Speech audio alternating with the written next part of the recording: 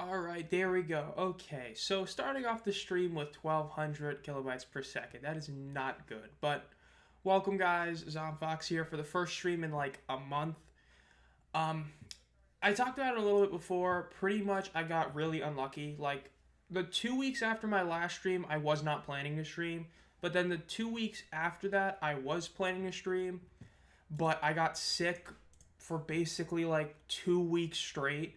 So I couldn't stream those 2 weeks because my throat just was like killing me. Like I mean, the videos I put out, I barely was able to put them out without my throat just literally drop kicking me essentially.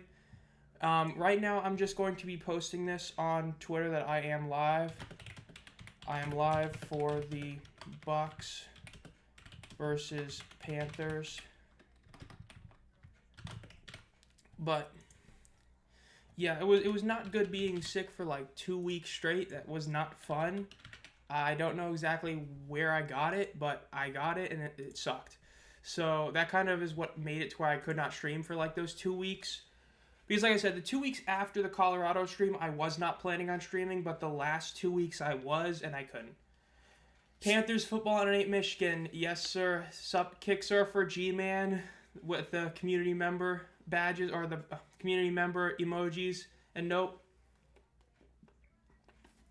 if I seem a little out of it right now, I like woke up 15 minutes ago. I may or may not have taken a nap during the Steelers-Bengals game, so I may be a little tired. But it is what it is, as the saying goes. So we are here for the Panthers-Buccaneers game. Now, as the thumbnail does suggest, the Panthers have kind of turned into a different team over the past few weeks. They've gone from being just a terrible team to being what many would consider a fun, bad kind of team, where despite not being good, they're always going to make an entertaining game and overall be a fun team to watch. They won 2 weeks against pretty poor competition, then they gave the Chiefs a run for their money last week. Predictably still lost at the very end, but they were able to make that into a legit game. So, I mean, they're a fun team now, and it's going to be interesting to see exactly what ends up happening. Now, looking at the overall wins across the weekend is what I'm trying to pull up right now on the side. I know the Chargers just got the W. The Texans are beating the Jaguars. The Patriots might end up beating the Colts, which would be hilarious. The Jets' defense is the only reason I might not win in fantasy this week, which is aggravating. The Steelers should win the game against the Bengals, and there's a few other upsets that could happen, but I mean, it is what it is so far. So how's everybody doing right now? Bengals just scored a touchdown. Wouldn't be too shocked. I mean, okay, I can put that game on here on the side right now. Yeah, I put the right channel on. There it goes. Yep, 41-31 after the touchdown. So Bengals are still technically in it, but we don't know for sure. Yeah, I mean, I'm going against G-Man in fantasy this week, and I was checking it like, you know, right when I woke up. I'm like, ooh, I wonder how my fantasy team is doing, and I'm like, why is my percentage the same? The Jets' defense currently has put up 17 points because of all the stuff that they've done, which is not good. Now, it was a little higher a couple minutes ago, but that's what it is right now. And I thought this was going to be a free W because I had like 2 players just go absolutely crazy. I mean, I had McLaurin and Brock Bowers on my fantasy lineup, so I thought it was over, but it ain't over, and I'm not happy about it. But the comeback still starts. I said it in the group chats there a while ago. It's going to happen. 5-7 right now in my other league, trying to make the playoffs. Hey, I feel that. I'm not as bad in terms of a record, but because of how our standings are, I kind of need to like win out to make the playoffs. Like that win last week really helped me. I know Royce is somehow still alive, but yeah. Let's go Texans. Sup Mole 10. Yeah, I mean, Texans are getting the W. I know early on, like when I fell asleep when I took a nap, they were like doing nothing against the Jaguars, but now it's over pretty much. Like they're gonna win that game, so it's pretty good. And man, this weekend of college football was crazy. I mean, dude, this weekend is the Ohio State-Michigan game was wild. I did not watch that game. I actually was watching the South Carolina game, and I loved that game. I thought it was a great ending. The rushing touchdown was just incredible. I am fully behind the Gamecocks bandwagon. I think they deserve to make the playoffs over a lot of other SEC teams. But we'll see what happens. They're basically done playing. Same with teams like Bam and all that. But is what it is. Is what it is. But yeah, I mean, this is overall pretty interesting week. We had the, big announcement like almost a week ago to today with the UFL announcing it's planning on expanding. That video just blew up, and as I said in my last video on the merch video, I am planning on doing a 10 cities the UFL could expand to video probably on Friday. That's when that should come out. I don't see why it wouldn't come out on Friday, so be on the lookout for that one on Friday. Then for Mole and G-Man, the two current members, as I said, I'm going to be doing my CFP bracket for my teams that should make the playoffs in college football. Will be my video on that one, which I'll probably post it after conference championship weekend for obvious reasons. So yeah, Colts get it. Colts lead 25-24. UFL expansion video did really well. I mean, let me go pull it up. Yeah, I mean, it's currently at 2,400 views almost. It's at 2,356, so 2,300 views, 110 comments, 99% like to dislike ratio, literally 1 dislike to 95 likes, which that is not 99%, but they call it what it is. I mean, yeah, that was easily the best performing video in a while. So that was definitely pretty huge, especially considering that other YouTubers who were bigger made videos and only one of them did better than it. We take that. So overall, really solid. We did lose Strange on the community members, but I wouldn't be shocked if he returns when he comes back later in the year, but it's all pretty solid. Now, I will say, in terms of the streaming, I did want to I'm going to put out an actual community poll on this one. How do you feel about Cincinnati this season this year? The Bearcats or the Bengals? As for the Bearcats, very aggravating. To show that they could be a solid team to then blow basically the entire second half of the season was unbelievably aggravating. It went from me being excited to watch Bearcats football for the first time in a couple of years to me not even wanting to watch it. They were supposed to be a guaranteed lock for a bowl game. They needed to win one game, and they didn't. They lost, I believe it's 5 straight. 1, 2, 3, 4, 5. They lost 5 straight to finish the season, and they're probably not going to get that bowl game invite. So that's insanely aggravating, and I am close to being on the bandwagon to fire Scott. Yeah, I'm aggravated by the Bearcats season. They should have at least made a bowl game, and the fact they didn't is really awful. So that's my feeling of the Bearcats. Really aggravating season because you showed promise, then screw it up. This wasn't like you had 1 or 2 good games. You had a great first half season. When they played the Buffaloes, at that moment, the Bearcats controlled their own destiny to make the playoffs. I did not expect them to make it, but they did control it. If they won out, they would have made the playoffs. And they didn't even win a game. So, not the best. John Parker-Rowan makes the extra point to give Minnesota the lead. Vikings are going to take the lead. This might be it for the Pats. I'm going to put out a community poll probably in the next month or something, but would you guys want to see me for the UFL season stream every single Michigan Panthers game and then stream one other game every week? Do 2 streams a week? Because I've been thinking I might do that for next season. That I might stream at least 1 game a week, but probably try to do 2 games a week with one of them being every Panthers game. I was thinking about it, and I'm like, I might. So I'll put a community poll on that I'll put it probably in next month or 2. I'll definitely put a community poll out there to see everybody else.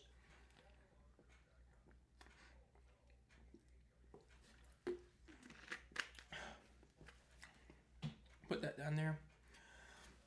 So the game should be starting in a little bit. Again, as for the Panthers game right now, I know the matchup predictor says that it's a 77-ish% chance that the Bucs win, which I'm not so shocked at.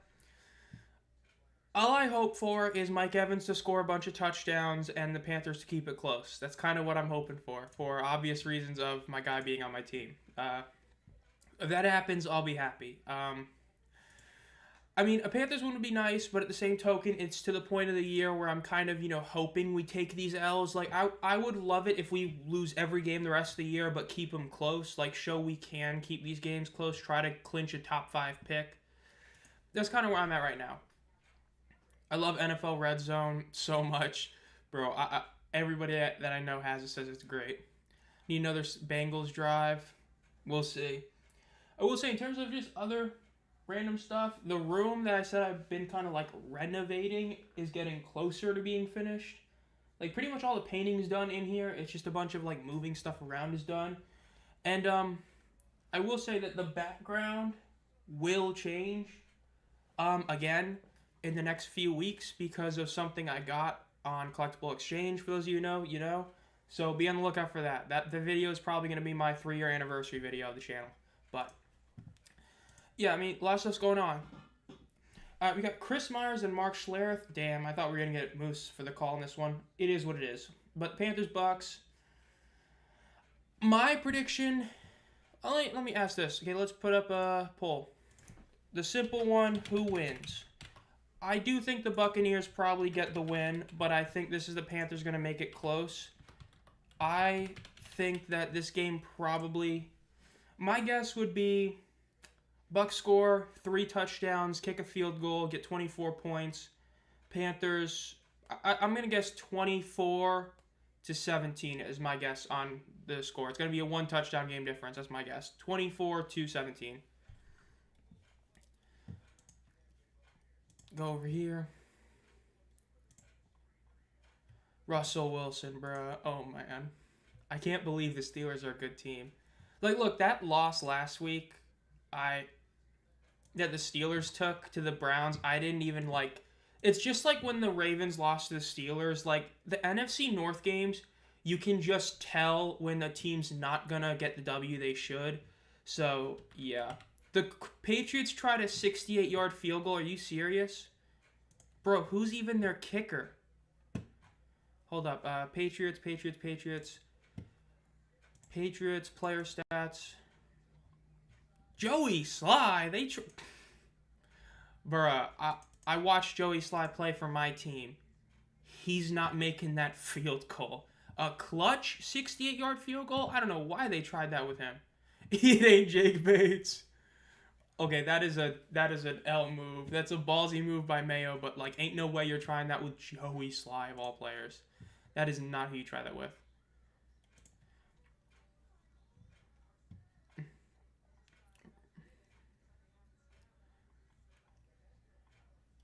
I can't believe they tried a 68-yard field goal. Patriots. Okay, can I see the... Okay, I'm watching the kick right now on X. So let's see. It goes up and... Wow, he didn't even have the leg for it. That's actually... I thought he would have just straight up missed it. I did not think he would have been too short. 500 yards of offense for the Steelers is crazy. Okay, so OBS is blocking my vision in chat. Okay, the Vikings win. That means John Parker Romo made the game-winning extra point. Bro, John Parker Romo, as I said in that video like last week, he's definitely not going to be their starting kicker if Reichert comes back just because of how much they spent on Reichert, but he's definitely going to be a starting kicker somewhere. Like, I would just be shocked if they say we used a second-round pick on a kicker and then we're going to just get rid of him. Or a third-round pick. 6th-round pick. Oh, never mind. He wasn't as high pick, but still the point stands. They drafted a kicker. I do not expect him to be, you know, fully gone if he returns. But I don't know what the deal is with his injury. I really don't. But to make winning a possibility. Let's see. So live scoring, my projected total has gone up. Let's see. Okay, so he still is literally done. Hawkinson did like almost nothing. And the Vikings did pull off the W over the Cardinals. I'm kind of shocked at that. I was expecting the Arizona to win that game. I mean, Seattle of all of a sudden looks like they're probably a lock to win that division, honestly. Okay, so let's see. Nope's game is currently... Oh, Nope, you're fine. You still got Derrick Henry to play. Oh, he's got Bucky Irvin and Eagles. Yeah, you need a lot. Yeah, I see what you mean. You do need a lot. Kind of want Bucky Irvin to cook today. I mean, I can see why, since you got him in fantasy, but I see what y'all mean. This is definitely a close one. Let's see. G-Man's team, since I know he's in chat. And Mole 10 is currently playing against the bye week, so he should get that W. Bro, am I just like... Oh, that's right. I'm going against G-Man. I forgot about that. But what up, Zom? We gonna get it? My prediction is 24-17. I think we're going to keep this game very close, and it's going to be, we're going to hold the Buccaneers to only 3 touchdowns and then 1 field goal, but we are going to lose by 1 TD. That is my prediction. I think we're going to keep this a lot closer than it should be, but we're in the end going to lose, kind of like we did KC. I feel like the Panthers at this point, because, I mean, I'm at the point where I want us to lose so we get that high draft pick, but I want us to keep these games legitimately close. Because, I mean, look, it seems that apparently from, like, what I'm hearing in local media that I'm, like, one of the few guys who actually likes Canales as head coach. Because I think he's done a much better job than I expected him to. I thought he was going to be absolutely garbage as a head coach, and he's been, like, actually decent. So I don't want them to, like, lose. I just want him to keep games close to show that he gets another shot next year. Because with Tepper as the owner, you never know if he's just going to fire somebody for literally just, you know, I don't know, saying something, like, the wrong way. Like, saying potato might get you fired by Tepper. So, kind of how I view it. But, again, I think this is 24-17. Panthers lose, but keep it close, and it's overall a good game. But we'll see. Panthers do start with the ball. They are at home. This is at Carolina. Other than your JSN Masterclass, a really Masterclass, Rob, a Bengals drive. So let's see if Young can do it. So it's going to be 1st and 10 at the 30-yard line after the touchback on the kickoff.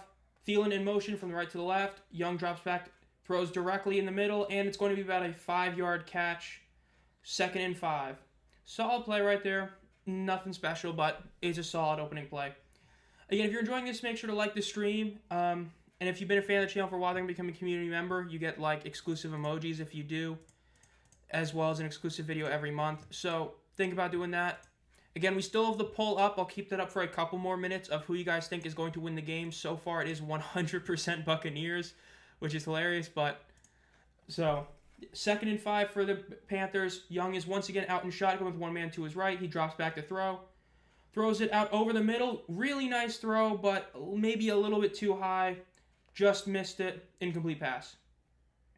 That was a solid throw overall. That's one of those you do like seeing. One that's too high for a defender to catch it. Only your guy can catch it. Granted, you'd rather see that in the end zone, but is what it is. Saquon Barkley needs to lock in later today. I need him to not lock in, G-Man. I'm sorry, bro. You're, like, already almost guaranteed a playoff spot. I need that playoff spot. I need that W. I need Saquon to, like, get, like, 1 touchdown on a 1-yard carry, which won't happen because it's the Eagles, but that's pretty much it. All right, 3rd and 5 of the Panthers. Bryce Young is out by himself. He's got all 5 out wide. Let's see what happens. 2 seconds left in the game clock. Snaps the ball, drops back, throws it up to the left, and it is incomplete, but there is a flag. That flag was really early. That's probably going to be either a false start or an offsides. Definitely isn't a holding because that was a right off rip, so let's see what it is. Yep. Oh, offsides on the offense. Okay, not surprising. The Jets lose. Let's see. I wouldn't be shocked if they did. Geno is still him.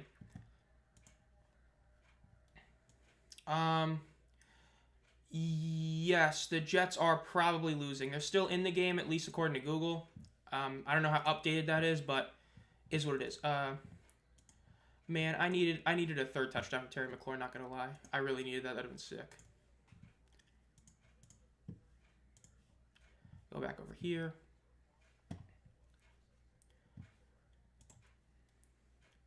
I'm just going to put out one more quick message that I am live right now.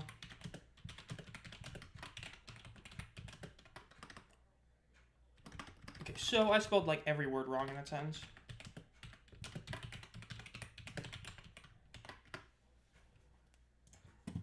Go back here. Geno revenge. The Jets did the Jags are coming back. There is an injured ref on the field right now. That is why there is a little pause right now, and they are going to commercial break for it. That's a big blow for Kansas City right there. I'm just saying. So hopefully he's all right. Kansas City needs guys like him, but we'll see.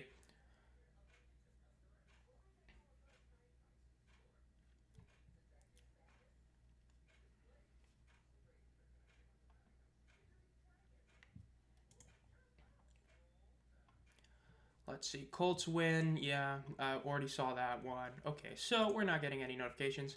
Lamau, okay, buddy. What do you mean, okay? You guys need it. Did you see the T-Law injury? I did not. So, like I said, I put on the Bengals-Steelers game. I like slept through almost all of it. And then I woke up to the second interception Burrow threw. And then I've just kind of tried to keep up with everything else that's happened. So I did not see the T-Law injury. And the Jets, they should hire Rex Ryan. He said he wants the job. They should give it to him because, damn, there's like not many coaches that would really do anything for that team. I'm not going to lie. Okay, so my camera's crooked. I didn't realize that. Good enough. The Bengals masterclass. I can't believe we're in a stoppage time for ref getting hurt in the first minute of the game. That's wild. Oh my god, the Jags are coming back. They're only down by 3. Delayed? Google's putting a delay because of the injury? Bruh.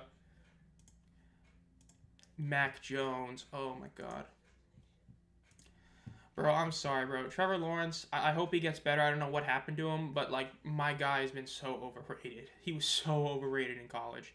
I'm sorry. He just was.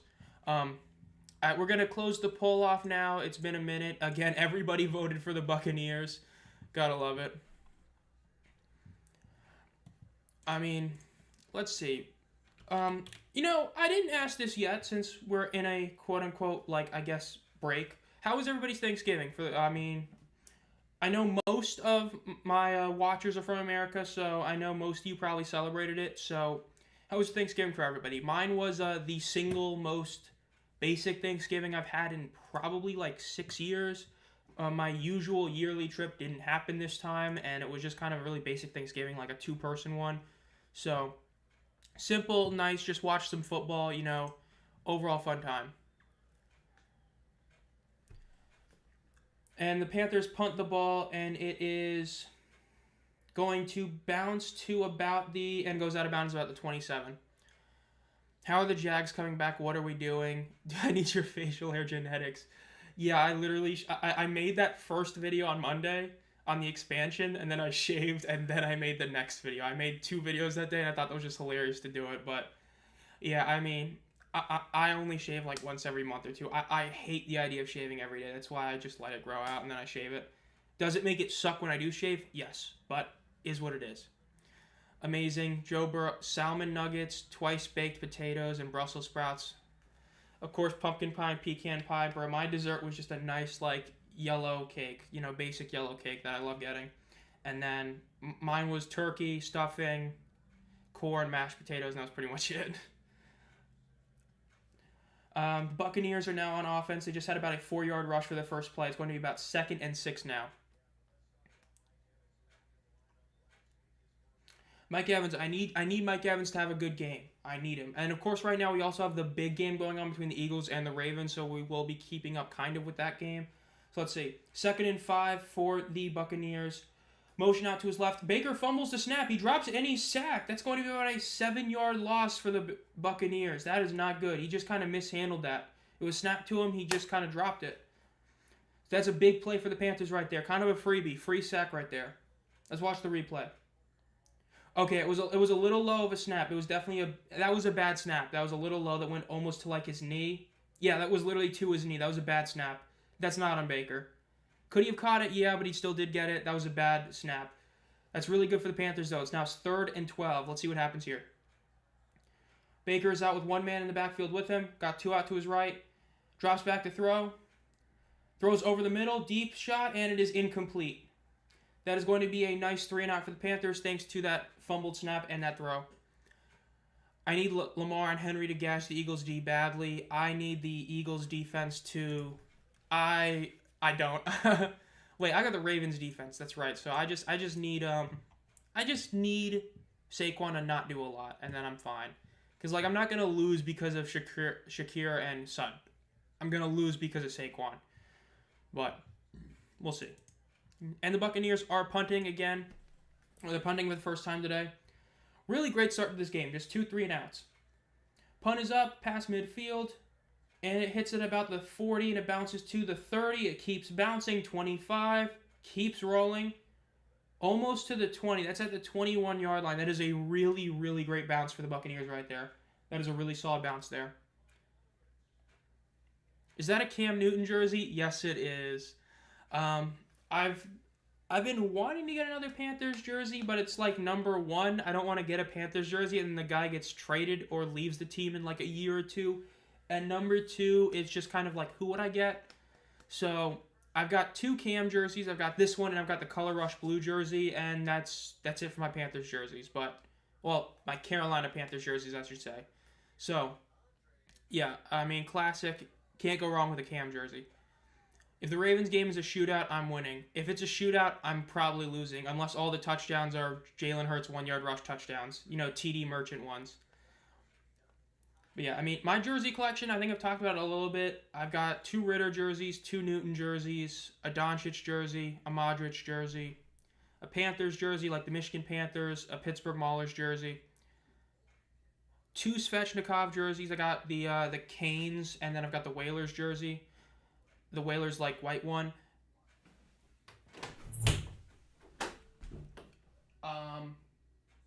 My Pete Alonso jersey. And my Jason Pierre-Paul jersey. That is... Okay, so my door's not closing. And that's, I believe, all of them. Get a Chuba Hubbard jersey. Honestly, if I'm going to get one, it would probably be him. That would probably be the one I'd get because he has been, like, the best player of the team for the past, like, couple of years that, he's been playing. I've debated on getting, like, a Shaq Thompson jersey, but I probably would get a Hubbard jersey if I'm going to get another one. Though I still have other ones I need to get, like as a big Cincinnati fan, I still need to get a Josh Wiley jersey. I still haven't gotten one, and I still need to get one. So that would probably be the next one I would go for. Either that or a Ritter Cardinals or Raiders jersey. But I don't know for sure.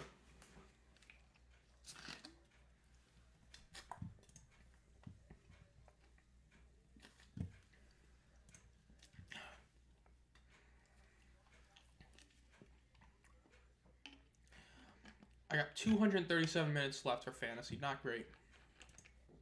Not great at all, but it is what it is. Showing some stuff last week versus the Chiefs. I mean, Panthers, honestly, though, I'm getting a bit more optimistic about them. It's just all a matter of what is Tepper going to do in the offseason for me.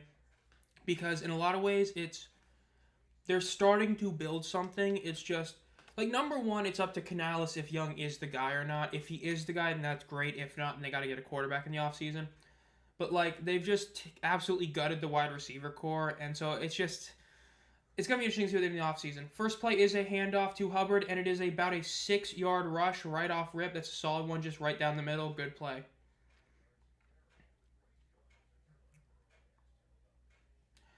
But I'm getting more optimistic. It's just a matter of Tepper not firing everybody because the biggest issue is not giving people time to do things. And it's similar to, like, the Bears situation. Like, the Bears situation has been so terrible because of how they're doing everything, which I'll get to that after this play. Young with one man behind him, bit of motion, snaps the ball, hands the ball off once again, and it is going to be about a 2-yard gain. It's going to be about 3rd and 3. Like, the Bears' issue isn't that they have bad coaches or bad quarterbacks. The issue is they draft a quarterback and hire a head coach in the incorrect way. You're supposed to get both a head coach and a quarterback at the same time, or keep a head coach and get a quarterback. What they do is they get a quarterback under a head coach, fire said head coach, then immediately hire a new head coach. And the rush is going to be they might give Young forward progress there, but it's probably going to be stopped just short, like half a yard short. And depending on where they spot this, I might go for it. I'm somebody who believes if you're within half a yard of getting a first down, you should go for it 100% of the time. Because if you don't get it, you do not deserve to win that football game. If it's half a yard. If we're talking a full yard, that's different. But if it's half a yard, they should go for it. Anywhere. And it looks like they're debating on it, but I think they are going to... Yeah, they're sending out the punting team. They must have spotted that pretty far back. Let's see. So they're not showing the graphic. All right, the punt is up, and it is going to go drift right. Ooh, not a good bounce. It is going to be touchdown at about the 37-yard line.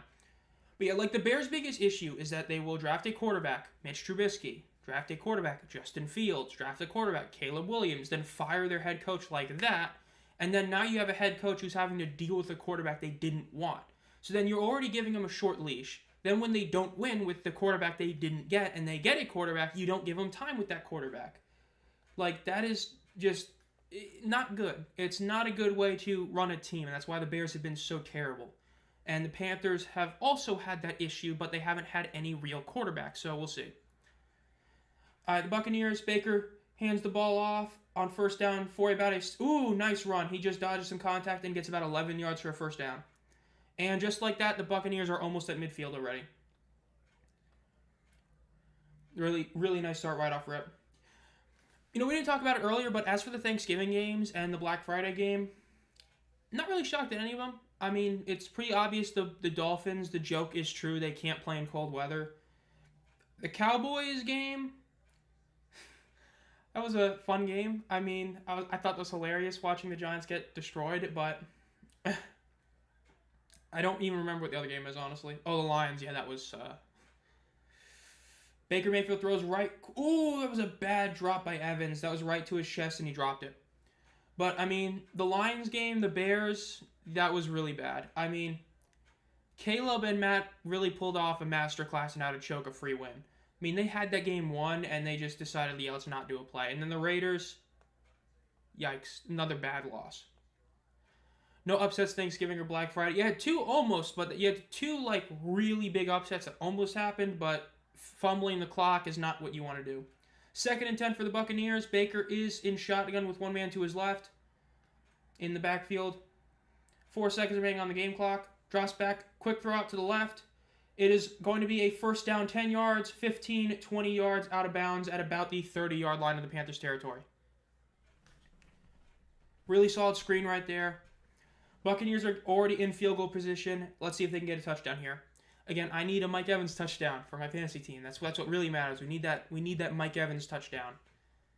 Getting that would be huge. If I get a touchdown by Mike Evans, it'd be great. I need points, okay? Saquon has had so many 30-point games this season. I need all the leeway I can have. But we'll see. Guys on my bench. Drake may put up 20 points. Quick handoff on first down is going to be a 10-yard run. Literally just gashed right up the middle. Barely even got touched. 11-yard run for, I believe that was Bucky Irving. Yep, Bucky Irving with an 11-yard run right off rip. This is not looking good for the Panthers defense. And again, this is where having somebody like Derek Brown being injured really hurts. Of course, when you have a huge body like him and Shaq Thompson, it helps. But, I mean, some of these injuries just haven't really caught up to the Panthers, and I think they're starting to. I'm praying on the Eagles' downfall. All right, 1st and 10. Baker is under center with one man behind him. And he hands the ball off to Bucky Irving again for about a 5-yard gain. They are now at 2nd and 5 at the 15-yard line of Carolina. They're getting right there now for a touchdown. LeBron Ray, famous Philadelphia star player, of course, is in this game for the Carolina Panthers. You love to see that. Jadeveon Clowney still playing. I know some of you might not know that, but he is still in the league. Same with Xavier Woods. But is what it is. Quick handoff right on 2nd down and is going to be tackled at 2 yards past the line of scrimmage. This is going to be about 3rd and 3 now. I need some play action with a throw to Mike Evans for a touchdown right now. No matter what, this is going to be a play-action play. There's no way they're running it again. This is probably going to be a play-action throw, and it's going to be an end-zone shot. That's kind of my guess. It's going to be a play-action end-zone shot. Let's see. Or it's going to be 2 yards away from the end zone. Rachaad White is lined up with Baker in the backfield in shotgun. Snap.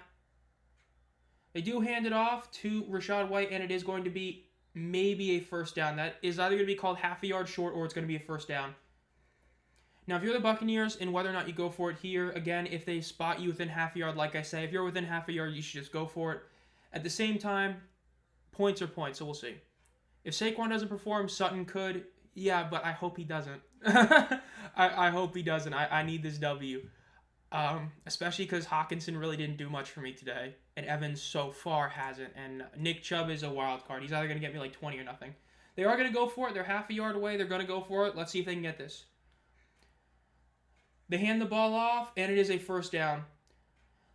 Like I said, if you're within half a yard, you're a foot and a half away from getting a first down, just go for it. If you don't go for it, you didn't deserve any points from that drive because, I mean, that's nothing. You're literally saying to just, jump forward, right? I mean, that's why, a guy like Cam was so dominant because you could just tell him that, hey, just, snap the ball and just run. It's just free.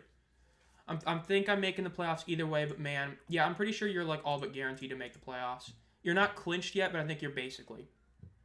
Yeah, you've got a 99% chance. You would have to lose out and have a lot of things go really bad. You're basically guaranteed. You would lose out and you still probably make it. All right, so motion behind Baker. He hands the ball off once again for a solid 4-yard run, maybe 5 yards by Bucky Irving. It's going to be about 2nd and goal from the 4.5-yard line. Yeah, I mean, in our fantasy football standings, 2 players are basically eliminated but still aren't. A couple of guys are hanging on by a thread. Then you've got me and Scooby who are kind of in the mix. And then it's everybody else who's either in the playoffs or almost there. Baker better throw to Katie, better throw to Mike Evans. All right, Baker Mayfield lining up in shotgun with one man with him out to his left. He's got pretty good matchups out left. He's got 2 people in one-on-one coverage. He throws it over the middle, incomplete pass. That was thrown to Cade Otton, and it was incomplete. Yes, sir, I need that. That would have been really bad. I was a genius for not starting Kyle Pitts, and I just realized if I lose and G-Man wins, he jumps me again. I gotta say, I for the 1,000 subscriber giveaway, I had like the rally towel I'm gonna give away. I don't know where I put it. I gotta find it eventually. Just random thought. I was looking at the stuff for the giveaway that I have in a pile, and I'm like, where is it? So I gotta find that later. 3rd and goal for the Buccaneers. It's probably gonna be another end zone shot, then they're just gonna take a field goal. Baker drops back. He's looking out to his left. He's throwing it out left at Mike Evans, and it was way too high of a throw again. But it is pass interference on the defense. They're going to get a free 1st down. Should have started Mac Jones. Lawrence got hurt, and somehow Mac got more points than Shea Love. Dude, I've hated my quarterbacks in fantasy. It's like every week I decide to bench somebody, the other guy I didn't bench does better. It was the wide receiver position because every week I played Johnston, he did nothing. And every week I benched Pierce, he did everything. And then it was vice versa, and it was so aggravating. But, hey, my strategy of waiting out Nick Chubb and TJ Hawkinson hopefully works. Hello, I'm new. Who's your first jersey? The first jersey I ever got was Cam Newton. I think my first 2 were Cam Newton. I got one for Christmas a few, years ago, and then I got another one. Those are my first 2 jerseys I ever got. Baker's lining up with 2 men behind him. Definitely looks like it's going to be a run play. Yep, run play to Bucky Irving, and it is going to be stopped short of the line of gain. Maybe they're going to even push him back half a yard. Yeah, my first jersey was Cam Newton. Then first jersey for every other sport was basically my favorite player. Like my favorite football or my favorite soccer player, Modric, was my first soccer jersey. First baseball jersey was Alonso. First basketball was Doncic. First hockey jersey was Svechnikov. All that kind of thing. 2nd and goal for the Buccaneers. It did look like they may have pushed him back a little bit. They are at the 2-yard line, basically fully now. 1 man behind Baker. Throws out to his left to Mike Evans. Oh, come on, catch that. That was a great catch. One-handed catch. Are they going to call it a touchdown? They do. Let's go. Please stand. I need that to stand. That was a great throw. Again, that was like the one he did earlier, but instead of throwing it way too high, he threw it just in the right spot. As we talked about earlier, the best throw a quarterback can make is one that only his receiver can catch and that the defender has no shot at. Oh, that's a catch. That was a great catch. That was a one-hand grab, and he got that. That's going to stand. That's huge. That was an incredible catch. Incredible throw. It's a great play by the Buccaneers, and that is great for me. I need that touchdown. I need Mike Evans to go off today for fantasy. So I'm in the playoff race in my league. I'm not in the playoffs. I'm in the race, and I need to keep winning. Any loss is going to set me back. And the extra point is good. 7-0 Buccaneers over Panthers.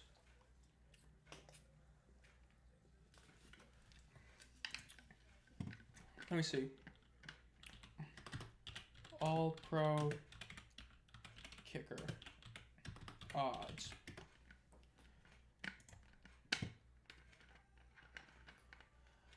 Okay, can't find that.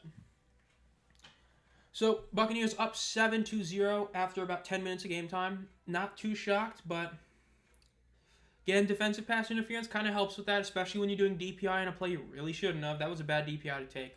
I should have mentioned that earlier. When you take one on a play on a ball like that, that's just really bad because there was no way you were going to catch that anyway. So that was definitely a poor play right there. Let's see. Mike Evans with that touchdown grab gets me 7 points immediately. That is what I love to see. So while we're in commercial break, let's go look at the NFL standings so far. Granted, we still have a few games this week, but only a couple. Bills are all but a lock for the playoffs and to win their division. They would have to basically lose out. The Dolphins win out. Chiefs already clinched a playoff spot and probably are going to win the AFC West. I mean, technically they could still lose it because they do play the Chargers one more time. And if the Chargers get a W there, they could make a comeback. But, who knows? The Steelers, Ravens are still very much up in the air. Texans, Colts. The Colts are somehow still in that division. I don't know how. Seahawks, while their lead is only like a game, at this moment, the Seahawks definitely look like the best team in that division. They played like trash today, from what I gather, and still won.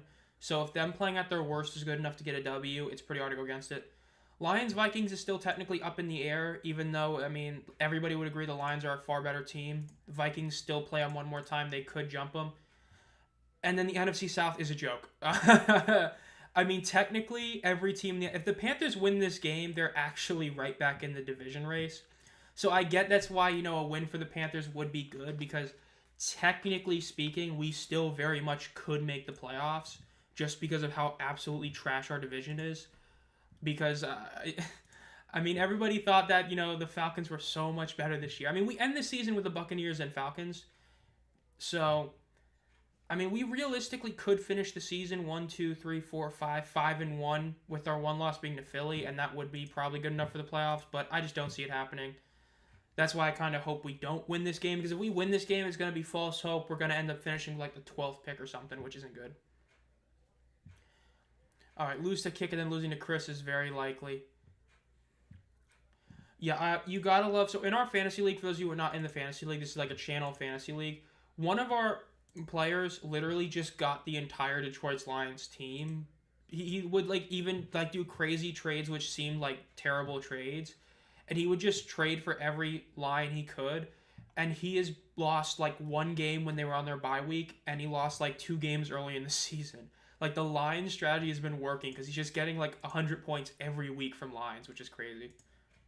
Especially because it's a 17-player league, I believe is what we had. So it's just, I mean, the Lions strategy has been working for him. And he's currently the second highest record in the league. Sounds like the ref is going to be fine this week. They're talking about, so G-Man, it's good for your Chiefs. The ref does seem like he's going to be fine. I don't know when he's going to officiate one of your games, but if he does. Bryce Young runs out to the back. He throws a desperation pass out to the right, which is caught, and a great juke move, and it's a first down, and it's going to be almost a 20-yard rush. That was a great play right there. That should have been a sack. Then it should have been a 5-yard loss, and then Brooks just booked it for 25 yards as a 20-yard gain. Great play by Brooks right there. The guy who had the entire Lions team versus the guy who just started playing fantasy football. Cooking up right now on Madden franchise. I have not touched Madden in a while. I was debating on getting college football, and then I never got it. And I've just been playing Black Ops 6. That's the only game I've basically been playing the last, since November. Or since October. Yeah, October's when it came out. That's the only game I've been playing. Bryce Young hands the ball off. And it is going to be about a 2-yard gain. It's going to be 2nd and 8 right at the 50-yard line.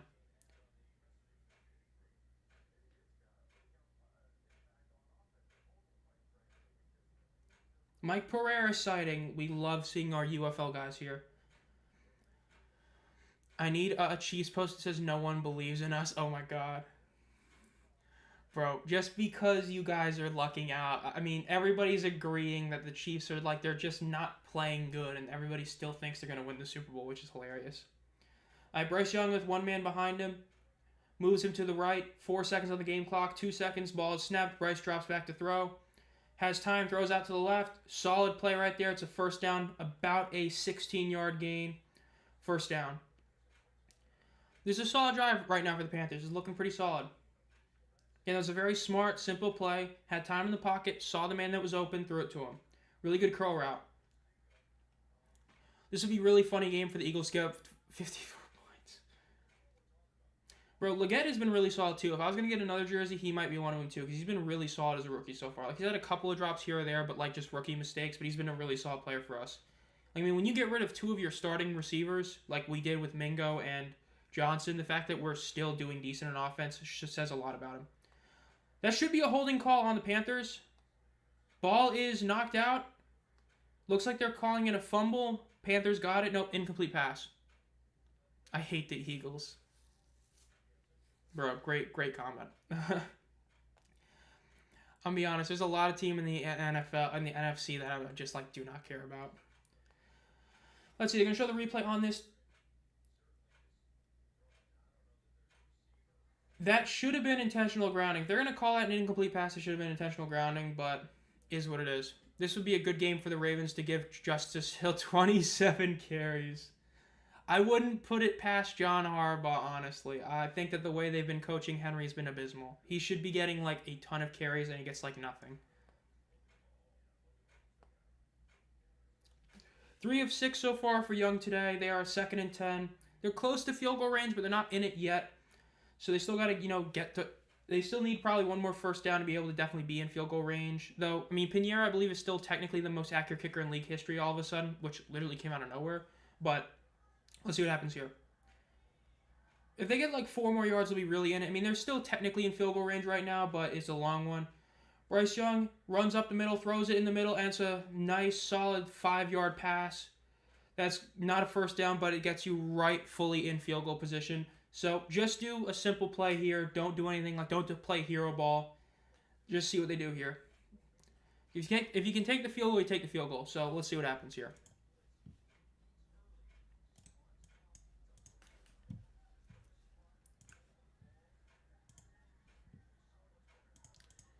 Let's see what happens over here. I'm trying to get some notification of other games. All right, Bryce Young with one man to his right. Hands the ball off. Smart play call. 2-yard gain. That's a smart play call. Don't do something crazy. Just take a couple more yards. Make it an easier field goal. Taysom Hill with a receiving touchdown. Oh, my God.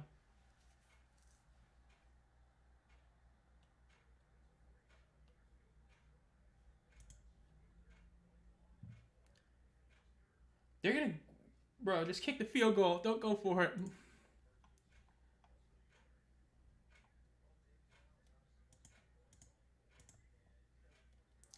Mike Tomlin with another 500-win season. I forgot about that. That's another 500 season for him today. 47-yard field goal. This should be a gimme for Pinheiro. Again, the most accurate kicker, right? Kick is up, and it is like literally almost straight down the middle. Easy field goal, 7-3 with 48 seconds left in the first quarter. Love seeing that. I'm wishing the Chiefs' devil magic is with the Ravens. Oh, my God. Bro, that Chiefs-Steelers game is going to be crazy. That is going to be a game that is... Yikes. I mean, everybody's joking about it. Dude, that Steelers-Chiefs game is going to be one of the worst football games you will ever watch because it'll be two teams doing everything they can to lose the game, and then somebody just pulls off the most BS win ever. And that's the Christmas game? Oh, I forgot that was the Christmas game. That's going to be terrible. Oh, my God. That game is going to be horrific. That's for sure. Do I have somebody else playing right now? The Ravens defense. That's right. I forgot about them. I can't believe the Jets defense got 17 points. That's so stupid. It really is. So, while we're in commercial break again, after that, let's go pull up the NFL scores. NFL scores. Oh, they called that touchdown back, I guess? Oh, it was just a 25-yard run. Okay, so the Saints are winning 3-0 at the end of the first quarter. The Eagles-Ravens are tied, but it's only been like 5 minutes, and that's it. I forgot there's only 3 games going on right now because of Thanksgiving weekend being so whack. And, as for college football, just talking about it briefly, since I said I'm going to do a members video on it, by the way. For those of you who don't know, I am going to do a members video on this after next week's bowl games, not bowl games, conference championship games. But I'm going to be honest, I think that South Carolina should make it in over a few other teams. I think right now they'd probably beat Bama. Unironically, I think right now if they played, they'd probably beat them. Like, I know Bama did get the win, but that was like, over a month ago, and even then it was a 2-point victory, and since then Bama has lost 2 games, including the awful one to Oklahoma, whereas I don't believe South Carolina has lost since that game. I'm pulling up their schedule right now, but from what I remember, they have not lost since that Bama game. Yeah, and in that stretch, they've beaten A&M, they've beaten Vanderbilt, they've beaten Missouri. Right now, I'd say South Carolina's a better team. They lost to Ole Miss, so I could get Ole Miss maybe because of the fact they lost. Oh, they beat Miss. That's a close one then. Ole Miss probably gets in over them. It'll be interesting to see. It will be very interesting to see exactly what ends up happening when it comes to the college football playoffs, because especially the fact that, what happens if UNLV pulls off the upset over Boise State? Like, that's a big what if. So there's a lot of what ifs that definitely could happen. Like, I think UNLV probably still gets it, but I don't know for sure. I don't remember where Tulane was ranked, if they still are. The other one is banged up Texans versus Powerhouse Ravens. You need the Ravens to hold the Eagles. I need the Eagles to let the Ravens do everything. The downfall of kick is happening. But college football play is going to be very, very interesting, that's for sure. It's going to be tough. It's going to be tough to see. Because, let's see. Okay, so Tulane is ranked higher. So if Tulane gets the conference championship win, they probably make it in. So Tulane still could make it to the playoffs if UNLV pulls off the upset over Boise State and Tulane wins over Army. They'll probably make it in. And the kick is a touchback, or it's up to like the 25-yard line.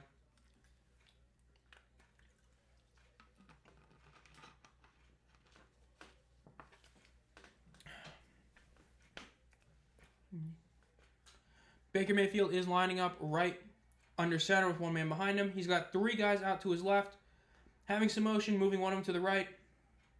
Hands the ball off to Bucky Irving for about a 2-yard gain after he kind of slips trying to make a move. Why did A&M lose?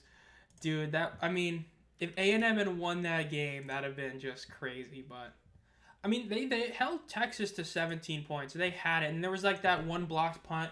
That's where they fumbled. They had the blocked punt, and then, for those who didn't watch it, the A&M Longhorns game was a massive game. Whoever won that game clinched a spot in the championship game, like the SEC title game. 1 second. Baker Mayfield having some motion up front. Gets the snap, drops back to throw. Fakes the throw, throws out deep to his left, and it is too high of a pass, but almost a flag, but isn't. But A&M basically at one point got a blocked punt. They had the ball within 20 yards. They got 0 points from it. They went for a 4th down, didn't do anything. If they had scored there's a very real shot A&M would have won that game, which would have changed everything, because then they clinch a spot in the SEC title game. They beat a number 3 ranked team, meaning that they have an argument to where even if they lose the title game, they could get in. So it was a really weird situation, but in the end, A&M did kind of choke that game. Though Texas did not look all that good in that game either. So it's going to be interesting to see what happens with the College Football Committee, but we'll see. Baker Mayfield running up over the middle, throws it to his right, and it is incomplete. I did not see that game. I hate the fact that I missed that game. I heard that was an insane game. Georgia Tech versus Georgia. I heard that was insane. The 8 overtime game that Georgia barely won. I hate that I didn't see that, but I did not see that game. Then Clemson. Clemson still can make the playoffs. I forgot about that. Clemson still controls their own destiny. If they win against Miami, they're in. Or not Miami. I think SMU is who they're playing. If they win that, they're in. I hope they beat Arizona State. Dude, the Big 12, man. It went from being like, hold up. Well, let me see what the rankings are. Okay, so the rankings were... The CFP Top 25 for the Big 12 had... ASU was ranked 16, Iowa ranked 18. No way. Is that the highest they had ranked? Oh my god. Bro, okay, so I doubt it happens, but if Iowa State wins that game and Tulane, there's a world where because I believe they said it is the 5 highest ranked conference champions. I don't think the Power 4 really matter. I don't think. Correct me if I'm wrong. There's a world where the Big 12 misses out in the playoffs then. Because heading into this week, ASU was ranked higher than Tulane, and I'm pretty sure Tulane got a W this week. Oh, they didn't. Never mind. So, F me. Tulane's out. Okay, so never mind. Whoever wins that game gets in. So, scratch that. I forgot that Tulane lost this week. I thought you liked the UFL, not the NFL. I love the UFL, but we're in the off season. Panthers football, time to stream it. Sup, Michael Bias. Let's see. Happy that Marshall made it to the Sun Belt Conference Championship. Go Herd. Bro, the Big 12, you gotta love how one of those teams is gonna get in and host a playoff game despite being ranked dead last. Let's see. I'm trying to... he literally just said what conference, the Sun Belt. Yeah, Marshall. 6 straight wins, not bad. James Madison, I remember when people thought they were going to be good. I mean, this is going to be an interesting college football playoff. It really is. Like, once I do that video or that members exclusive video on it, it's going to be a tough one to call. Because especially, like, the conference championships could change a lot of it. Like, it's not like there's a ton of conference championships that are, like, really wild in what could happen. Because at the end of the day, right, like, Clemson, SMU, whoever wins that game's getting in. Whoever loses it is not getting in. It's that simple. If Texas beats Georgia, it's going to be interesting to see what they do with Georgia. It really is. Because, I mean, how many losses does Georgia have? 2? They have 2. So that would be their 3rd loss. It would be to a good team. So they'd probably still be fine. But, like,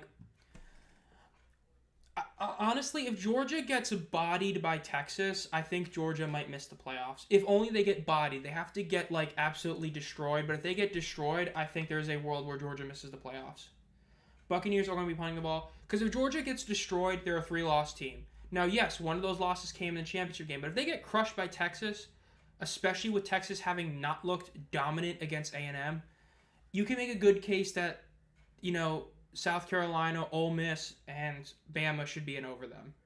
Which would be crazy to say, but, you know, who knows? We'll see just how bad the SEC bias is. Because there's a world where you can put in, like, 4 SEC teams. Especially because Miami losing really opened the door for everybody. Like, Miami taking that loss, and Ohio State to a degree. I mean, it's going to be interesting to see what happened. Because Ohio State, that was a really bad loss, and same with Miami. I wouldn't be shocked if both those teams might get close to missing out in the playoffs. Or, like, you know, barely make it or something. We'll see. Gotta wait till Tuesday, I believe, is when the rankings come out. So, it'll be interesting to see.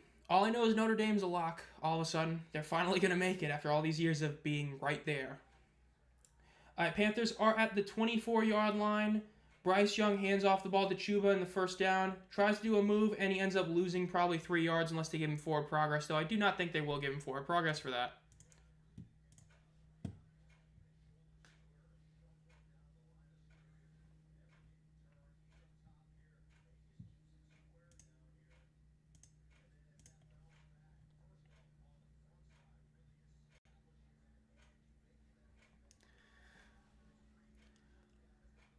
Lad McConkey had another good game, apparently.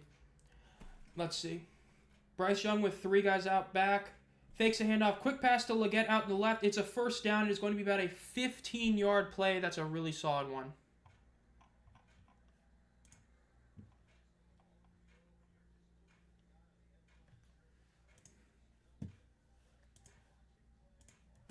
College football playoffs are going to be wild this year. I know, right? Dude, especially because, like, with Boise State, of all teams, like, dude, people can complain all they want about, oh, they don't play the best teams in the league. They played Oregon and came close to beating them. Like, Boise State could legit make it to the title game because G&T is just that guy. So, Bryce Young runs out to his right, throws a pass out to the right that is going to be incomplete. The T-Sippers beat Georgia. 12 teams better than 4 by far. Oh, for sure. Especially when a year like this, like, it's great to have this format be it.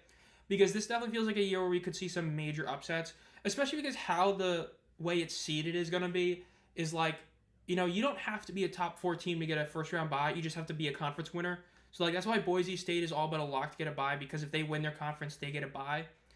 So, like, you're going to see Boise State make it to the quarterfinal, which is hilarious. But you got to love it. All right, Bryce Young is 1 man out to his left in shotgun, 3 seconds of the game clock. Gets the snap, drops back. Throws out to his right, and is going to probably be incomplete. I did not think he got his feet in bounds. No, he did not. 3rd and 10. Because I do say that the 3-loss thing, like, you know, 3 losses should be an automatic you don't make it, I think is BS. Like, when you're talking about a 4-team playoff format, I agree with 2 losses being a guaranteed you don't make it. When you're talking about 12 teams, like teams like South Carolina come to mind. They had a couple of losses to highly ranked teams and then pulled off massive win streaks against ranked teams. You're telling me they shouldn't make it over teams that lose to unranked teams and played bad most of the year, like Miami? You know, that's just kind of how I view it. 3rd and 10, Bryce is with 1 man out to in backfield. He drops back. He's running. No holding call, kind of surprised. Throws it out to his right. Oh, nice catch on the run. That is to the 30, the 25. That is a massive 25, 30-yard play to Tommy Tremble. Really, really solid play right there. That was a great throw by Young, and that was a great play by Tommy. Got right where he needed to and just kept running. I watched Miami choke a 21-point lead to my boys at Syracuse. Yeah, Miami, honestly, 36-yard play, by the way. That was the official number. I don't think Miami should make the playoffs. Their team is an offense with no defense. Their team, like, the losses they took were pretty bad, and there's a few games they could have easily lost.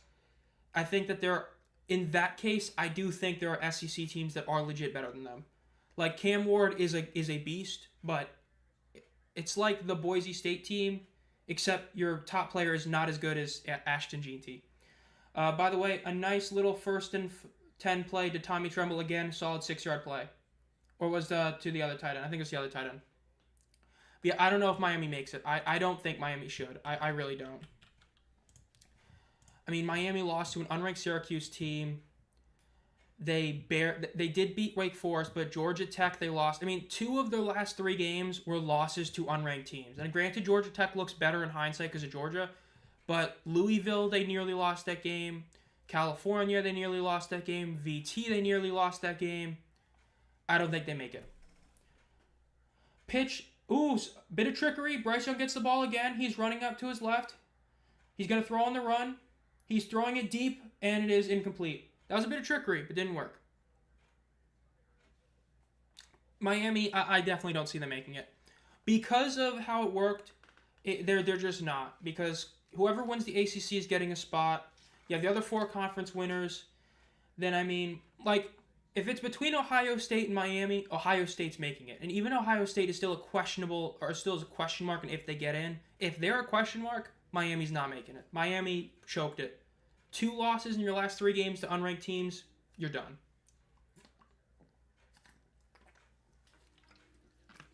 Because those 2 losses are worse than the 3 losses South Carolina had. And South Carolina had better wins. So, Miami, it's over. Bryce Young throws quick out to his left for a deep shot that is going to be incomplete. They will be kicking another field goal here to make it a 1-point game. It was a great throw to Tommy Tremble. Kind of fumbled the next few plays, but it is what it is.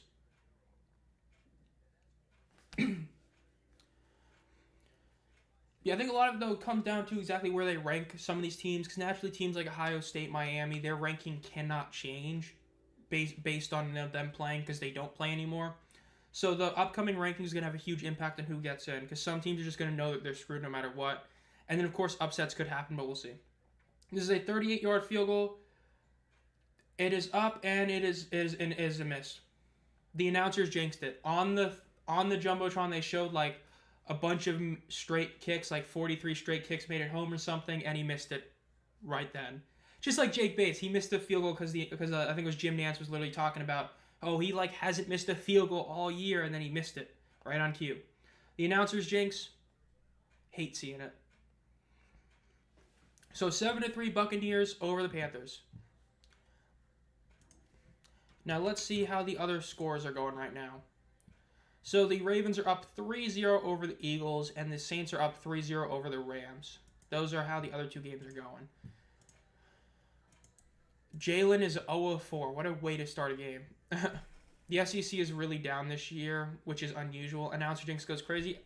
Funniest part is that nullified the Gamecocks win because Clemson got in. Well, I mean, it's all about if Clemson gets the win, because that's the thing. I guess we're just talking about college football now, but... So... I need to pull this up on 2 different tabs. I cannot do this together. Rankings. College football rankings. So, who's the Big Ten championship game? So, are they just... Oh, that's right. I forgot that's them now. Okay.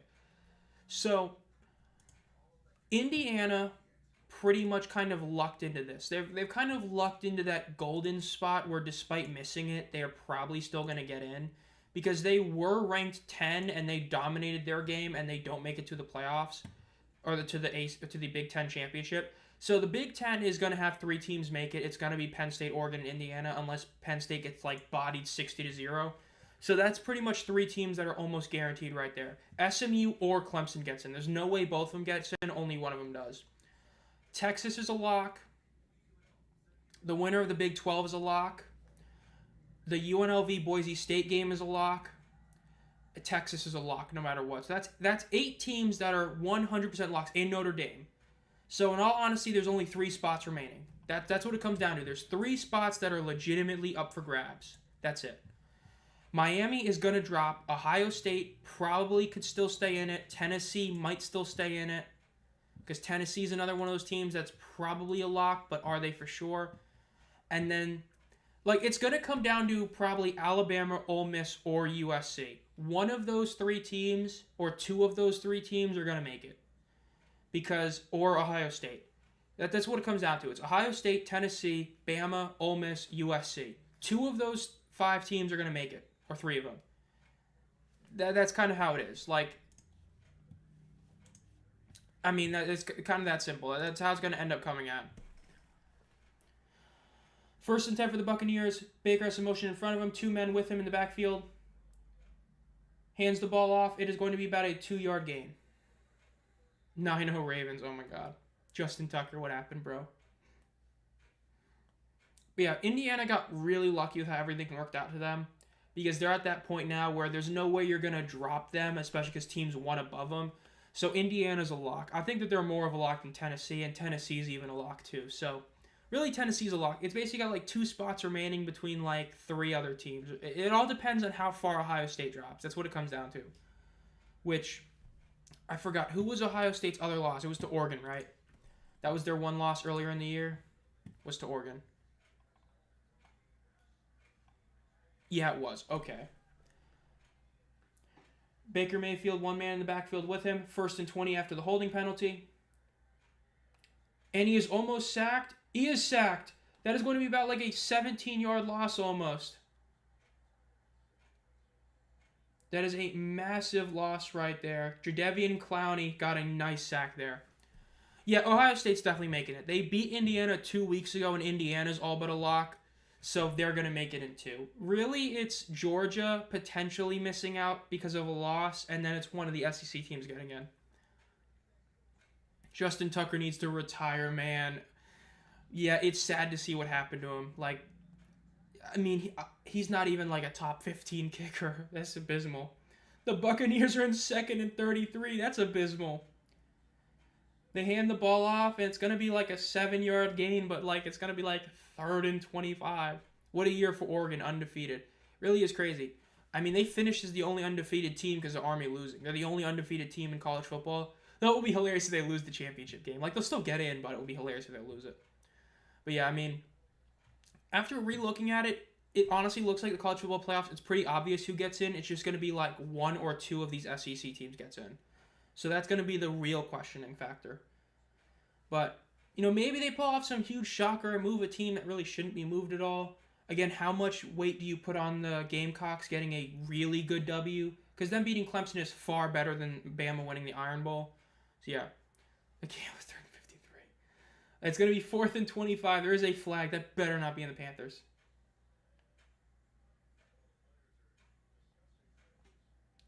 The Guardian Cap, bro. It looks so whack. Like, some teams, the Guardian Cap is not that bad. Then some teams, it's really bad.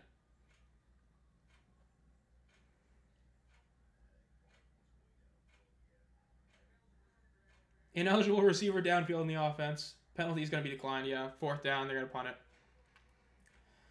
But yeah, I mean, for the college football playoffs, it's all going to be determined on just how high do they move the Gamecocks for their win. That's what it's going to come down to, because their win of all those 3 teams was the most impressive. Their win was far more impressive than Ole Miss, far more impressive than Bama. I mean, they beat a highly ranked team in Clemson. So that's what it's going to come down to, because that's the only way South Carolina gets in, because they can't do anything since then. It might also come down to Georgia taking a bad L, which could push them out, but it'll be interesting to see. It will be. Oh my god, not 42-2. I do not think I have that on standby. I might, though. Let me see. Do I? I do. I forgot. I forgot that last time I was doing this, I saved it to my computer, not my flash drive, so I have it on my computer. I forgot about that.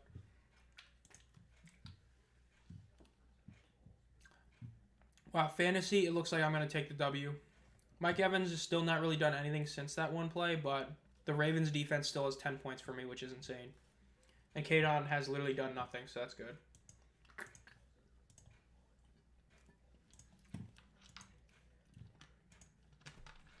This is hazing, bro. Okay, so I dropped something. Alright, 1st and 10 for the Panthers. Let's see what happens here. Bryce Young's under center. He pitches out left to Chuba, and he dodges a tackle and gets about 7 yards, and there is a flag. Okay, I gotta pick up this thing that I just dropped. I just dropped my bottle cap. Oh, I swear that better not have cut off my mic. Okay, good.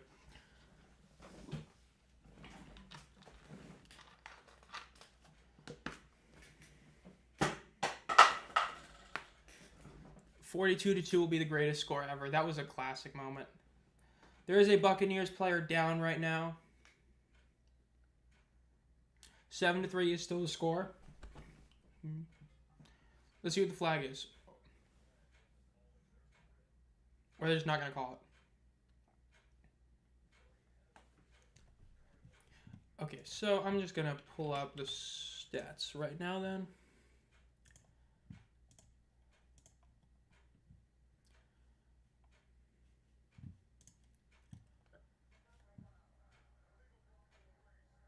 Illegal block below the waist, not too shocked. You see a defensive lineman down like that, it's probably something bad like that. UFC 310s this weekend?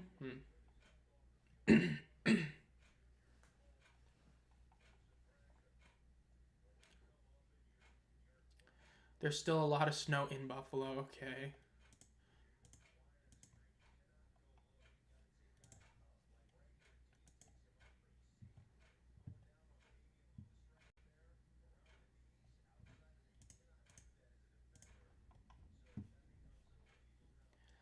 The Bengals, oh my god. These stats are so bad. Alright, 1st and 10 for the Panthers again. Apparently. Let's see. 7-14 is so far Bryce Young's stats. They are right near the end zone. And it's a false start. I've been walking in the cold. Oh. Bro, I love how I'm like never going to get snow here. I mean, it's just, dude, NC snow is just like something we just don't get. Unless it's May, then we'll just randomly get it. Oh, it was 29. Okay, so, but... I mean, it is what it is here. Snow is something we don't get. We get cold, but we don't get snow, really. Very rarely do we get snow. I mean, we haven't had, like, a white Christmas in, like, probably, like, 10 years. It's been a long time. But we've had snow in May, like, twice since then. Hand the ball off to Chuba on 1st and 15, and he's going to be tackled at about 2 yards past it. Missouri had some snow yesterday. The Ravens D isn't selling. Yeah, I mean, I am currently at 11 points for fantasy defense, which I need because of the fact that the Jets defense got to 17. But, yeah, looks like I'll probably win this week as long as Saquon doesn't get a bunch of touchdowns. I mean, I still have Nick Chubb and Josh Allen who haven't even played yet. 2nd and 14 for the Panthers. Let's see what they can do here. Within 20 yards of the end zone. Again, they are in field goal range. Let's see if they can pull it off. Bryce Young drops back to throw. Throws right over the middle to Thielen, who gets to about the 9-yard line. That is going to be about 3rd and 5-ish.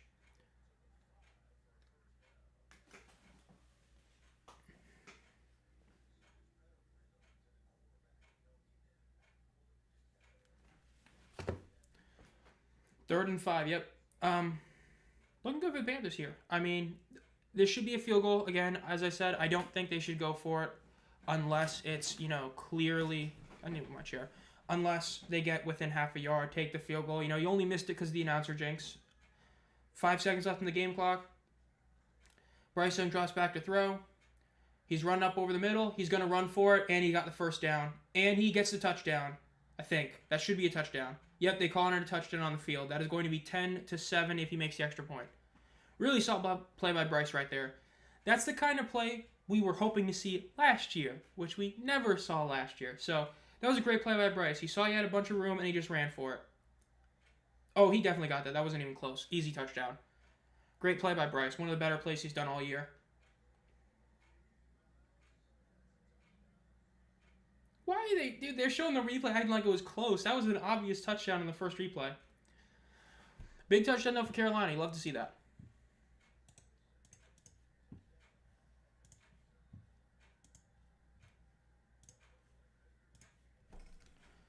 And Eddie's going to make this extra point because there's no announcer jinx, even though they're lining up the hash like that Panthers magic. We'll see.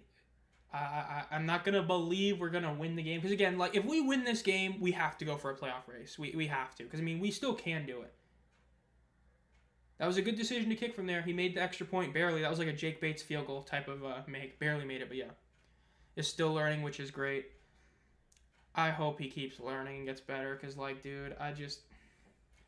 Still not a huge Bryce Young believer, but, like, I'm believing in him more than I was, like, 7 weeks ago. But, yeah, like we said earlier, if the Panthers do win this game, we have to go for the playoffs. Because despite our 3-8 record currently, we are 100% in the playoff race. In fact, we're in a better position than, like, the Dolphins are, which is hilarious to say, but it's 100% true. Because our division is the Falcons, Saints, and Buccaneers. And if we win this game, we're, like, 2 games out of a playoff spot. Because we still play the Falcons one more time. And I think we play the Buccaneers, or the Saints one more time. Let me see. The Panthers have lost both times to the Saints. No, we beat them that rematch. I forgot about that. We beat them in the rematch. So we can finish 3-3 in the division. Which 3-3 finish in the division would actually... let's see. So they're not showing divisional records on here. Google, you need to step your things up. So while we're in here, let me pull this up because they're not showing what they're supposed to be showing. Panthers 2024. I need this. I need the standings. When Google fails me, ESPN won't. That's correct. So in the NFC right now, the Falcons will finish out with the divisional tiebreaker. So the Falcons will win divisional tiebreaker. So we have to win one more game than the Falcons. We just have to. But aside from that, it is very possible we finish with the second best divisional record if we win out. If we win out in our divisional record, we will finish 4-2, which will be actually tied with the Falcons if we do that. But the Falcons might have something. So we'll actually be tied with them. So we still could. I mean, we could.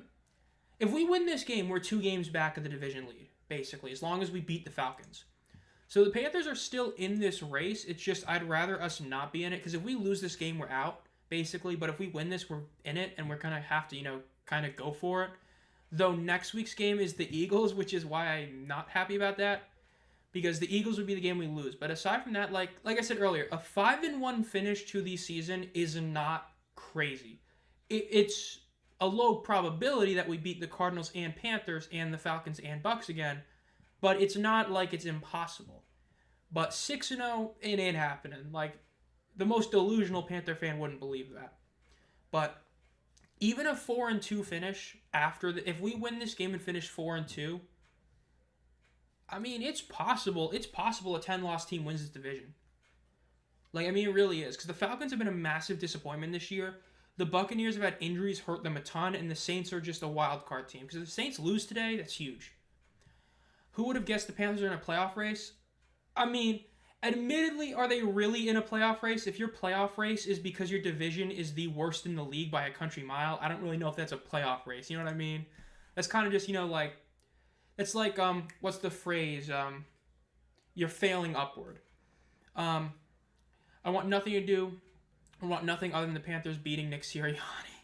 That would be hilarious. That would be hilarious if we pull off that W. If we pulled this W off in the next one, oh my God. Because right now the Saints are up 3-0. If the Saints lose that game, right? If the Saints lose to the Rams, they will be 4-8. If we win this game, we're 4-8. And the Buccaneers would be 6-6, or they'd be 5-7. So, like, a win here is a big deal. So, we'll see. Baker hands off the ball to Bucky Irving, who's going to get a nice 12-yard rush right there. That's a great rush. They're giving him more carries, what they need to do. If the Buccaneers want to win, they got to give him carries. He's a really great running back for him. Definitely one of those guys that could get a really, really good if you know. He's a great running back. So, solid decision right there. Though I need some more Mike Evans receptions. He's only gotten the 1 reception for a touchdown, which still gave me a lot of points, but we need a bit more. Jake Elliott has gotten no points. Bro, man, I'm getting lucky that K-Dot and Jake Elliott have done nothing. 1 man behind Baker. Baker's under center. He's going to hand off the ball on first down, and he's going to get tackled for a 4-yard loss. That was a great play by Johnson right there. Just absolutely bodied the Buccaneers O-line for that one. Baker Mayfield is like 2 of 8 right now. He is doing really bad today. And even then, again, the Mike Evans touchdown was, it was a great throw by Baker to do one of those, but it was a great catch. So, not looking too good for Baker today, honestly. which, I mean, isn't too shocking. And the Buccaneers had that, hype early on, but then the injuries happened, and the team just hasn't been the same since, even though they're getting healthier. Yeah, 2 of 8 for 23 yards and a touchdown is an abysmal stat line. Baker in shotgun, and they're going to call a timeout. The play clock was running down. That's going to be the first timeout of the game, which honestly I'm kind of shocked it's the first timeout. The Ravens are selling Irvin behind the line. I want to hear that a lot. Right, you got to love it. You got to love it. So, this is the joy of fantasy football. You believe in your players, and you believe in other players not doing well. It's great. You got to love fantasy football for that. Show 13 new posts.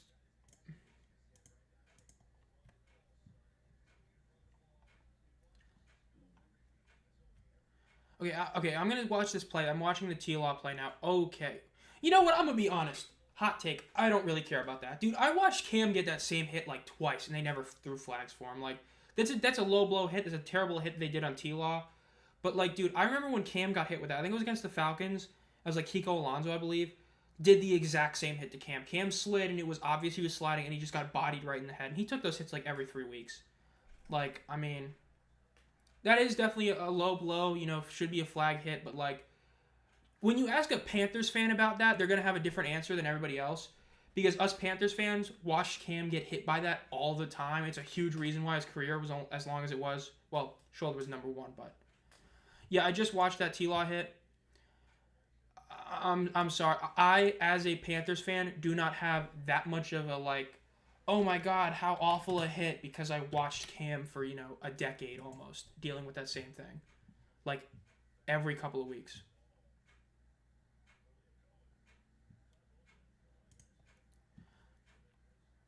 Okay.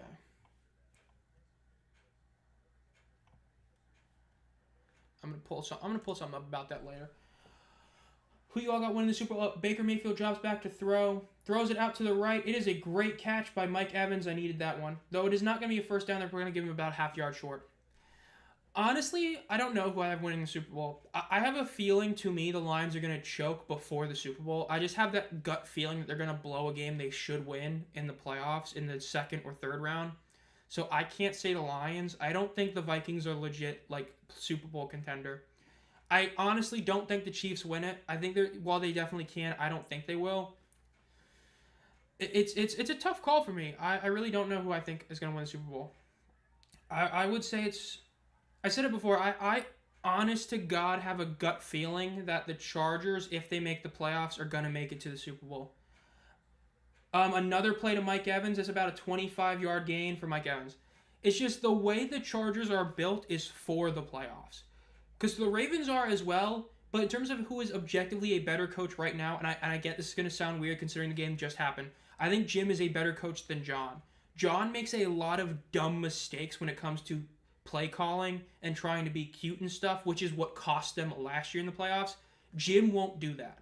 So I think the Chargers, if they make it to the playoffs, I honestly think they make it to the Super Bowl. And as for the NFC, I don't know who I'd pick in the NFC, honestly. Baker throws a pass out to the left to Bucky Irving, who dodges a nice tackle. It was a nice dodge. And he's still going. 15-yard game for Bucky Irving. That's an incredible play by him. It was a great dodge. I would probably say, for how much I hate saying this, and I really hate saying this, my gut prediction is Chargers versus Eagles in the Super Bowl. I don't think the Seahawks make it. I don't think the Lions or Vikings do, because I think the Lions choke. That's my gut feeling, is Chargers versus Eagles in the Super Bowl. And imagine Jim winning the Super Bowl for the Chargers back-to-back year. Oh my God, dude. That would solidify him in head coaching lore. And it's another handoff, and it's about a 1-yard gain.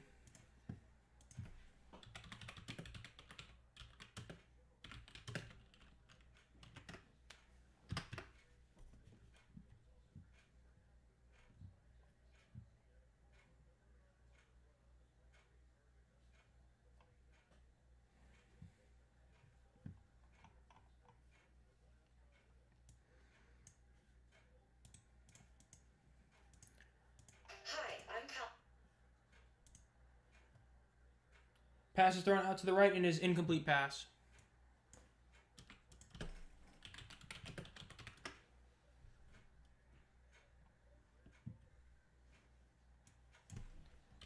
DeMonte Casey suspension.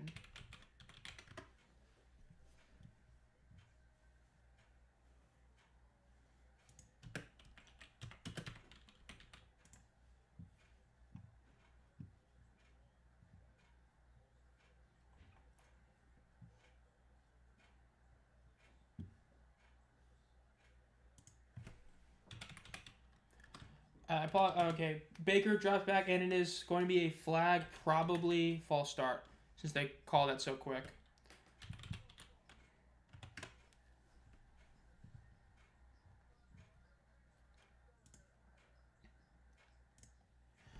Okay, well, I just looked it up. So I was just looking up two things really quick. I was looking up the DeMonte Casey hit on Cam Newton and the Kiko Alonso hit on Joe Flacco. Azeez Al-Shaair should not even get a suspension for the hit he did on Trevor Lawrence. The Kiko Alonso Joe Flacco hit was worse. The KZ hit was worse. Those are both worse hits, and neither guy got a suspension. Azeez Al-Shaair should only get a fine. I hate to say it, but that's the truth. If he gets anything less or he gets anything more, there's a problem. Pass is thrown out to the right. It is incomplete. I would kick a field goal here. I would get this game back to being tied. But yeah, Kiko Alonso did not get suspended for his hit, and KZ did not get suspended. Those happened in back-to-back years. Now, granted, that was like 6 years ago. But, I mean, I remember those two hits. Those were two massive hits. And KZ only got like a $10K fine, and Alonso got... I don't know what he got. He got about $10K. So, it should not be a suspension. Different era, I guess. Between the weeks, so the Saints play the Rams at 4 p.m. Different era. They are going to be kicking it to Chase McLaughlin. This is a short field goal. No excuse, he misses it. Look, I get the different era, but again, like, Cam was getting those kind of hits, like, on a legit, like, every month basis. And the Joe Flacco hit is one of those, like, it's just like the Tua hit where he did the hands on Thursday Night Football. If you watched that Ravens game, you remember that hit, because Joe got like just clobbered, his helmet flew off, and he had that like dumbfounded look on his face right after. Like, that's one of those ingrained in your memories if you watched it. Another example of an ingrained memory is watching Myles Garrett rip off Mason Rudolph's helmet and then swinging it at him. Oh my god, that's hilarious. They hit harder, it seems, compared to the NFL. I agree, because they don't penalize guys for just doing a basic hit. I still remember that Rudolph hit helmet. I was watching like a Mavs-Knicks games, I believe, and it just ended early or was like becoming a blowout. And I'm like, I'll just put on the Thursday Night Football game. And then like a minute after I put the game on, you just saw the helmet rip off, Garrett swinging at him. Oh my god, it was a crazy moment.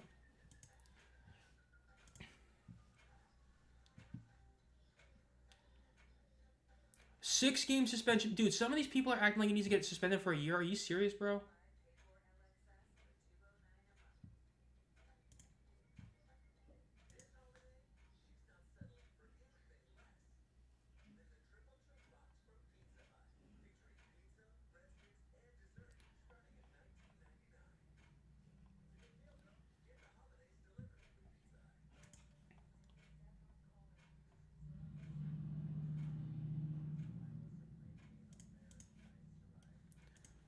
That was crazy, Myles Garrett hit. Dude, the Myles Garrett Mason Rudolph thing was incredible to watch live. Like, it's just like in hindsight, it's hard to believe that ever happened.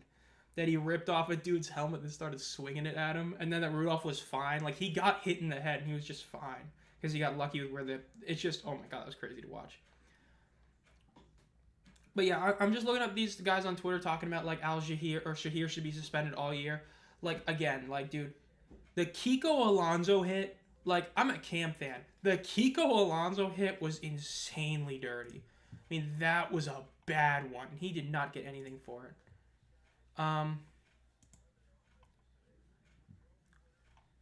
Videos. Flacco. Okay, so I need to mute this. Mute site. Okay, I'm gonna play these at halftime, and I'll show you all. It was just a hit like man up. I don't even think he did it horrible. He did it after fighting other players. Top smack. Cops deserves a multi-game swing. I did not see any of the after stuff, but if he did that, then yeah, that's pretty bad. Who do y'all got in this game? In this game, I picked the Buccaneers to win, and chat voted 100% for the Buccaneers to win this game. Granted, it's tied 10-10, so yeah. At halftime, I will show the Kiko Alonso and Cam and the DeMonte KZ hit and show the Algier here play to show exactly between all three of them exactly what the deal is. Hopefully I don't get taken down. Yeah, Denzel, we all picked before the game the Buccaneers. But at this point, honestly, like if I were to change my prediction, I would think the Panthers win this game. But like, I'm just gonna stick with what I picked. I predicted it was gonna be 24-17 was gonna be a Buccaneers win. But the Panthers have looked like a better team. The announcer jinx cost them the field goal. If that didn't happen, it would be 13-10. Panthers would be winning. Panthers are still in the playoff race if they win this game, so we'll see. Bryce Young runs out to the right, throws it in front of him to Adam Thielen for about a 16-yard gain there at the 46-yard line.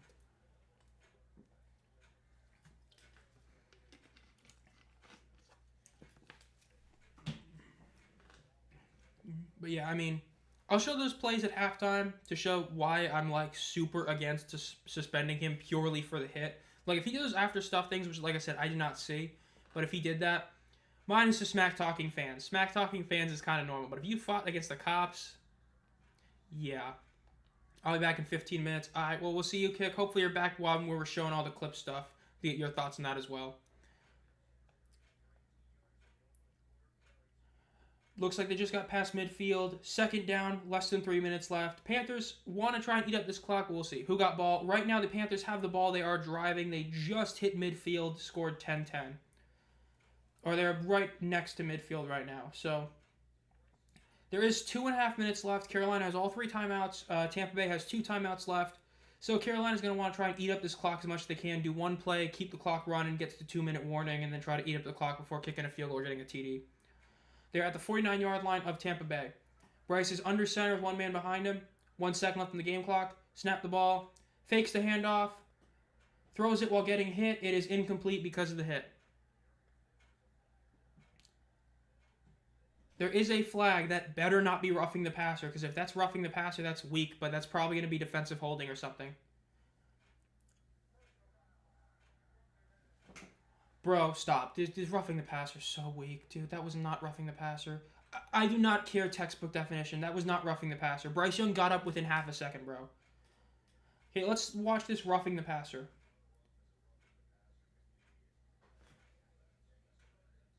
He got pushed down by an offensive lineman, grabbed him on his legs, didn't fall on his legs, and they called that roughing the passer. That is a W-E-A-K weak AF call. That should not be roughing the passer. That's a terrible call right by the refs. Panthers get a free 15 yards on a total BS roughing the passer call. Shouldn't have been it. Gonna crash out of Kate Otten. Doesn't lock in. Bro, I can't believe he's gotten 0 points. First down is going to be a rush play for about 2 yards.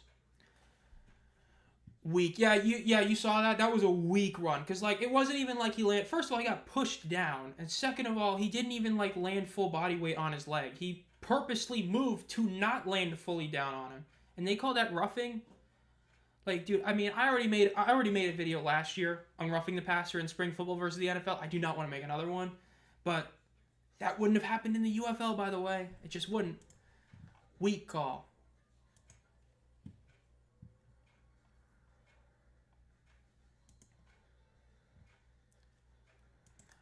Okay, so let's look up here. Okay. Young. And we're going to talk about the... Okay, so we're just literally not putting anything. Roughing the...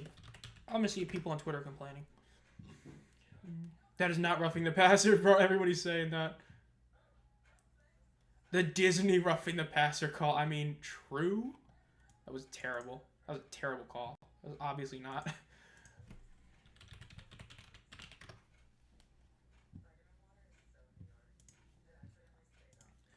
Okay, let's go back here. Yeah, that was a weak call. I mean, that's bad. I will say, though, I mean, Panthers, they're in field goal range again, so they should be able to just eat out this clock. I would not do anything that keeps a ton of time on the clock. You want to, at worst, get rid of the Tampa Bay's 2 timeouts left. Them having to use that one earlier is going to come back to probably bite them in this situation. Because if you had 3 timeouts here, there's a lot you could do, but with only 2 of them, you're going to lose both of them unless Carolina does some really bad play calls. So we'll see. The NBA Cup, I will gladly not be watching that. I didn't watch a single game last year. I may have watched the finals between the Pacers and Lakers. I haven't even watched a basketball game this year. I may have watched like 5 minutes of a Mavs game. That's pretty much it.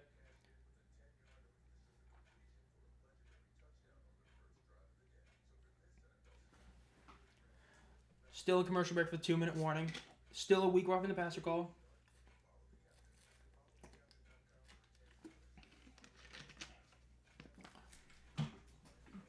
Yeah, as we talked about earlier, I mean, the Panthers and the playoff race, it's just, I don't want it to be like the Falcons had it similarly 2 years ago where they were in the playoff race in the last like 4 weeks of the season, but they kind of choked it, and it gets you into a really poor situation where if you try to make a playoff race and you don't make it, you end up going from a top 5 pick to like a mid-10s pick, and it's just a massive loss, which I don't want the Panthers to deal with, so we'll see. 2nd and 9 for the Panthers. I would run it here. I would not throw it. Bryce Young with one man in the backfield with him. They snap the ball, and Bryce is going to throw it. Throws it deep outright, and it is incomplete. That is not a great play call there. Like, I get you want to take a shot, but you're on 2nd down. The Buccaneers still have 2 timeouts left. You just gave them a free timeout. That was a bad play call. You should have ran it. It might have been predictable, but like you've seen both your running backs today have runs where they just say screw it and just keep going no matter what. That was a bad play call because now you're kind of forced to throw it here on 3rd down to try and get a 1st down. So you really just kind of screwed back-to-back play calls. Sometimes like trying to think outside the box is not what you're supposed to do. You're supposed to just do the simple play. You should have just ran the ball. Because again, now they're going to be forced to throw it. I would not do a play to just make it a closer field goal.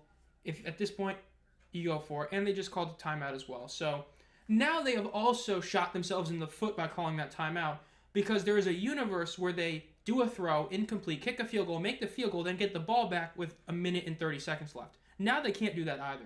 So back-to-back plays, not even plays, Panthers fumbled that. Those were 2 bad decisions back-to-back. Because again, if you hold that timeout, you do a throw, incomplete, you kick a field goal, you're up 13-10. You kick off to the Buccaneers, you stop them 3 and out, you use all 3 timeouts, you're going to get the ball back with about a minute and 20, 30 seconds left. You can get a field goal there. That was really bad by the Panthers right there. That's the kind of things you do when you're trying to tank. I'm just saying. Ravens, please just score twice. Dude, I'm loving this game right now for fantasy. I'm like easily going to win this week. It looks like sorry G-Man, but it looks like it's over. Bro, K-Dot and has Jake Elliott even kicked a field goal? Okay, he got 1 extra point. 3rd and 9 for the Panthers. Again, they need a 1st down to kind of make all these mistakes not matter, but we'll see if they get it. 1 minute in the backfield with Bryce, 4 seconds left in the game clock. I don't know why they're running the clock down.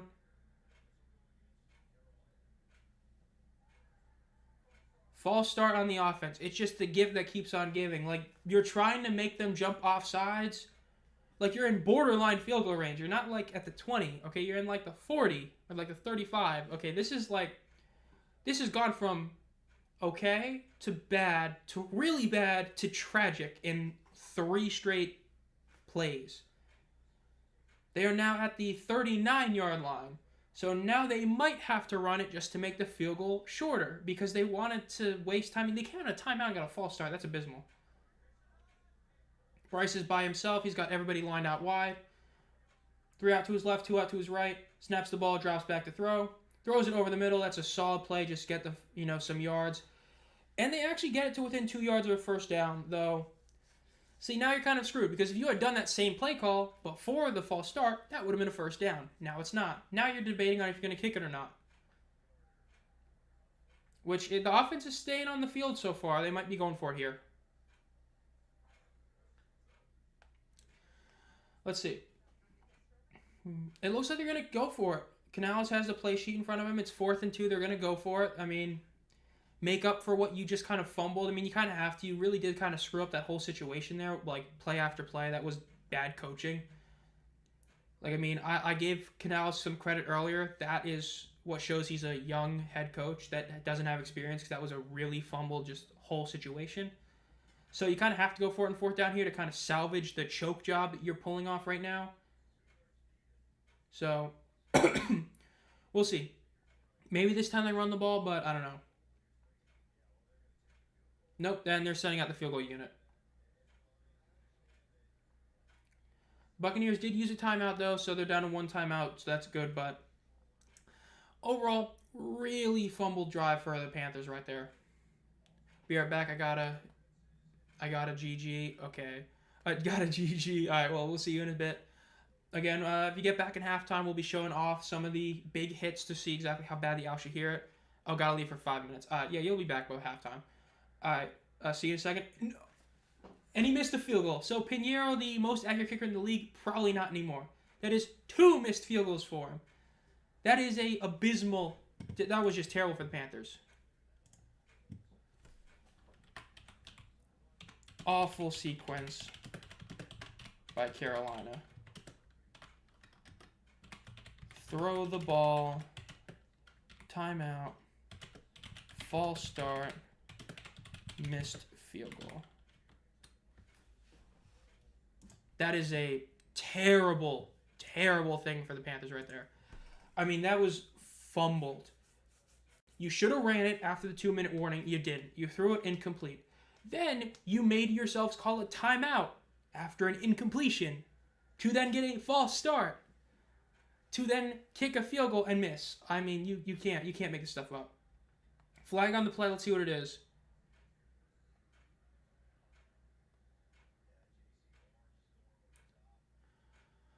He missed, dude. This is bad. This is really bad. I mean, that was horrid for the Panthers right there. That was really bad. I mean, penalty is on JC Horn, by the way, but that's like an inexcusable sequence of events for Carolina right there. It's one thing to do one thing bad, but to do all that, that's just terrible. And it's going to be a bad penalty for Carolina. It's going to move the Buccaneers up downfield. Like, unironically, this is the kind of, like, sequence that makes you think that they're tanking. Like, legitimately. Because you don't call a pass against a team with 2 timeouts left, 2 minutes left, unless you it's just terrible. And that is going to be a catch by Cade Otton for about 4 yards. And they're now past midfield. They're getting close to field goal range. Though the clock is still winding down, 1:20 left. They're lining up quick to try and get another play. Panthers have allowed 48 points in the final 2 minutes. A lot of it is because of stuff like this. Baker throws out to his left. Really bold pass, and it is caught by Cade Otton, who they don't call forward progress. Let him go for it, and he gets another 5 yards. Not good for my fantasy team, but solid play right there by Cade Otton. He got tackled, or he got wrapped up and just kept running.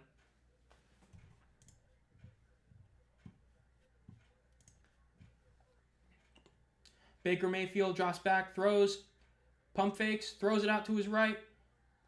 It is intercepted! Intercepted. That was an incredible play right there.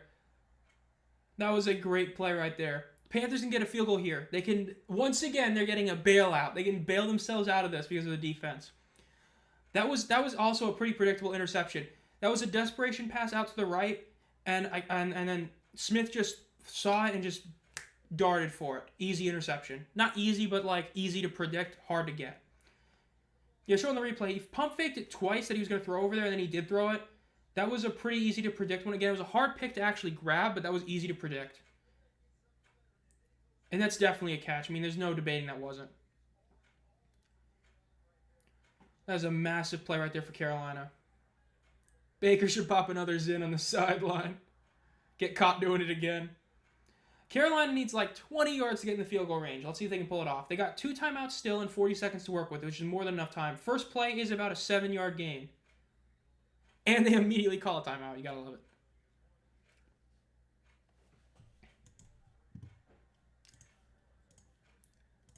Now let's see. I also want to check this out. What is the score of the other 2 games?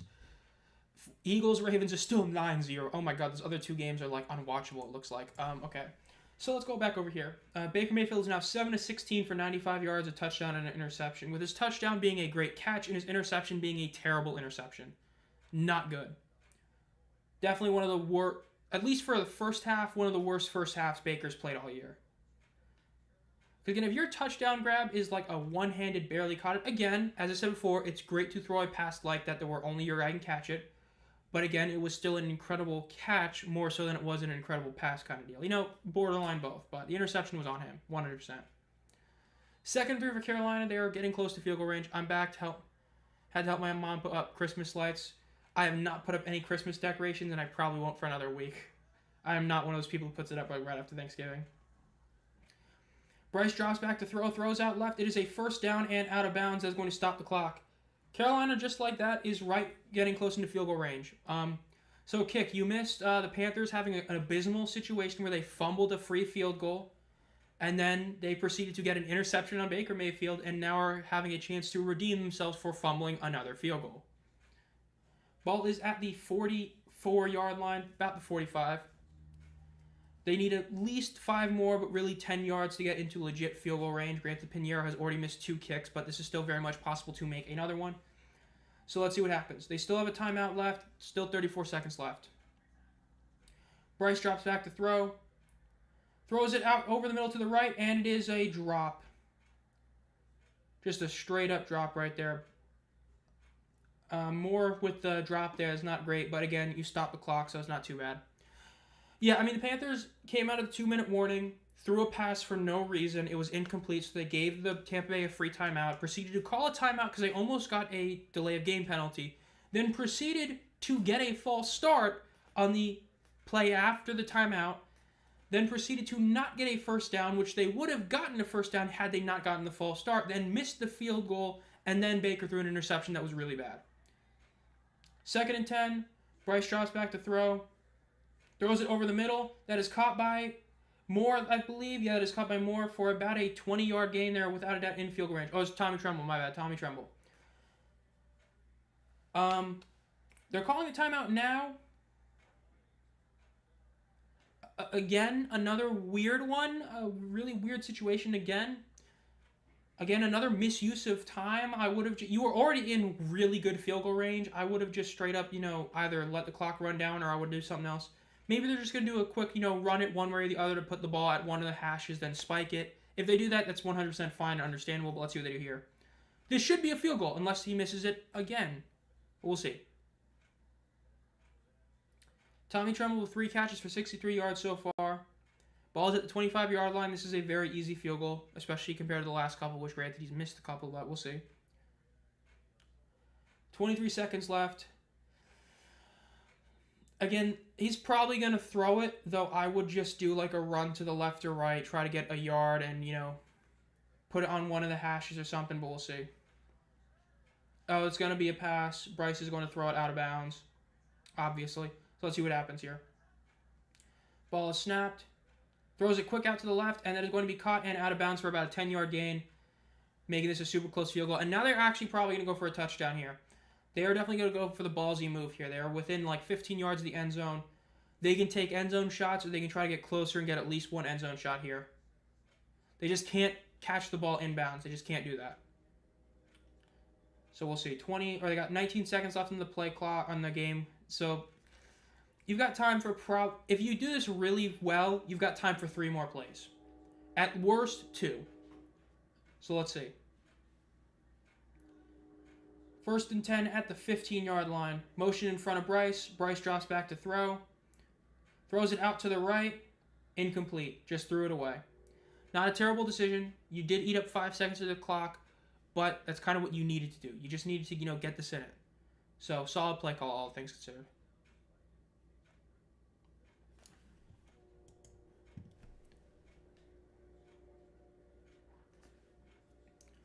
Second and 10.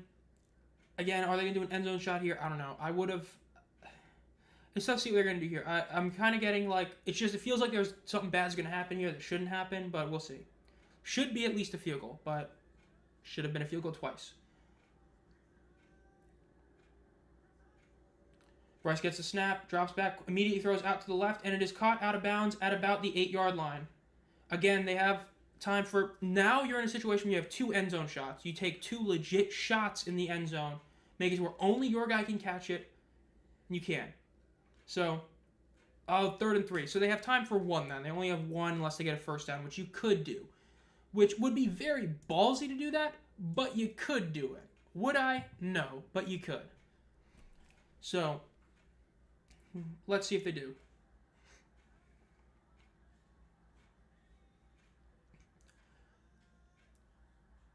I really hate how they keep putting this play clock down in the last 2 seconds. End zone shot. Oh, did he catch that? They're calling it incomplete. The replay might show that's a catch. He had it in his hands, dropped it, then recaught it. That might be a touchdown. They got to show the replay, though. That could be a great touchdown, which if it is, that's a terrible play by the defense. Let's see. Okay, so there's where he drops it. That's not a catch. That's not a catch. That's a catch. That's one leg. His elbow might have hit the ground. That might be a touchdown. That's a close one. That's a very close touchdown. It's all dependent if his elbow got in and if he fully had possession. Okay, he has it there. That's one knee down. That might be a touchdown.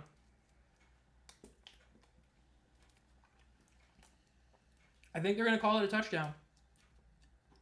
That was a great throw by Bryce, and that was... It's under review. That was a terrible defensive play call. You knew they were going to take a shot in the end zone, and you had everybody like they acted like this was a play at the 1 yard line. Like everybody just stood at, the front of the end zone. That's just terrible defense right there. They just let him run right through it. On the Eagles tush push, but no call. This is why the NFL needs a super challenge. We do need a super challenge. Again, if that is a touchdown, that is like the ultimate BS gimme touchdown. The Panthers have played this last 2 minutes so poorly, it's crazy they might get a touchdown because of a couple of really good plays at the end of the quarter. I mean, again, we were just talking about earlier, failing upward. They failed the 2-minute drill. They had an abysmal play call out of the 2-minute warning, abysmal use of timeouts, abysmal penalties. They get a bailout interception, great play by Smith, terrible play by Baker, and they get a touchdown. Failing upwards. You gotta love it. That's what the Panthers are doing right now. Because this is probably going to be a touchdown. So, if he makes the extra point, that'll make it 17-10 at halftime. Which, one downside is currently the Saints are still winning their game, if I'm not mistaken. Oh, it is tied. So, this is tied Saints-Rams, which is really good for the Panthers. Because if the Saints lose, that's huge. But Eagles are up over the Ravens now, 14-9. So, that's a score that's also there. Over here, still winning fantasy. Love to see it. Yeah. It's succeeding downward.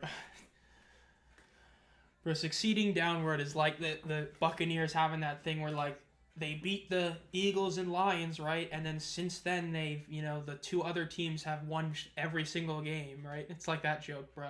But, yeah, I mean, the Panthers, it is... I can't believe they're going to get a touchdown off this. They played this so poorly, and they're going to get rewarded for it. I mean, they could not have played the 2-minute drill any worse than what they did. Legitimately. That was horrid what they did. I mean, the 2-minute warning, what they did is just, oh my God. That was upheld as incomplete, by the way. So they did not call it a touchdown. Again, with how the end zone stuff works, it's not just about the knee, it's about getting like 2 things in. So they're going to say the elbow did not get in. So that was an incomplete pass, so they did kick a field goal. Made it, but then they got the iced him. So let's see.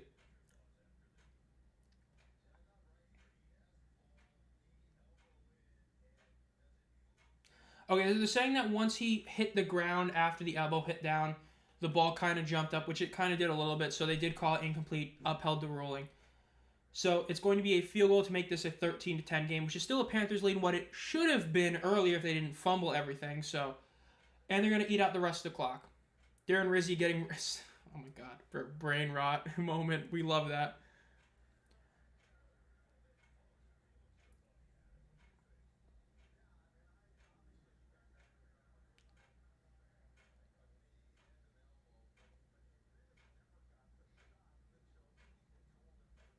Yeah, Mike Pereira saying that there was never a full shot that showed that he fully held control of the ball, and that's why they ended up doing it. Which again, like I said initially, he did fumble the initial catch. If he initially caught that, this wouldn't even be a discussion. So like it's nitpicking, but like if you want to be honest, like he should have caught it initially. He still got it, but he didn't hold on to it the way they needed it to, which sucks. But again, the Panthers shouldn't have even had the ball here. Again, they've failed upwards to get where they've gotten now. They're still going to have the lead at halftime unless Pinheiro misses. If Pinheiro misses this kick, do not kick at all the rest of the game. I mean, if he misses a 27-yarder, I mean, you might as well leave him in Carolina when you go to your next away game. Let's see. Ball snap, kick is up. He almost missed it. He didn't, but he almost missed the 27-yarder. Panthers are up 13-10, which is, I mean, again, this is poor. Okay.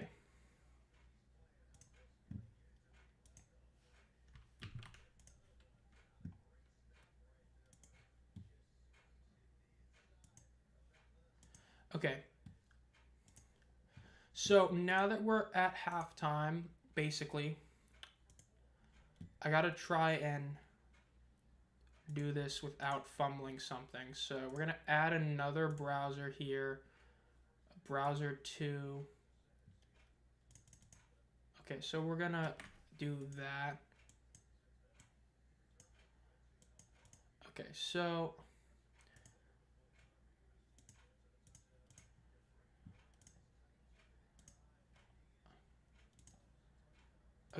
this is the play, right?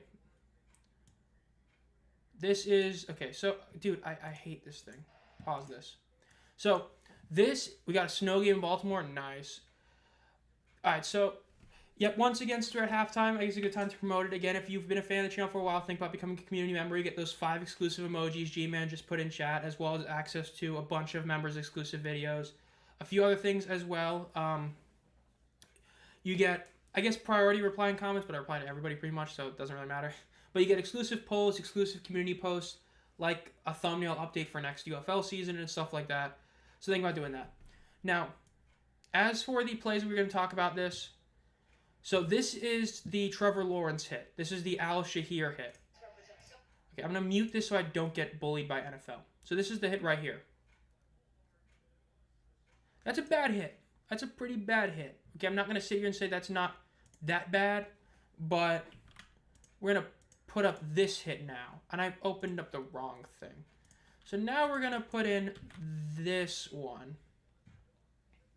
Once it loads, that is. We're going to mute that as well. We're going to move to about the 2 second. So now this is the Kiko Alonso hit on Joe Flacco. This is the one that is definitely worse. So that's the Joe Flacco hit. That is a really bad one. And then last we have the... Gotta pull this one up. Cam Newton.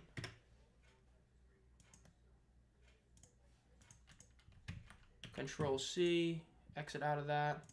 Go over here. Move this over here. I'm getting better with OBS. I used to suck at OBS, but I'm getting a lot better at actually doing stuff with it. And this is the DeMonte KZ hit.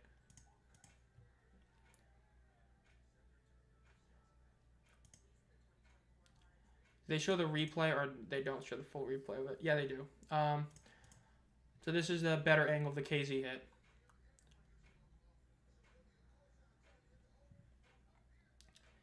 So, just as an FYI, so okay, none of those guys, Kiko Alonso or KZ, got suspended. They did not get suspended. They got basically like 10K fines, which a 10K fine now is equivalent to doing like a little gun celebration. That's what they got.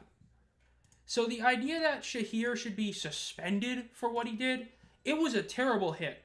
But those two hits were, like, the Cam one isn't as bad as I remember. It's still terrible. But, like, the Joe Flacco, Kiko Alonso hit is far worse than what that one was. And neither of them got suspended. So people clamoring for him to be suspended for the rest of the year purely for the hit, again, if he did extracurricular stuff, which I didn't see, that's different. But just for the hit is not warranted. Because the Kiko Alonso hit was far worse, and that was in prime time, okay? I know not everybody say it matters. It matters, right? I've said it before. The Tua concussion thing is only such a big deal because 2 of them happened in primetime games, right? That Kiko Alonso hit was on prime time, and so was the Cam hit, and this one was a regular 1 p.m. game, and so it's a bad hit. But at the end of the day, right? Those 2 other guys didn't even get suspended, and their hits, especially Kiko's, were way worse. That's just kind of how I view it. Like, I think it's because of how Twitter is now compared to what it was, but like it's just I don't think it's nearly as bad as people are saying.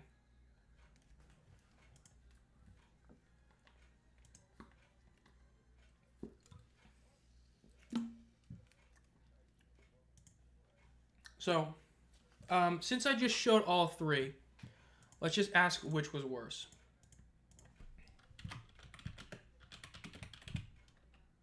Was worse.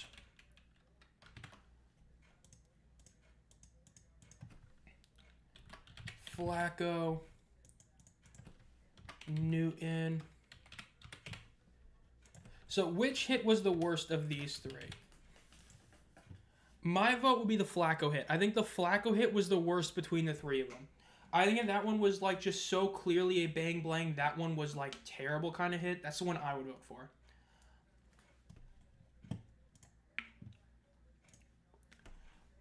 The NFL might be soft.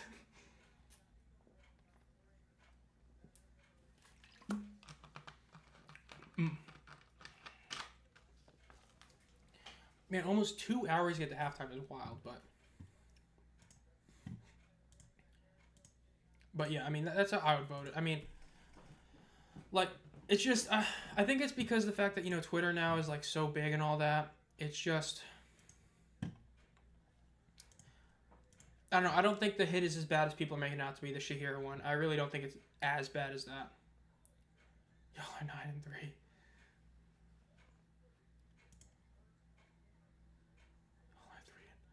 Bro, some guy in the DJ Reed on the Jets said NFL officiating sucks, and the top comment is y'all are 9-3.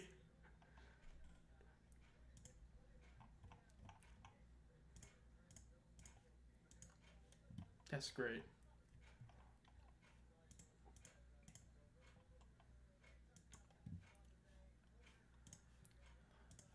But let's see, 3 votes. So far, all 3 votes are for the Flacco hit, which I would agree with. I mean, I remember that hit live. That was terrible to watch live. Especially because that this face he made after he got hit. Yet, people want to say the Shahir hit was, like, horrid. Not as bad as that one. Yeah, I mean, in all honesty, I think everybody would agree the college football season has been way better than the NFL. Like, if you're a college football fan, you always say the college football season is better. But, like, the college football season has been way better than the NFL season this year. Like, so many of these NFL games are insanely predictable, and, like, even though the endings are close, like, nobody thought the Bears were going to win that game. So, in the end, they still lost, right? The Raiders, everybody kind of knew it was going to be the Chiefs are going to play down the competition, look bad, and still win. I mean, yeah, the college football season's been better this year. I would definitely say that. And I would even say it's just definitely a weaker NFL season in recent memory. Like, I'm trying to think of, like, what NFL season in the last few years was worse than this one. I can't really think of one. I mean, the only fun thing about this season is the Cowboys being, like, 5-7 and both New York teams sucking. I think it's hilarious, but that's pretty much all I'd say. DJ Reed.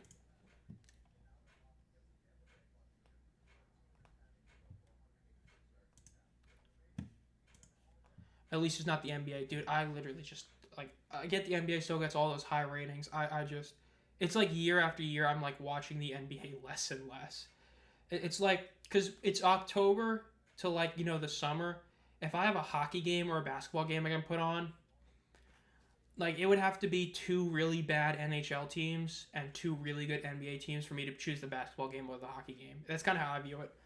Like, if it's, a Thursday night, or not a Thursday night, if it's like a, Wednesday night, and it's between, the Mavericks and the Lakers, or I could watch the Capitals and the Penguins, I'd probably rather watch the Capitals-Penguins game. I mean, the Mavs, I'd probably give them the edge, but if it's like the Lakers-Cavaliers, which is a big game, I'd rather watch the hockey game. So, that's kind of how I'm at, really, with that.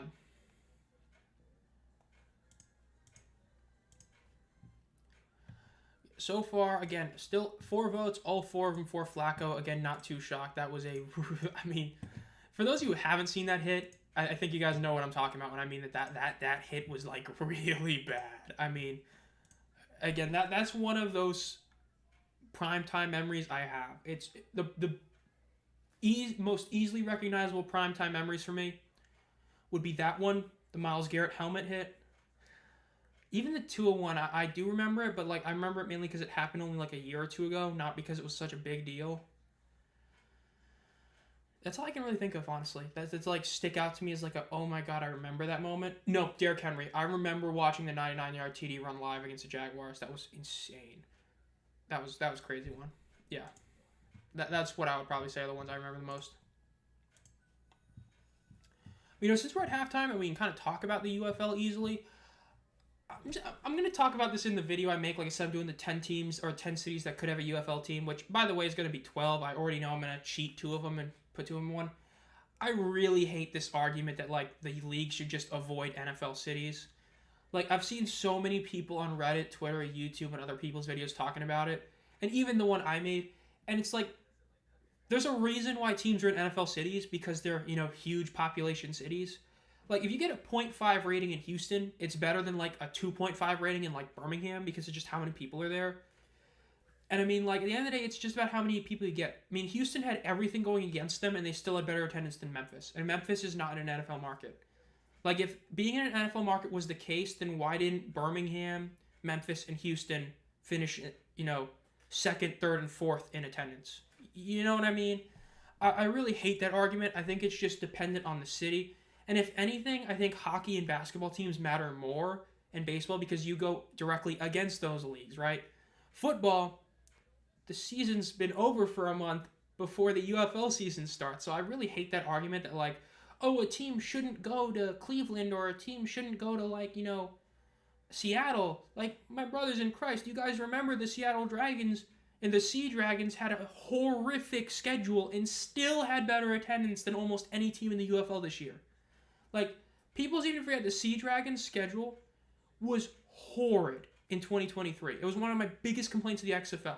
The amount of games that were on weekdays, on random days of the week, against head-to-head Seattle Kraken games, and they still had solid attendance. Oakland being like the Battlehawks is definitely possible, okay? Because Oakland didn't just get screwed over by the NFL, they got screwed over by the MLB. They lost the Athletics, and they lost the Raiders. And they do have a place to play. I mean, Oakland Coliseum might not be the best place to play, but like I'm pretty sure that would be the option for them to play, which I agree is not the best stadium in the world to play at. If I remember everything correctly, that's where they would play. But I mean, it's a place that has had football before, and it still has teams. You know what I mean? Like you still have soccer teams playing there in like the USL and the USWL. So I mean. You could, I mean, Oakland I do think would be a great place for a team. I actually think it would be better than San Diego because San Diego, well, I don't know if I'd say that for sure, but I would say I would say Oakland is a really solid place to go. I would definitely say Oakland is a good place for a team to go. I would agree with that. Even though it is, you know, California, there's a lot of issues playing in California with this being the biggest one, being just how much it costs to play there. But the league is missing a lot of West stuff, but yeah. DC Defenders, St. Louis Battlehawks to the XFL Championship. We'll see. It's going to be, I mean, there's still a lot of players that need to be re-signed for a lot of teams, and of course the Battlehawks QB situation is still very much up in the air. It's going to be interesting to see how many guys end up re-signing. Like some of the teams, like the Panthers, Stallions, have basically got a roster for next season, but then you have teams like the Showboats who, you know, they're rebuilding still. I hope that we see Jaron Horton get that DC job. It feels like that's a possibility with how many Maulers they've signed. Like, I know 2 of their most recent signings, or even 3 of them, I think, were Maulers, including Boogie signing there. So we'll see. Be interesting to see. Alright, so down goes 2 of my 3 drinks that I brought. But yeah, I mean, the expansion video I'm going to do, which is going to be talking about 10 different cities. It's going to be 12, though. Like, spoiler, I'm going to combine, like, Columbus and Canton, because it's basically, like, the same thing. And I know it's not the same, but it's kind of. Both Ohio, I'm going to just combine it. So I'm probably going to do that for another 2. I'm probably going to do that for San Diego and Oakland too. So it's going to be 12 teams, but I'm going to title it 10 because 10 is a better number to make a title on and just talk about 12. But it should be a nice video. It's going to be a simple one. It's just going to be me actually just, explaining why they could get a team and not trying to do a top 10 or like they need to go here. It's kind of like that. And I didn't want to do it this past week because I feel like that'd just be kind of milking the topic too much. And I had the other videos I wanted to do, the Black Friday video about where to go buy a lot of UFL merch, the, set review, and of course the other one. I mean, that was a 4 upload week. I don't think I've done a 4 upload week and plus a live stream. This has definitely been the most content I've put out in a week in a while due to it being the off season. But yeah, when I saw the Boogie signing, I hollered out enjoy. Dude, that was a great signing. I mean, out of nowhere, left field, just big signing. That was a great one. He's going to help out the defense a lot. So really a big boost for the team. Just a matter of what else they do. Again, the quarterback situation I still think is very questionable with Dormady being the main guy. Who else are they going to bring back? Because, I mean, that's the question is who doesn't come back and who does. Like, every day I'm hoping to get that message that, like, Ginda and Speaks re-sign for the Panthers. Because if they don't, it's like it's a massive hit to the defense. So, we'll see what ends up happening. But, we still got a couple months left. The schedule, it looks like, from what everybody's saying, it seems like a lot of stuff Skip Holtz was saying is kind of like not aged well, right? The expansion not happening for years, aged like milk.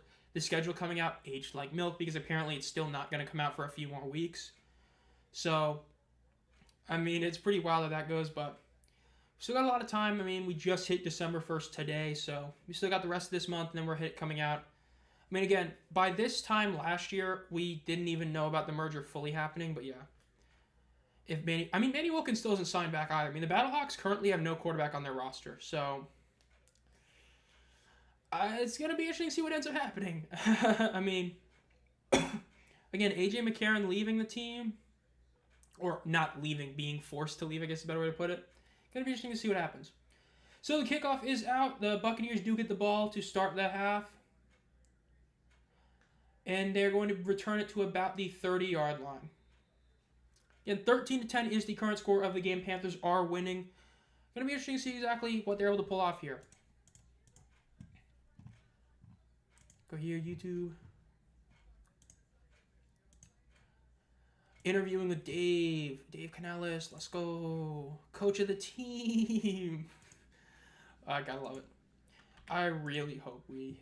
I honestly, even though they completely fumbled that one, I really do hope that he does stick around next season. I do think he has potential. Baker rolls out to his right, throws it to his right as well. Is going to be caught by Mike Evans. Maybe they're going to call it a yard short for the first down, but that was very close to a first down right there.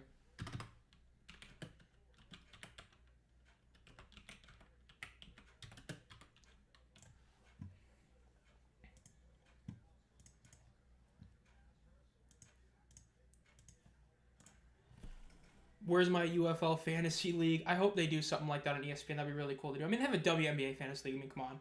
First down rush is going to be about a 4-yard gain. They did give Evans the first down there, so that's about a 4-yard rush. I would love a UFL Fantasy League from ESPN. I think that'd be really cool. But we'll see. I mean, come on. You have the WNBA. Why not? WNBA catching a little stray there. Again, this is a big drive for the Buccaneers. Again, Baker has so far looked pretty poor. That was a really good throw to Evans, all things considered. But so far, he has not looked the best today. They need to get some points on the board here. Because if Carolina gets the ball back and scores a touchdown, gets a 10-point lead, it's going to be really bad for Tampa Bay. Baker has one man in the backfield with him. Bit of motion in front of him. Now behind him. Snaps. Play action. Flag. It looks like it's probably going to be illegal motion.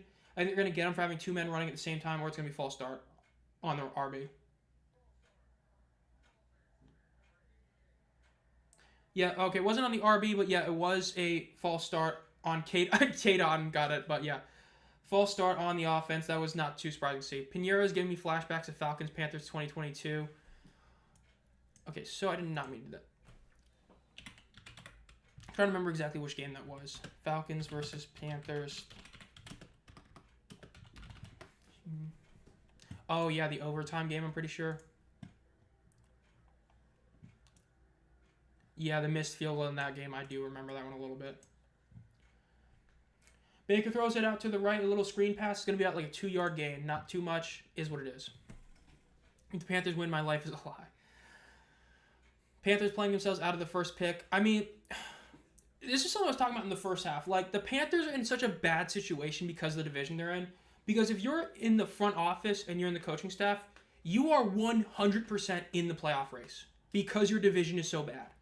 Because if you win out or you win all but the Eagles game, you can win the division because the Falcons have been underperforming week after week after week. The Saints aren't that good, and you're going to have a winning record over the Bucs.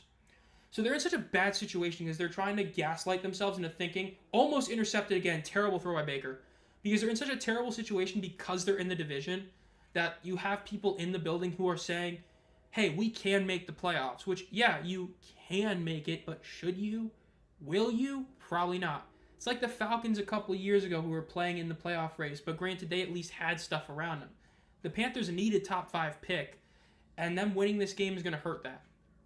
Because with how bad the NFL is, like the bottom half of the teams in the NFL are this year, like 4 wins might put you out of the top 5. Bucks are punting. Let me pull up the standings right now. NFL draft order. 25. Okay, Tankathon. Great site. Right now, as it stands, the Panthers have the 7th pick. They win this game, they drop to, at best, the 9th pick. So this win is going to hurt a lot because the Jags, the Raiders, Giants all have only 2 wins. The Patriots only have 3 wins. The Jets have 3 wins. The Tennessee Titans have 3 wins. And then the Browns have 3 wins. So, like, if you win 4 or even 5 games, you're probably getting, like, a mid-10s pick. So, if they win this game, they better win the Philly game next week. Because if you win this game, then lose to the Eagles to then miss the playoffs, you might have cost yourself, like, 5 spots in the draft for a meaningless game. Just give me the first pick, Giants. That's the Giants. And, yeah, the Raiders and Giants really are battling for that tank ball, aren't they? I mean, it is what it is. But, yeah. I will say, I said, like, day one the Raiders got a draft steal when they got Brock Bowers as late as they did. Unironically, I would pick him for Offensive Rookie of the Year right now. All the quarterbacks have been too inconsistent and not dominant enough to warrant being better than him. And even Ladd McConkey is an argument, honestly. But Bowers, I mean, he should have been a lock for the top 10. The fact that he was not a top 10 pick is one of the, like, biggest failures a lot of these teams have done in recent memory. He was a guaranteed top 10 pick. He was going to be better than Kyle Pitts. It was, like, obvious to me that he was just going to be that guy. The fact that he fell to 13, I mean, I would have, if I was an NFL GM and my team didn't, like, was down bad for a quarterback, I would have used a top 5 pick on him. I mean, the Falcons used it in Kyle Pitts. I mean, Brock Bowers was clearly going to be him. He's been incredible this year. Terrible decision by so many front offices to not draft him. Neighbors is going to cook with Shedeur or Ward. Watch the Giants do something stupid and draft, like, Quinn Ewers or something. It would be such a Giants move to get, like, the first overall pick and then just getting someone else would be wild. I think it's too early to give up on Bryce. Yeah, especially because I agree with you, Old Man Gamer. I mean, the quarterback draft, once you get past Ward and Shedeur, does not warrant you reaching for a quarterback of the future. Like, if the Panthers lucked into the top pick somehow, would I get Shedeur over Bryce? 100%. But if I'm not getting one of those 2 guys, I'm not picking another quarterback over Bryce. I'd rather stick with Bryce and let him develop more. But yeah, this draft is definitely not the greatest of all drafts, but I agree. We just need a really solid pick. We just need a top 10 pick that can get us either a really great, receiver, which we do need now since our receiving core is Leggett and an old guy. Colin McCord, disrespect.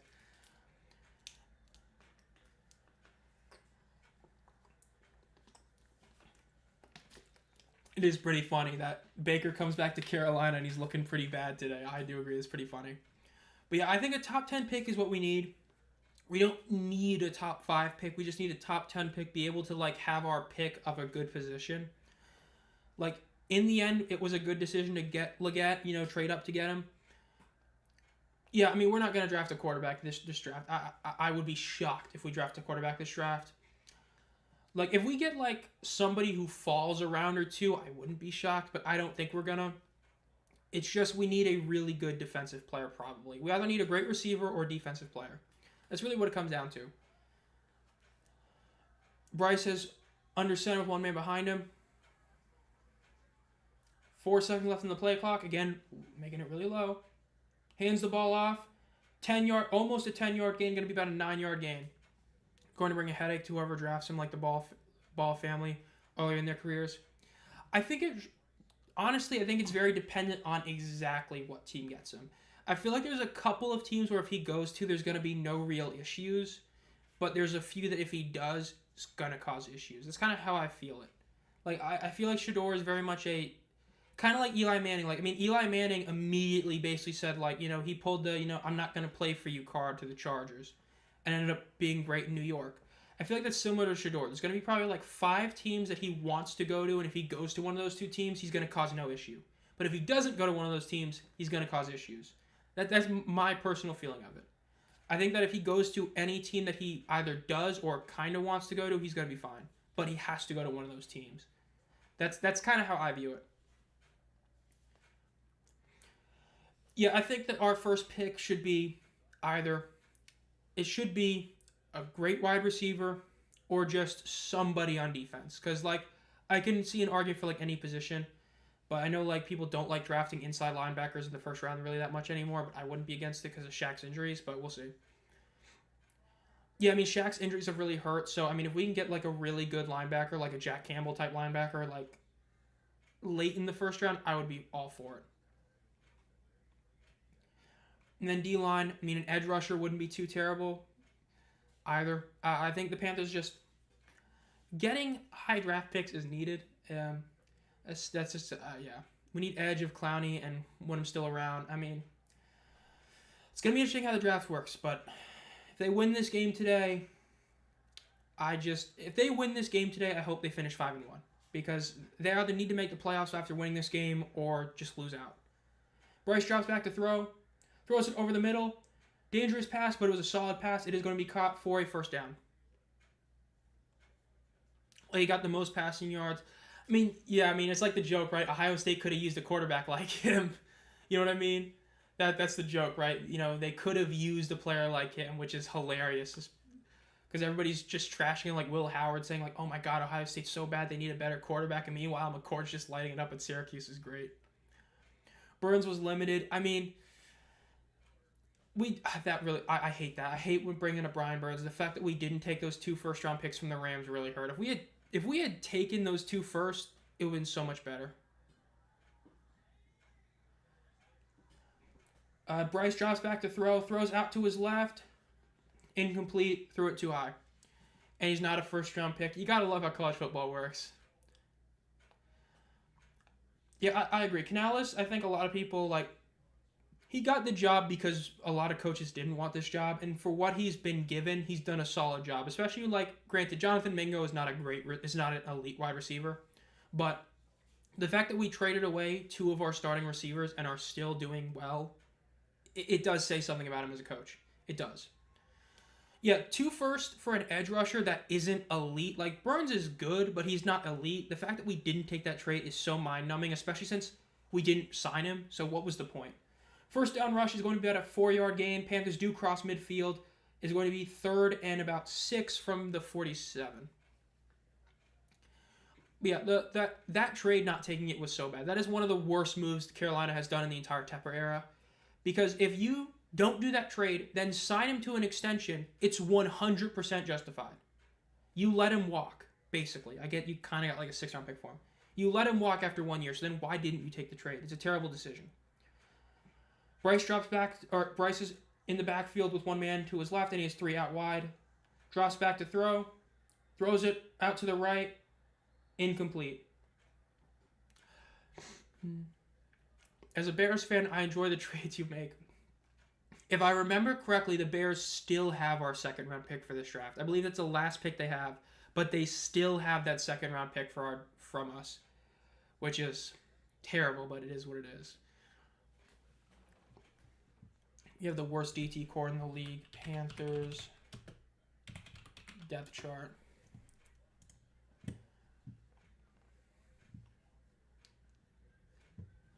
Yeah, I mean, a lot of it is because of Derek Brown being on IR. Granted, he's not fully DT. You know what I mean? But, yeah, I mean, injuries have hurt us a lot on defense. But defense is where we need the most work. Because, like, our O-line has been, like, I don't know if they've still kept it up. I know early on in the season they were one of the best O-lines in the league statistically wise, and they still are great.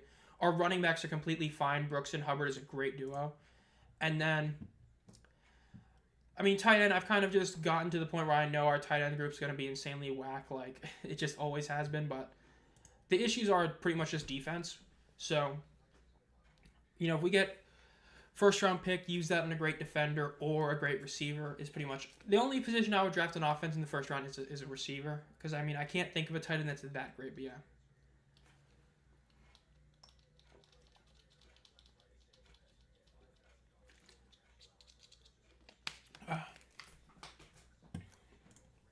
I mean, the Giants, NFL team sack lead. I believe the Giants are up there in sack leaders, are they not? Like, I don't think they're the top. Yeah, they're 5th in sacks, and a lot of that is because of Burns and Dexter. Dexter Lawrence, I believe, is on that team. 36 sacks, Giants, not schedule, stats. Rushing, receiving, defense, sacks. Let's see. Yeah, Dexter Lawrence has 9 sacks. Burns has 6. Ojulari has 6. Then they have a bunch of guys that have a couple of sacks. I mean, Burns right now has got 52 tackles, 10 TFLs, which, let's see. NFL TFL leaders. Let's see where that puts him in TFL leaders. For TFLs, Brian Burns is currently tied 14th. Sacks, he is currently tied 26th. Total tackles, well, not that high because of the position he plays. That's kind of where it goes. Yeah, I got my half a bottle of water left, and that's pretty much it. I care. We can use another good tight end. I would like to get a good tight end because, I mean, like, going from, like, Greg Olsen to Ian Thomas was not the best, but yeah. Yeah, but I mean, Mike McCarthy ain't going to get fired. He's going to be quietly let go because his contract's expiring. Jerry's just going to use that as an excuse to not re-sign him because for some reason he doesn't want to fire him. I mean, if Jerry re-signs McCarthy, he's just admitting he doesn't want to win. Which, granted, you admitted that when you paid Dak Prescott $60 million, but, you know, Cowboys are going to suck. They're going to suck. They've put themselves in a corner they really can't get out of with how many players they need to pay and how many of them don't deserve to be paid as much. Like, Micah Parsons, if he gets paid by Dallas, is going to get paid way too much and do way too little. That's just what's going to happen. Baker, 1st and 10 at the 22-yard line.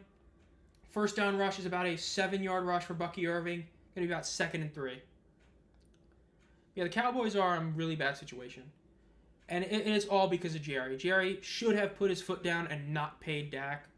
And then, because then what would have happened is he wouldn't have to pay him naturally this year. He would have gotten hurt, not paid him, or paid him a lot less. Which would mean the other thing should be, yeah, McCarthy isn't going to get fired.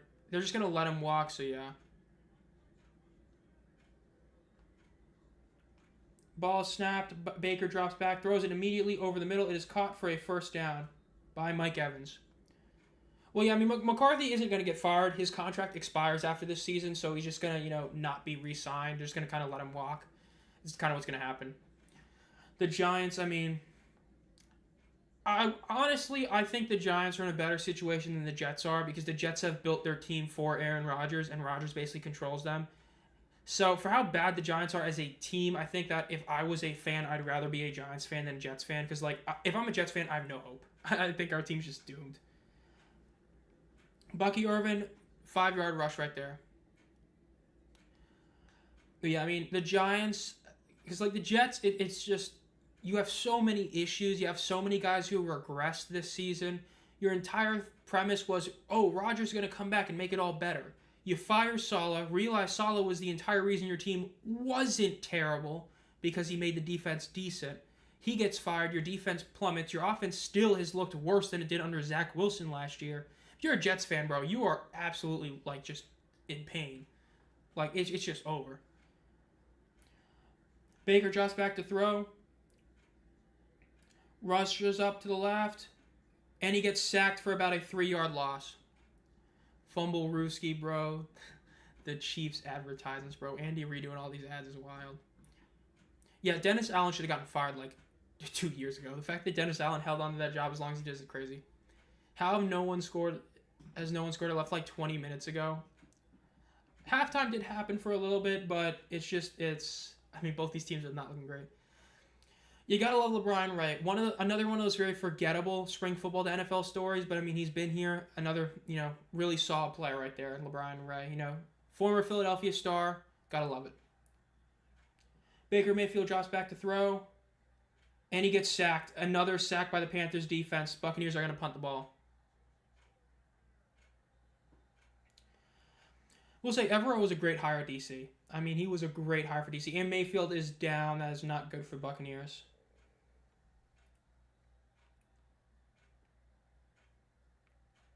Like, I get it. It is what it is.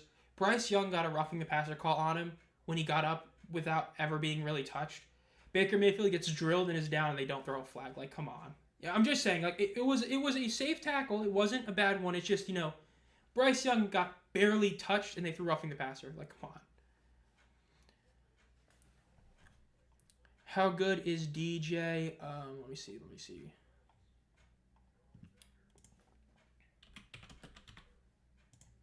I have not really seen a ton. I mean, I know DJ did do a decent play earlier. I have not seen a ton. It's just I haven't fully. I would say he's been just kind of there. And I mean, let me look for season stats as well. Just as other thing. He hasn't really played a ton this year, or he hasn't done a ton statistically. I mean, he's a rookie. Oh wait, no, he's second round player, right? Yeah, second round pick, third round pick last year.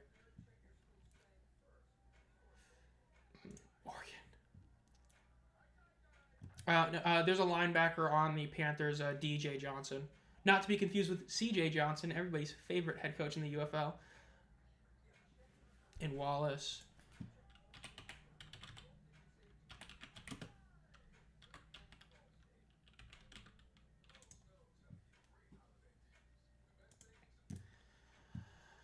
Third round pick linebacker. I mean, that's what I was kind of saying. Like, I get we just used a third round pick on him, but I feel like inside linebacker is probably one of our biggest needs. Like, having to rely on guys stepping up like after the rookie season, it's just I don't know, man. I don't. Best offensive league. Great quote. Is a clip farm, bro. Classic moment, dude. Siege, great moment. That's probably like, unironically, I would probably say that is my favorite stream moment ever. I would say the raid is second. The favorite is that one because I remember hearing that and I just like my brain just stopped working when I heard him say best offense in the league. Like I could not believe. Like I get loving your team, but that is delusion to a whole nother. That has got to be my favorite stream moment. I think that does overtake the raid just because of the fact that I could not believe it, and it's still such a meme. That was get the best offense in the league. Like, yeah, bro, you're never scoring over 20 points. Great offense. That was classic. I can't believe the Panthers are probably gonna win this game. If Baker's actually hurt, the Panthers are gonna win this game, and the Panthers is just like. Like I said, if we don't make the playoffs, this win means nothing. It just doesn't. Like, I hate when you're in this situation. Because, like, if you're a Jets, Giants, Raiders, Jags fan, your season's over. You're just there. They ain't score nothing, though. Baker is walking on the sideline, but is going in the dreaded blue tent, and the Bucs are punting, which is the one good thing for. He got hurt on a third down, so like if it's a minor injury, you can just come back. Thank you for that, chatter. I mean, the UFL, it's been a great experience. I mean, again, it's crazy to think that in I don't want to get the date wrong. Let me pull this up real quick. In your channel in 16 days this will be the 3-year anniversary of the channel, which it's crazy to think that it's already been 3 years since the channel started back with the USFL in 2022, and that we're about to come into the second UFL season after the third channel anniversary. It's pretty crazy to think about it. Like it feels like it's been like less than a year really in sometimes, and then you just wake up and you realize, like, damn, it's been 3 years since I started this channel, which is kind of crazy. But, you know, you got to love it. Yeah, the UFO was great. I mean, it was a huge assist a lot of ways because it was because the thing is, in a pure USFL standpoint, pure USFL, I was like the second biggest USFL creator purely. And so, because other guys were both USFL and XFL, so when the UFL happened, it just like blew it all up, and it was crazy. I mean, I was hoping that I would grow to 700 subscribers by the end of this year, and we hit like over 900. Can the Panthers make the playoffs? The Panthers are in a very weird situation where, because of how bad the NFC South is, they actually can.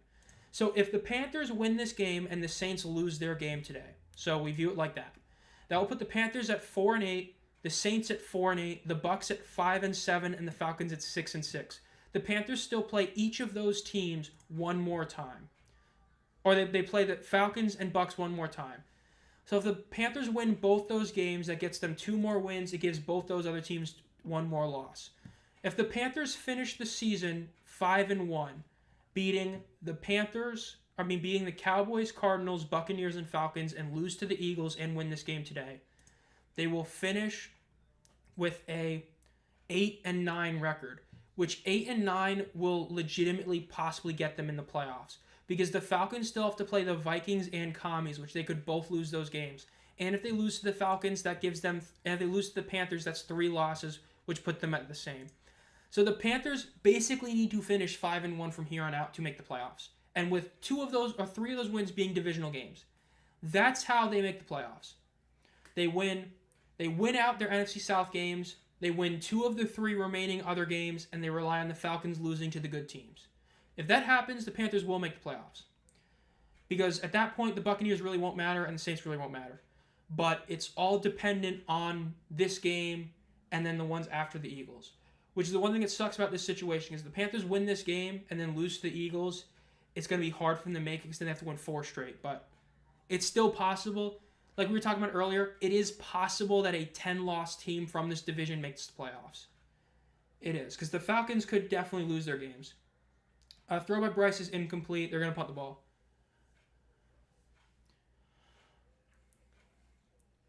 So, the Panthers could definitely make it. It's unlikely, but it's not impossible. And it's not like it's, like a team like I think the Jets still technically are alive. Like, the Jets making it is not happening.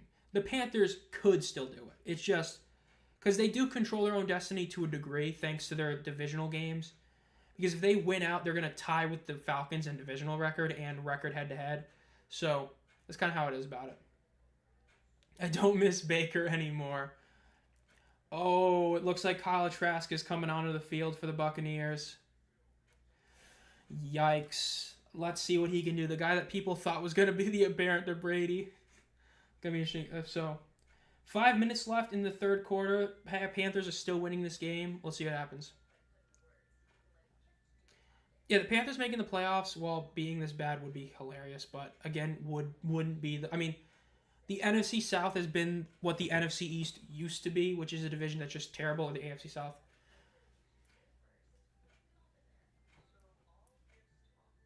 Panthers, I mean... Let's see. NFL. Worst teams to make playoffs, NFL.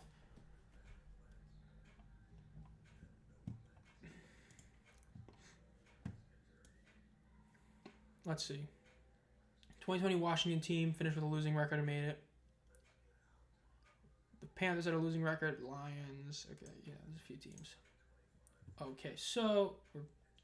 Kyle Trask season, oh God. Saying there's a chance, I mean, if you're not eliminated, you can make it. I mean, just look at the fantasy league, right? Royce and Tutty Jones both have a 1% chance to make it.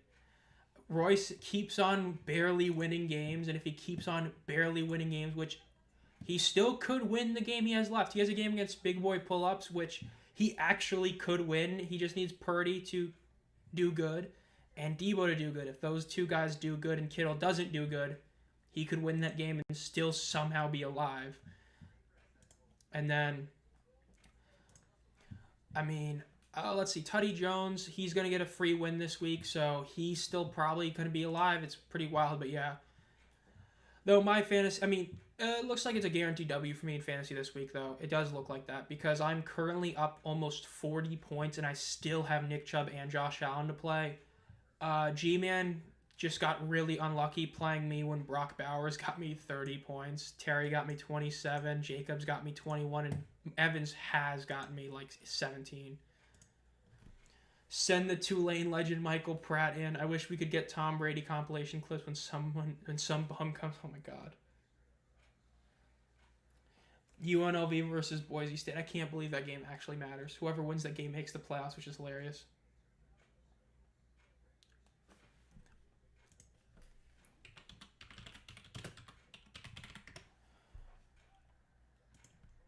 Michael Pratt was a 7th-round pick currently on the Buccaneers. Gotta love it. All right, 1st and 10 for the Buccaneers. Hand the ball off, and there's going to be about a 5-yard gain. Honestly, I'm one of those guys who's in favor of whenever a backup comeback comes in, your first play is almost always play action. Because one of those, and it looks like Baker's going to come back on the field. But like, it's so common for teams to expect you to run the ball when your backup comes in that it feels like you should just do a play action, just take a deep shot. Because every time I see it happen, it almost always gets the job done. Baker's on the sideline, but he's not in the game. Trask is still in there. Again, do they throw it here? I would. They are going to throw it. They're lining up with all 5 guys out wide. Ball snap. Trask gets a screen pass, so not really a throw. And he's going to be tackled about 1 yard shy of the first down marker. Coaches a 0-point game. Play the LeBron compilation. Baker Mayfield is back. 3rd and 1. He is on the field again. Bro, it's 6:30 and this game still has a whole quarter left. This is a long game. Baker's stat line is 10 of 20 for 121, 1 T, and 1 interception, which easily could have been 2 interceptions. Not a good stat line. 0 for 7 on 3rd downs is hilarious. Baker's going to throw it. Throws it out to the left. Intercepted. I called it. What did I say? Intercepted. Down to the 20-yard line, out of bounds. Okay, this is, oh my God. Xavier Woods with the interception. Again, bad. First of all, why didn't you run the ball? Okay, your running backs have been doing well. You don't get a first down on 3rd and 1 because you throw it instead of running it. First of all. Second of all, Baker's first play in, he throws an interception. It's hilarious. Or second play in. That was a bad throw. He overthrew his receiver, and Xavier Woods just was right there. It's a bad throw. Yeah, Baker's return game has been hilarious. Baker a clown. I mean, this is really bad.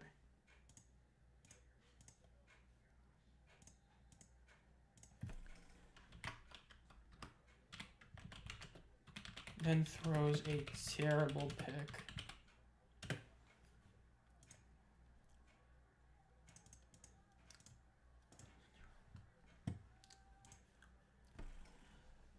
Let's see.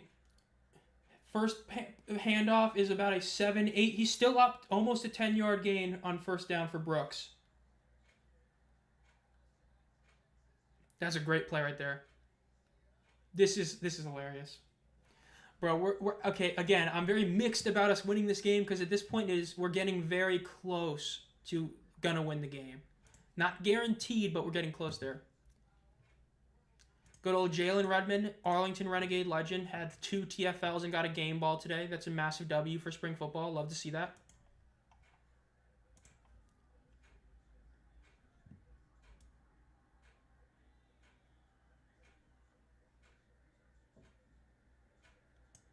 First down for Brooks. Almost. They might give him it on the first, that was close to it. I think they're going to probably give that to him, but they might not. They might give that a 3rd inches. Baker. I know, that was so bad. I need like 8 minutes to win. 8 points. Okay.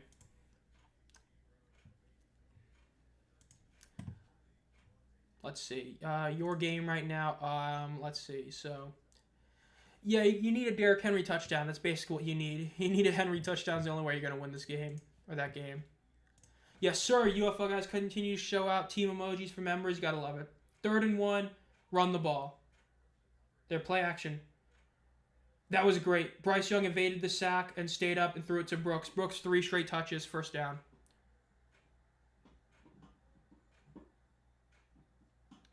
Daywood actually would have been solid for the Panthers if he didn't get hurt. I agree. He would have been really good for us. Yeah, you gotta love the UFL logos. If you're a community member, you get exclusive use to those 5 team emojis. I got a link in the description, or you can click the join button. There's like both options to do that. You get exclusive members video every month, which this upcoming month is going to be my UFL bracket, or not UFL bracket, college football playoff bracket, who should make it to the playoffs. And then you get a bunch of other stuff too. First and goal for the Panthers at the 6-yard line. Snap the ball with like 0 seconds left. Another touch by Brooks, another 3-yard gain. Second and goal at about the 3-yard line. This would be huge. Carolina gets, this game has been wild. Carolina could easily be up like, they would have had one field goal. I wouldn't count that. They wouldn't have got the other field goal if they didn't get that. They would have been up probably like 6 points already. Touchdown makes it a 2-score game, which already is. The point is, this is touchdown here would basically be a win, but the 12 team is so much better than the 4 team. But it's going to be interesting to see how this game is. Again, this win, if they win this game, they need to beat the Eagles. I don't think they're going to beat the Eagles, but if they win this game and then beat the Eagles, it's huge. They hand it off to Brooks again. This time it's about a 1-yard gain. But if you win this game and then you beat the Eagles, you really turn your season around, because then it's very possible you can actually catch a massive W from other things, but we'll see. It's going to be interesting, though.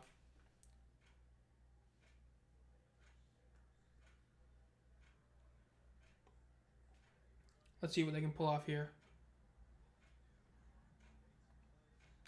Third and goal at about the 3.5-yard line. Yeah, no, it's about the 4-yard line. I would do a play action here. Honestly, no one in the backfield. Bryce is running out to the right. Throws it to the right and incomplete. And the Renegades need to go to the secondary logo. Yeah, the Renegades, I agree. The Renegades do need to go to that. The Bandit logo is just so much better. Like the R, the like R logo, like DR for Dallas, but they're not in Dallas. I don't know. It's just definitely like they need to go. I agree. The Bandit logo is so much better. They definitely have the worst logo in the league. I think theirs is worse than the Defenders. Like their basic logo is definitely worse than them. I would say that.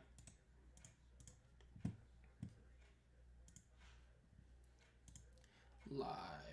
Nice. 22-yard field goal should be a gimme. Kick is up and it's good. So it is 16-10. Again, a Baker interception. Again, another bad interception. The Panthers do get a field goal, but again, it was only a field goal. That could for a winning. That could haunt them to win. That if they lose, there's a chance that it could be because they didn't get a touchdown there.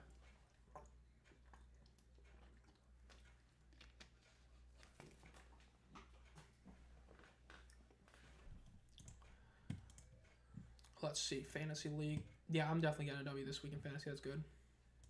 I will somehow still be in the playoff race after this. Okay, David Workman's go to team. Is he winning or losing this week? He is winning. That's not good for me. Magoo Mania is going to probably beat Nope, which isn't good for me. Mole has a bye, so that's kind of good for me. That's a good win. It is what it is.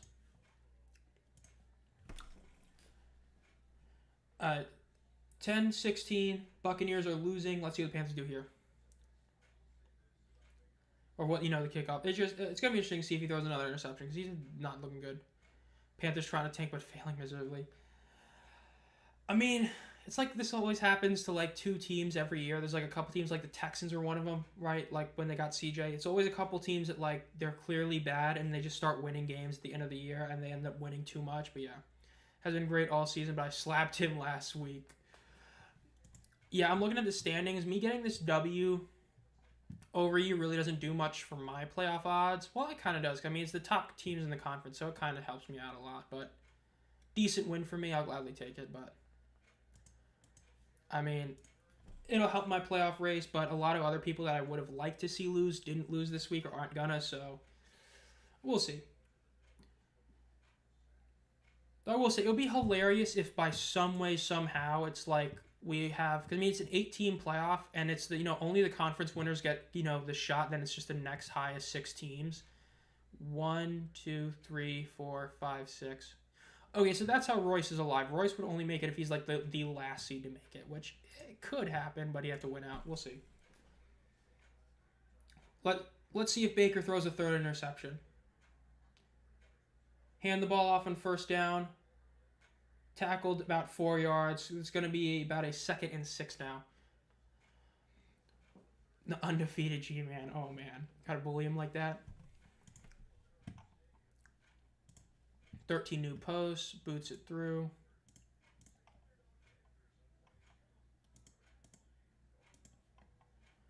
Ravens ruled them out. Stage 2.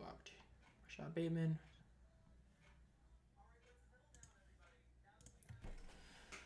So we're in the 4th quarter now. Panthers are up 6 points. Buccaneers are driving. Again, this is a very weird situation for Carolina. They have been clearly the better team over Tampa, but again, a win here is a very not desirable outcome in a lot of ways because of the fact that how it means they have to play the rest of the season. Yeah, not necessarily the best, but yeah, the Saints are still losing to the Rams. They're getting some help there at least, you know.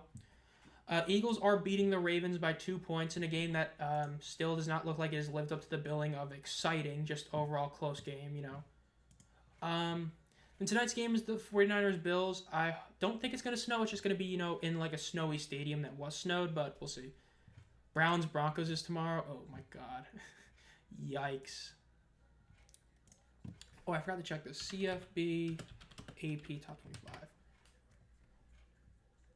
I forgot to check, even though it doesn't really matter. I forgot to see what, let's see what the AP Top 25 is while we're waiting. Okay, so, wow, they had Ohio State only go to 7. Wow, the AP really just benefiting them. I mean, that's pretty wild. They had Texas move up to 2, no surprise there. They have South Carolina at 13, ASU at 12. Yeah, there's definitely some differences between the AP polls. I mean, they've still got Army ranked, which is definitely a big difference. And they have Syracuse ranked too, so... yeah. I mean, it'll be interesting to see what Tuesday has, because I believe Tuesday is the next one. CFP rankings.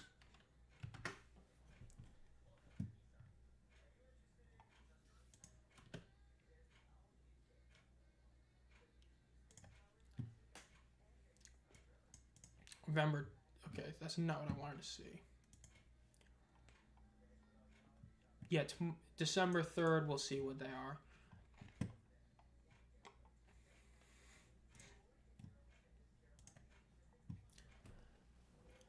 Still commercials. Okay. But, man, I really don't know how to feel about this game. This is, I don't want to see the Panthers win this game just to get slapped by the Eagles. If the Eagles win today, I could see them losing to Carolina next week. I do think it's possible. I don't think they're going to lose back-to-back, but if they beat the Ravens, I could see this being a trap game for them next week, and the Panthers get the W there. That's the only way I see Panthers winning is it's like a trap game for them. But if the Eagles lose, they're not going to treat it the same way. But all right, Baker making some movements behind him. He's under center with one man behind him. Pitches the ball out to the right. It is going to be a first down for Bucky Irving. Well, yeah, I mean, the 12-team playoff format, I think was a great thing to do. Because, I mean, people act like there's never going to be any upsets in the playoffs. There will be.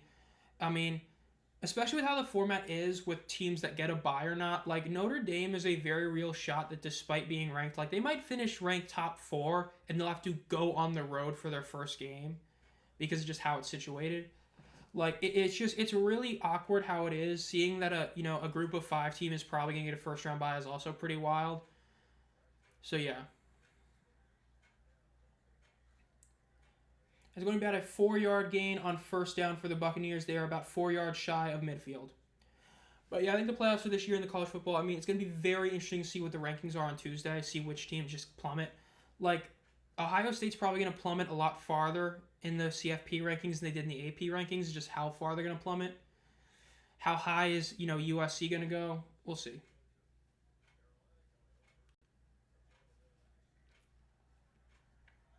Yeah, I mean, the Panthers D-line has been pretty much getting gashed most of the game. They either get like a 5-yard loss or they give up 5 yards. Yet the Bucks have not been running nearly as much as they should. Do a little trickery, and it's going to work out for a first down, about a 10-yard gain almost on the little Fake handoff pitch. Decent play for the Buccaneers. First down, they have cross midfield. They are now in no man's land where punting is pretty whack and field goals are not guaranteed. So let's see what happens. Baker's stat line's still bad.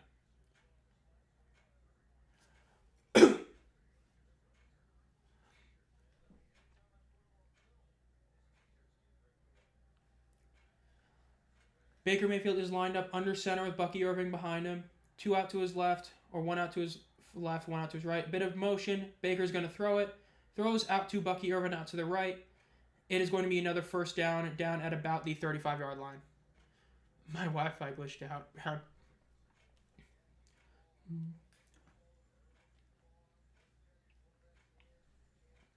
First and 10 again for the Buccaneers. They're driving now, but again, it's going to be interesting to see Baker throws another interception. He's thrown 3 interception-worthy passes, and 2 of them were intercepted. So maybe he throws a 4th. We'll see. And I don't know if I want the Panthers to win this game, because it's like, I don't want them to win, but like I want them to win. It's just, you hate when you're a team stuck like this, where you need a high draft pick, but like you know, it just is what it is. Motion behind Baker. Baker hands the ball off, or fakes it. He's throwing out to his right again. This time it is going to only be about a 2.5-yard gain on the little check down.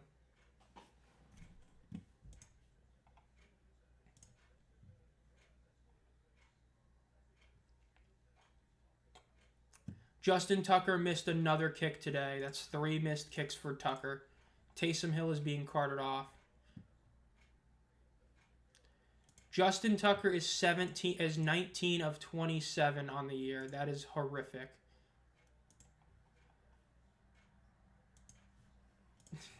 Dude, one of the top replies is Shaquille O'Neal on the Celtics. That's diabolical. Baker hands the ball off on first down to Bucky Irvin, who gets an easy first down and gets another 3 yards. It's going to be first and 10 at about the 22-yard line. Yeah, Justin Tucker is 100 billion% washed. I mean, there's playing, like, Younghoe Koo is having a down year. Tucker is, like, actually a bad kicker this year. I mean, if you're kicking under 70%, let it go. It's over, bro.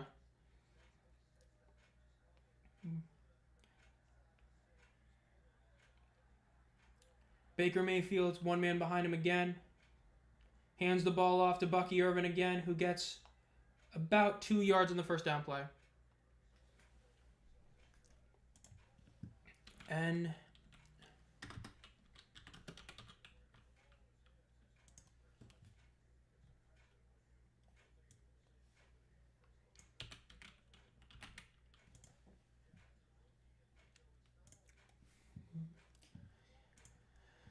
I don't think this is counting today's stats, so let me pull this up. Okay, I'm going to pull this up in a second.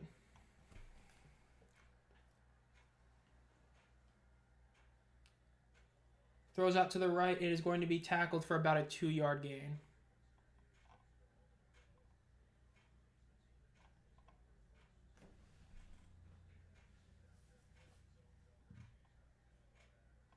John Parker Romo missed a field goal today. That's not good.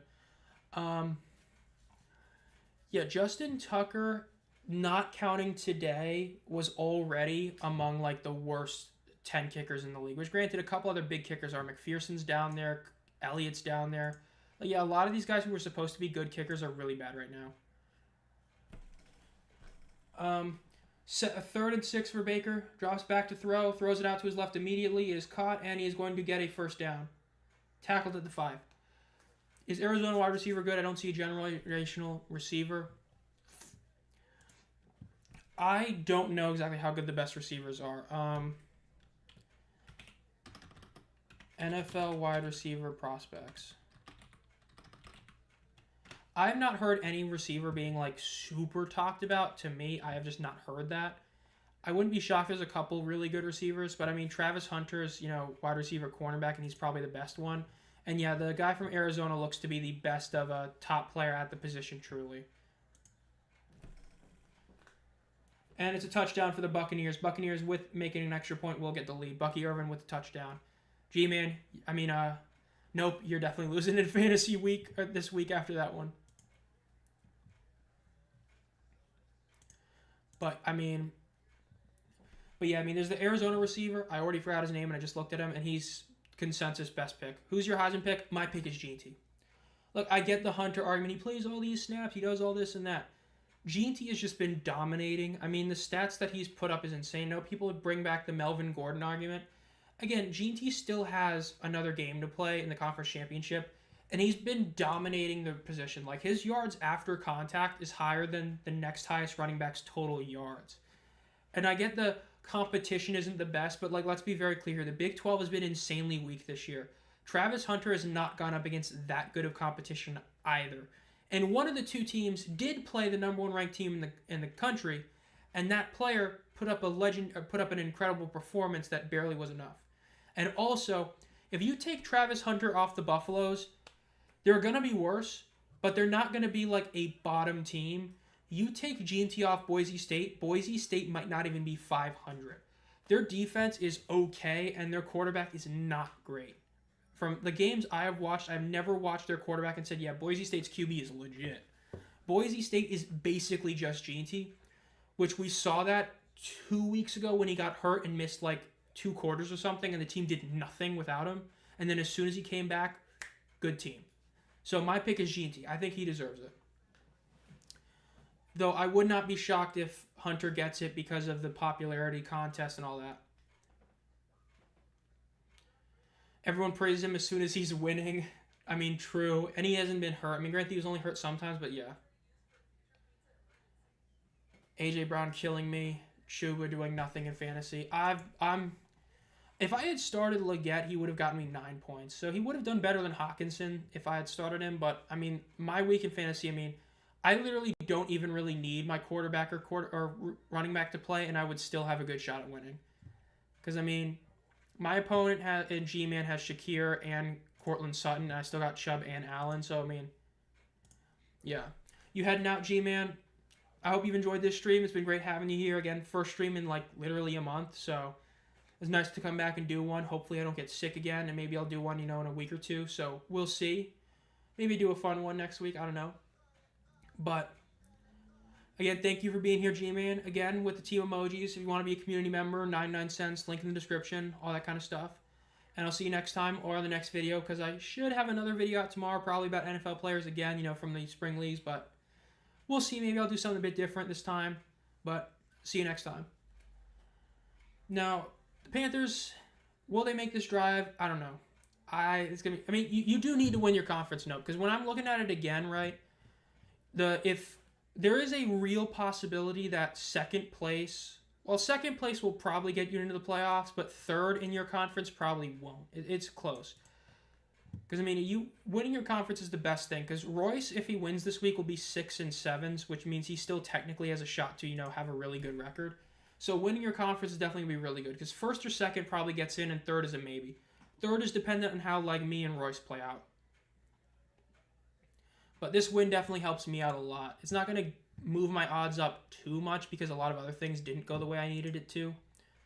Dylan's going to lose, and that does help because that pretty much eliminates him from making the playoffs in most situations.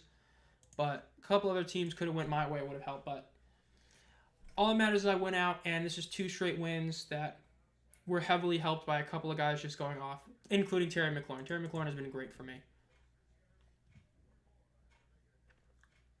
Scoring leaders. Yeah, let's see. The top scoring positions of any team this week, I have 2 of them. Brock Bowers and Terry McLaurin were first and third so far in points by players, and I have both of them. Then Parker Washington, of all players, had a great game. But then another one that's up there, Josh Jacobs is up there in the leaderboards, and I also have him. So I've had a few really good performers on my team, which helped me out. First down is a sack. Bryce just lost a few yards. I kind of need my conference to fall. Yeah. Kind of. I'm not going to lie, kind of, yeah. You don't need it. Again, second place will probably be good enough for you to make it. Because it's all dependent on Royce and really me. Because, if everything goes well, odds are it's going to be probably 6 teams from the East make it and 2 from the West.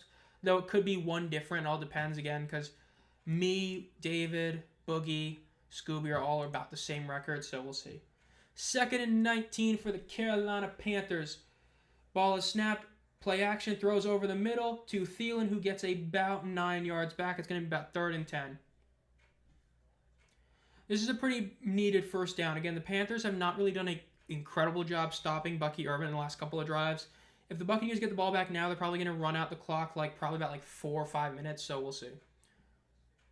Yeah, I mean, G-Man still technically has a shot, but the only way he wins is if both his guys go for 30 points, and Allen and Chubb do literally nothing for me. So, I mean, it's basically a guaranteed win.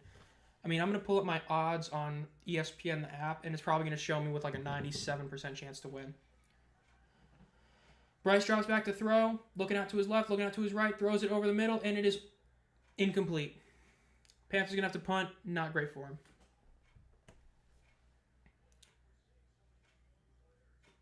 Yeah, my odds of winning are 94%.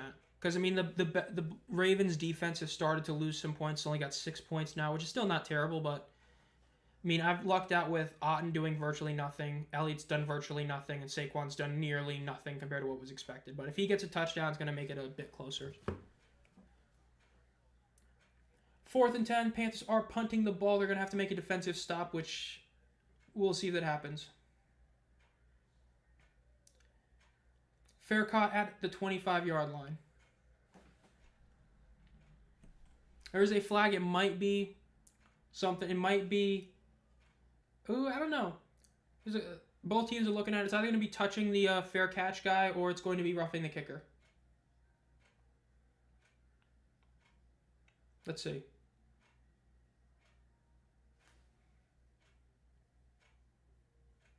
So they're going to call it?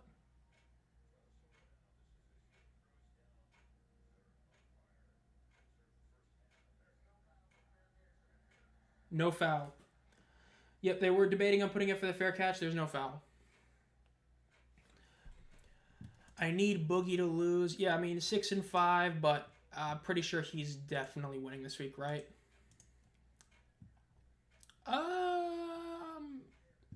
No, he's probably losing. Yeah, Boogie's probably going to lose.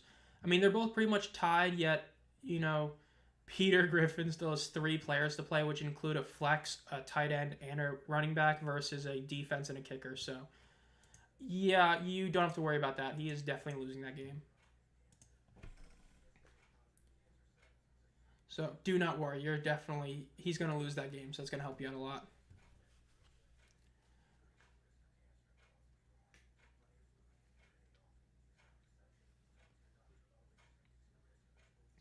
Oh, I forgot to ask. Did any of you end up going and getting anything from the UFL shop during the Black Friday sale? I mean, I believe it's still going on, but I ended up not getting anything from it because of some other stuff that I got. But I just want to know, because I mean, the 50% off sale is a pretty good sale. I just didn't know if any of you guys ended up using it or getting anything from it. 1, 2.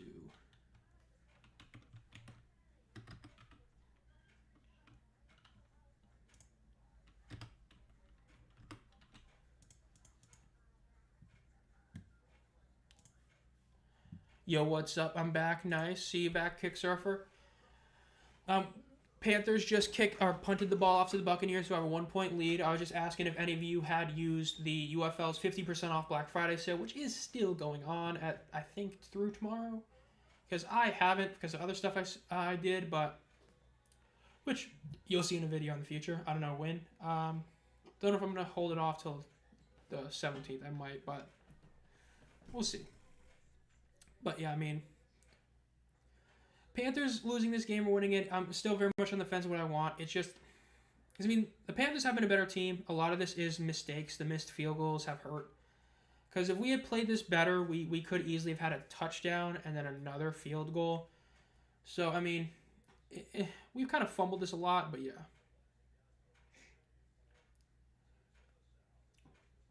And then right now, in terms of the other games let's see, the Saints are still losing. The Saints did lose. So the Saints took the L today, which is huge for us.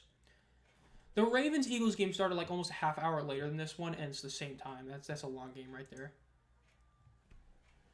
First play is a handoff to Bucky Irving, who immediately gets 5 yards. Again, no shock. This is the one issue with the Panthers right now, is their run defense is not the best, but yeah.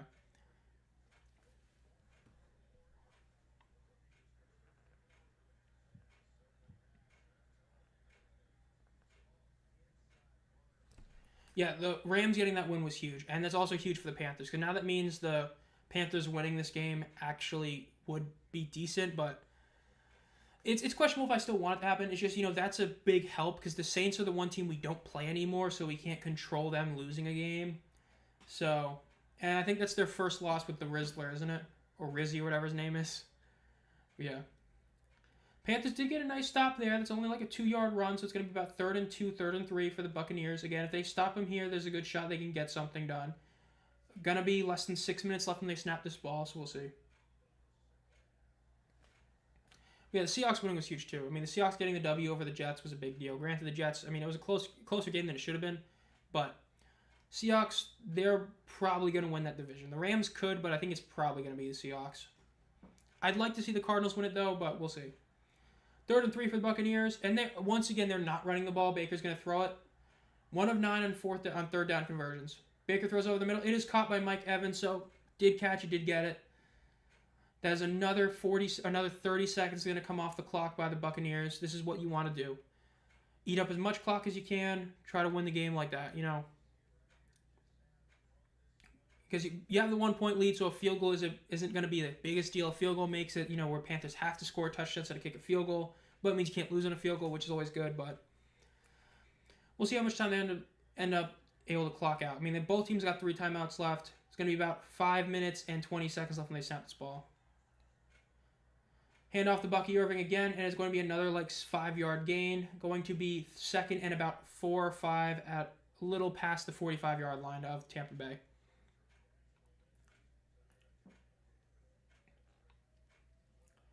Mike Evans is still on pursuit of that 1,000-yard season streak, though because of the injuries, he has to average almost 100 yards a game the rest of the season. That is not good.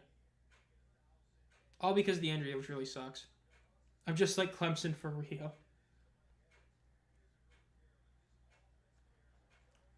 2nd and 6. Bit of motion behind Baker. Baker hands off the ball to Bucky Irvin, and it's a 1st down. And he's still going up to the 30, the 25, the 20, the 15, tackled at about the 10-yard line. Just like that. That's not good for the Panthers. Buccaneers, they might be generous and give them 1st and 10 at the 11. That would be best case scenario for Tampa Bay because then they can get a 1st down, but we'll see. What do you do to everyone else selling as well? Yeah, you got to love Clemson backing their way into a championship spot. It was hilarious. Playing against Saquon right now, down 25 points with CMC, Kittle, and Chubb left to play while he has none. Dude, Saquon has really not done enough today. I mean, I don't know if he just scored a touchdown recently, but I mean, last I checked, I'm going against Saquon. He's done nothing for G-Man. 1st down play is about a 6-yard rush, going to be about 2nd and 4, 2nd and 3 at the 4-yard line, and they do have the ability to get a 1st down, which is really bad for Carolina. We have still got Chubb left to play too. I mean, I'm definitely taking my W in fantasy this week, so I'll take it.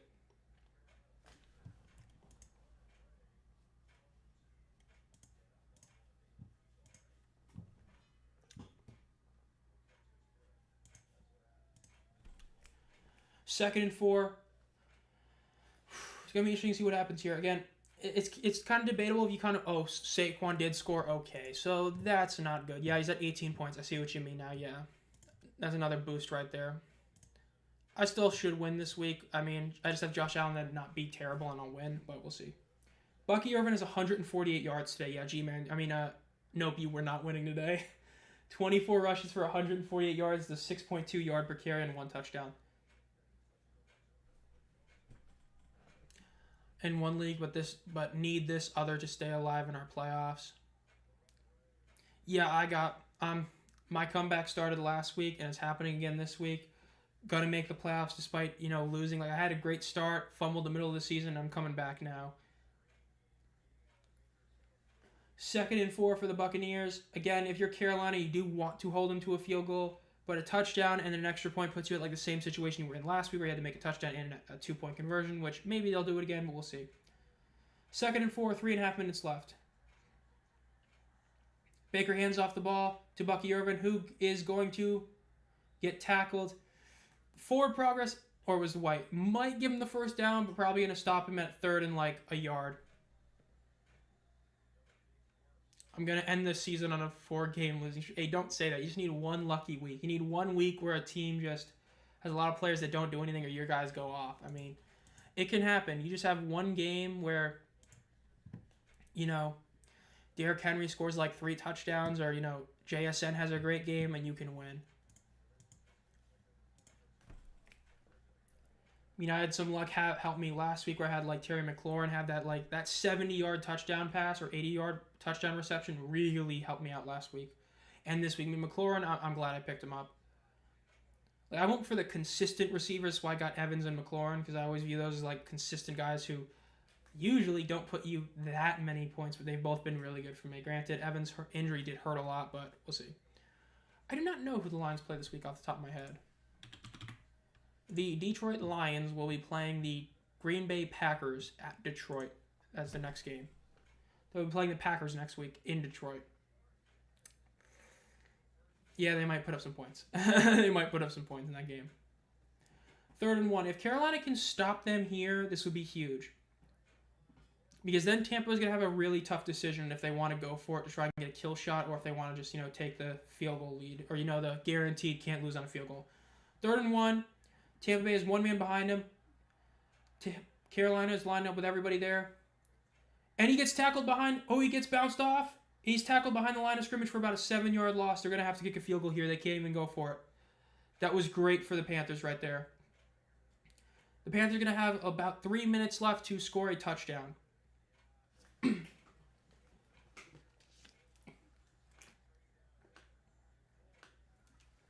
Buccaneers tried to do a sweep. It did not work. One of the defenders was able to jump through their linemen, push him out wide, and then get the tackle out of bounds.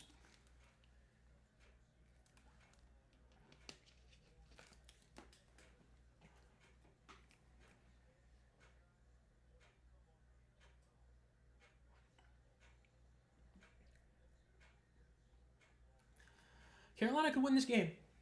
They could. If they pull out a game-winning drive, as long as they don't leave too much time on the clock like they did last week, we'll see. Carolina only has 1 timeout left, which I actually think is not the worst thing ever. Because then, they can still play in the field, which is kind of what they need to do. They kind of need to eat up clock in this drive. They do not want to give Tampa Bay the ball again. And so you want to save that timeout for the end, but we'll see. And of course, if McLaughlin misses, this would be hilarious, but we'll see. Ball is snapped, kick is up, and it is good. Again, as we did talk about earlier, though, it is 100% possible the Panthers lose this game because of that fumbled touchdown that they didn't get earlier, where they got the interception to the 20-yard line, didn't score a touchdown. I said that might be the reason they lose this game. Looking like that might be the reason they lose this game. If they make that's a 4-point swing. That means that this is a tie game right now instead of being down by 4. So we'll see. And if I win, I might be the new king. I mean, I love how Flaming Thumbtacks just is still the #1 team in the league. And it just feels like it's like nobody ever talks about him. He's just casually winning every week because he has guys like Lamar and Jamar on his team, which is just wild. Because that's pretty much it of the mega stars. Everybody else is just solid players.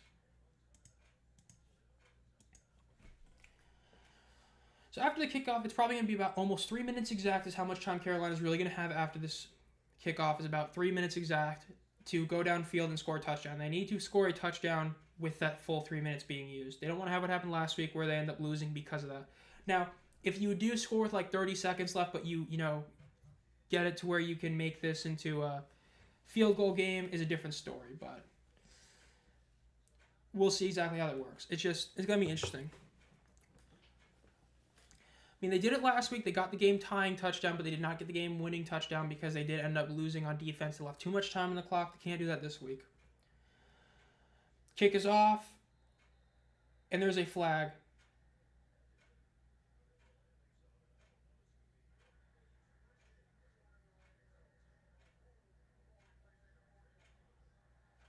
Ball is going to be placed at the 40-yard line because of the penalty. That's not good for Tampa Bay right there. Oops, I lied. My family ate dinner pretty quickly, so I'm back. Well, welcome, G-Man. You're back at a pretty good time. 20-16 Buccaneers lead. Panthers have 3 minutes and 5 seconds to go. 60 yards for a touchdown thanks to the penalty of the ball being short of the landing zone. So this is going to be really good for the Panthers here. Again, they need to eat out this clock as much as they can. They got to have, at worst, score with 30 seconds left. If they score with like more than that, they're probably going to lose. Ball is snapped. Quick pass out to the left. It is caught for a no gain. Is Baker getting 200 yards? Man, I don't think so. I don't think no, he's definitely not. Well, if the Carolina scores really quickly here and gets a touchdown, maybe, but Baker's probably not getting 200 yards, honestly. I give you the chill guy meme. Bryce Young legacy game incoming. 2nd and 10. 3 out to his right, 2 out to his left. Eating up a lot of clock, waiting on and then they snap the ball. Throws to the right, it is caught for about a 7-yard gain. Now, I wonder if they're going to run a play. I would run a play before a 2-minute warning. I would. Because this is 4-down territory. You have to go for it here.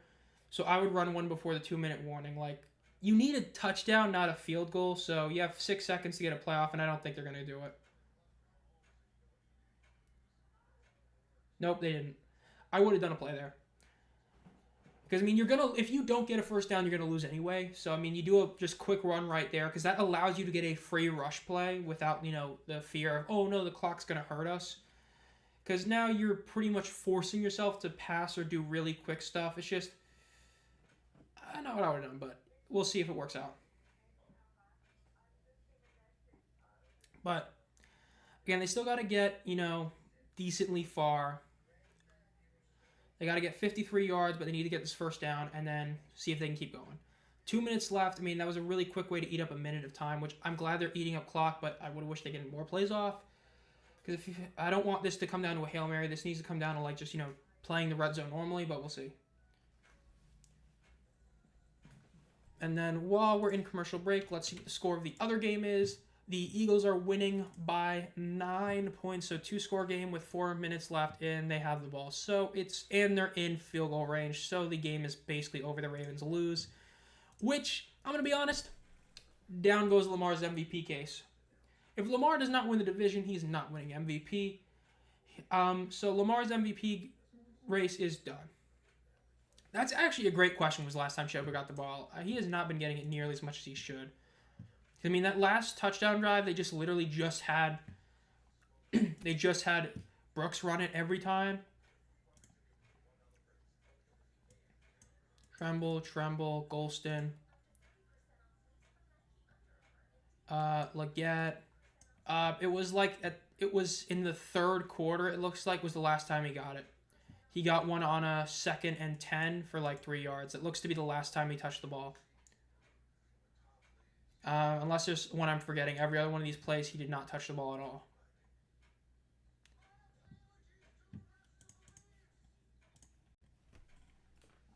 But yeah, Lamar's MVP case is gone if he loses this game today.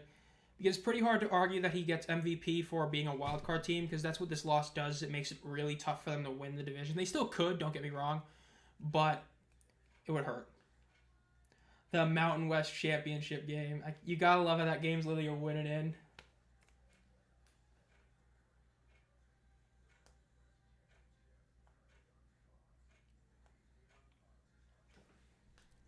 UNLV. I'm trying to remember what ended up happening with the quarterback.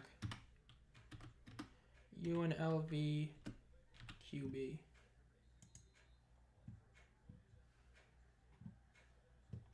Yeah, they got their new quarterback and didn't matter, and they kept winning, which is hilarious. 3rd and 3, 2 minutes to go. They need a first down here to win it, to even have a chance. And they do a rush play to Chuba Hubbard, who gets it's close. I don't know if he got it, but they might give it to him. If not, it's going to be 4th and inches. They did give it to him. That's good for the Panthers. 1 minute and 40 seconds left. They got to snap this ball off quickly.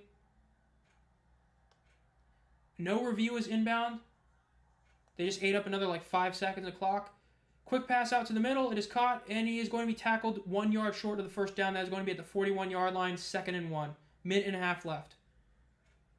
Minute 25. Minute 20. They're almost lined up. Ball is snapped at the 1 minute and 15-second mark. Bryce drops back. Quick throws out to the left. And it is incomplete to Moore. Third and one with a minute and 10 seconds left at the 41-yard line. Again, need a first down here. Are they going to run it? Are they going to do a quick pass over the middle? Or are they going to do an out wide? We'll see.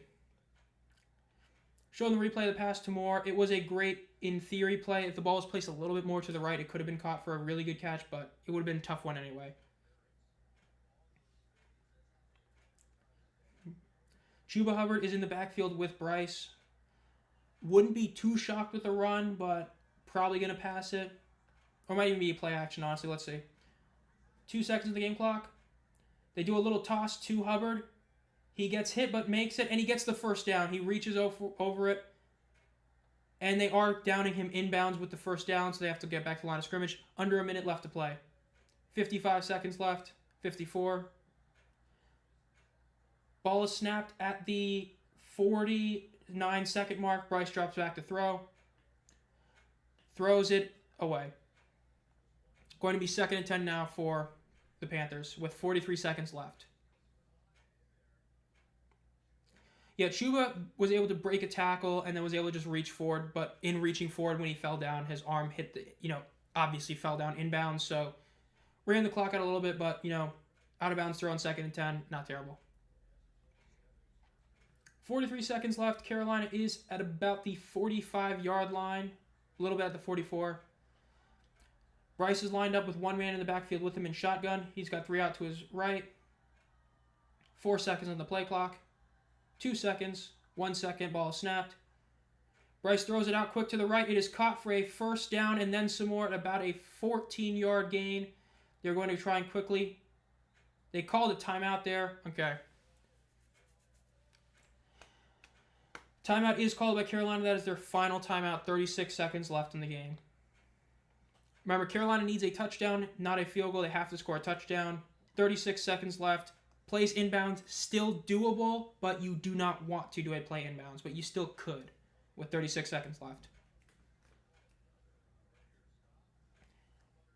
And this play is going to be from around the 25-yard line. It's going to be a give or take 25-yard line. So they're definitely, again, they're well within range to do a quick pass in the middle as long as they get right up and spike it.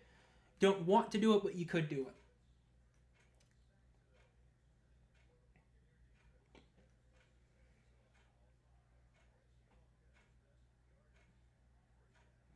Now let's see how they line up here. Bryce is once again lining up in the backfield in shotgun with Chuba Hubbard right next to him. He's got 3 out to his left, a little bit of motion, and 1 out to his right.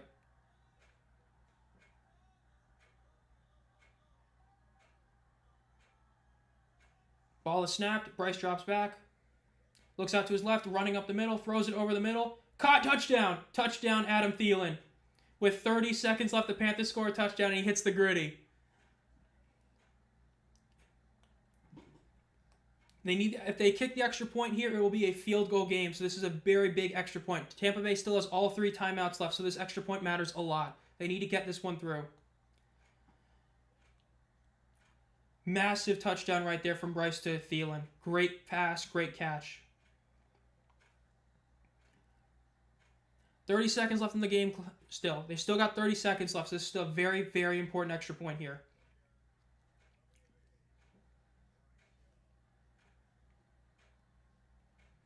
The silence going crazy. Let's see if Eddie can make this. Kick is up, and it is good. 3-point game. 3-point game with 30 seconds left. Tampa Bay has 3 timeouts left. Hopefully this kick is a touchback. Or it's, really bad return. We'll see. Showing the replay again. That was a great play by Bryce. He ran up over the middle, saw a guy wide open, and threw it over the middle. Great pass. Yeah, Thielen just burnt his man. That was a great play.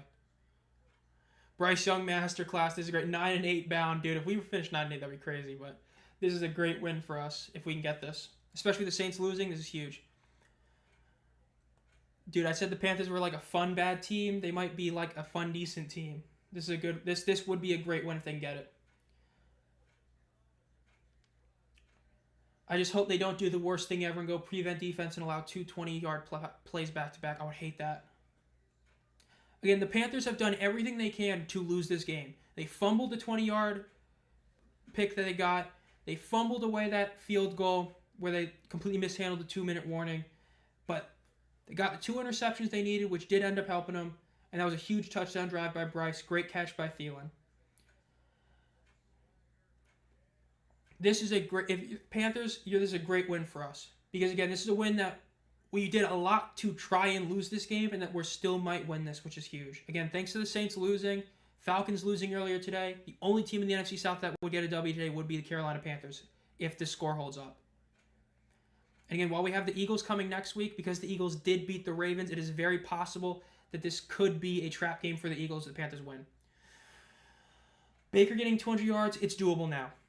It's a touchback, so if the Panthers play prevent defense, I do think he probably gets to 200. Because he only needs about 31, I believe, to hit 200. I believe he's at 159 currently. Box score, let's see. Baker is at 159, and they're going to get the ball to 35-yard line. And field goal range is basically you want to be in the 35-yard line on the other side. So 40 yards is doable, but it'll be interesting to see. I don't know for sure if he gets it, but Panthers are looking like they're just lining up normally. Baker drops back to throw, throws it over the middle. It is caught for about 16 yards immediately. And they're going to call a timeout, 23 seconds left. Not a great first play. You wanted that first play to be incompletion. 23 seconds left, 2 timeouts left. And to Andres' question, Baker is now up to 174 yards. So he needs 26 more yards to hit 200. Let Baker bake. No, don't let Baker bake.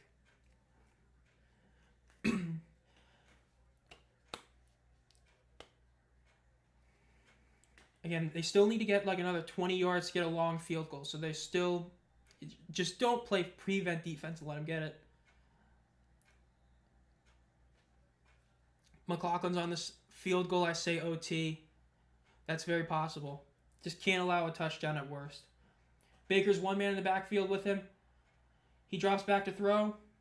He's looking out to his right. He throws it, and it is incomplete. Evans was not able to hold on to it. It was a little bit too far out for him to get that catch easily. 19 seconds left, 2nd and 10 for the Buccaneers.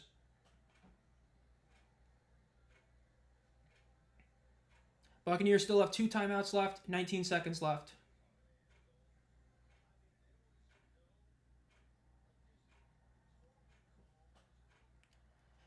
Baker's lining up once again with one man in the backfield with him in shotgun with White. He's got 3 out to his left, 1 out to his right. Baker drops back, looks out to his left. He's rushing up. He gets hit, but he's still up. He's running for it. He's at the 45. He goes out of bounds at about the 43-yard line. It is a tough road for the Panthers. Mainly that Eagles game is terrifying. The Cowboys game could be a game that we could lose, but that's a great one run by Baker. They're almost in definite field goal range. They're already kind of in field goal range, but this is now they're trying to get into a close field goal range.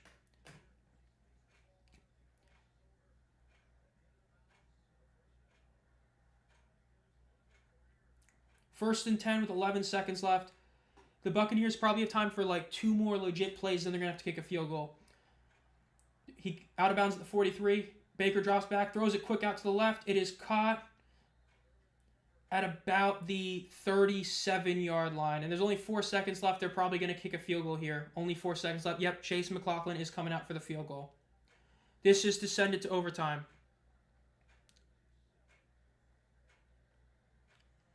McLaughlin's career long is a 57-yard field goal. I need OT for Baker yards. Yeah, if you get OT and the Buccaneers get the ball back first, you're definitely going to hit that. Or, you should. I mean, if he doesn't get, 26 yards in OT, that would be kind of sad. Or 24 yards. Did somebody say kick? Oh, my God. Okay, so there's still... Clock reset to 6 seconds. I wouldn't be shocked if this is just a run play out to the left or right to make it a hash play, but at the same time, it could be just a quick out to the left. It's going to be one of the two. I mean, obviously. There's nothing else it could be. Baker quick throw over the middle. It is caught, and it's going to be a timeout. That's another few yards given. That's about 6 more yards they just got with that. They are now going to be kicking the field goal with 3 seconds left, and they just gained about 6 yards.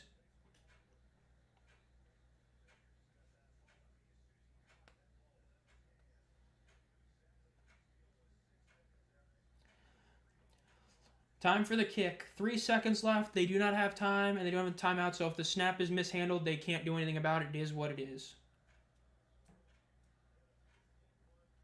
3rd and 1. Field goal here. 51-yard field goal, it sounds like.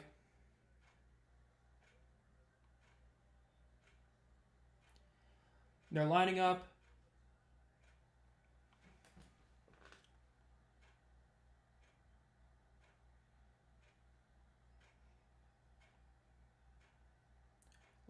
Ball is snapped. Kick is up. And it's dead set in the middle, going to overtime. We are headed to overtime in this game. We're going to overtime, man. That was a great kick by McLaughlin. That was a dead center kick. No doubt that was going in. First OT stream ever.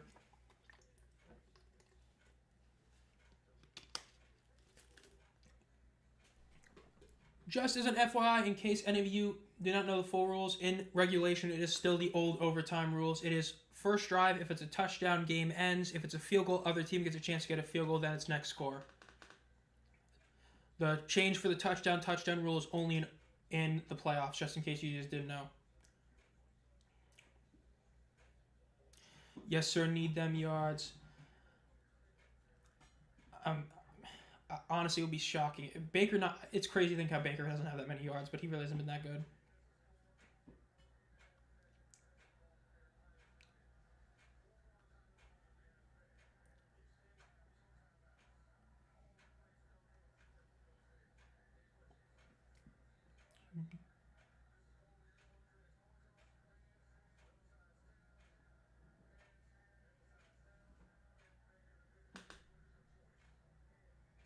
Tampa Bay calls heads. Buccaneers get the ball first. Last 4 games, a 3-point difference or OT. Yeah, I mean, it really is crazy how close these games to the Panthers have been. I mean, that's kind of why everybody agrees that they're like a fun type of team now because of that. I mean, the Saints game was a 1-point victory. The Giants game was a 3-point OT victory, 3-point loss to the Chiefs. And then this game is going to be an OT win or loss.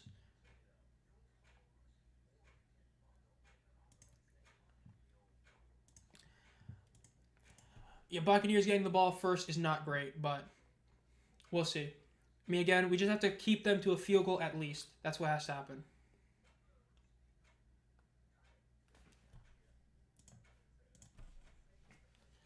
Losing style. Oh, my God. Yeah, I mean, it's definitely, this is back-to-back weeks where the Panthers defense has kind of, not done its job. The offense did its job getting that last, second score 2 weeks in a row. Touchdowns 2 weeks in a row. So, we'll see.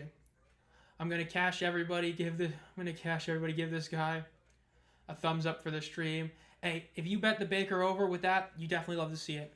I mean, Baker over 200 yards now. He has to get 15 yards in this drive. That's it, and he gets over 200 yards. Yeah, if you're enjoying this stream, make sure to like it or subscribe to the channel. Do at least 2 videos every week. Mainly UFL videos, but of course NFL stuff during the off season. Again, this is going to be an overtime for the making right here.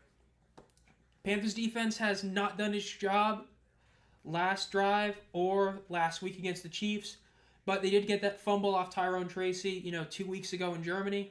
Yeah, 2 weeks ago. Maybe something similar happens here.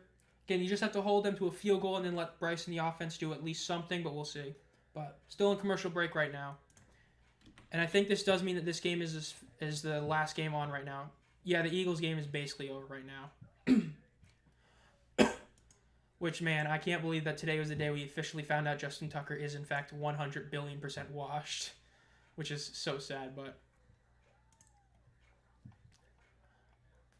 Yeah, dude, Justin Tucker. Oh my God, he's been so bad. 19 of 27 on kicks is awful. We need to draft defense. Yeah, we talked about this earlier in the stream. We all talked about it. Like the first round pick we get, barring it's like some steal at wide receiver, needs to be a defender. Like injuries are only so much. Even a healthy defense like with Shaq and Brown back, it's only so good. We definitely need to draft some sort of defender for sure. Either a really highly touted inside linebacker or just a great edge rusher. Or it's just literally anything on defense, what we need in the first round. We'll see. Kick is up. It's going to be returned, 10-yard line, 15. He is tackled at about the 18-yard line. Really, really good right there for the Panthers. We're able to stop them pretty early. Remember, the Buccaneers do win with a touchdown. There is a flag on the field. Let's see what this is.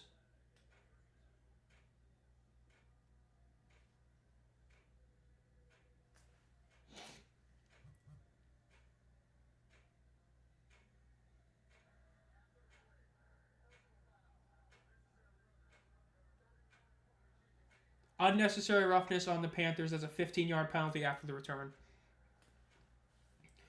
Caleb Farley with the boneheaded play of the game so far. That would have been incredible to have him be stuck within the 20-yard line. Instead, they're going to get the ball better than they would have the touchback. That is not what you want to see.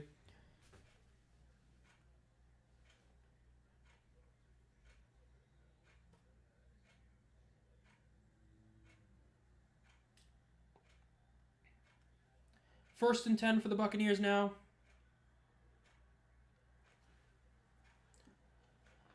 Baker hands the ball off. It is going to be about a 5-yard gain down at about the 41-yard line.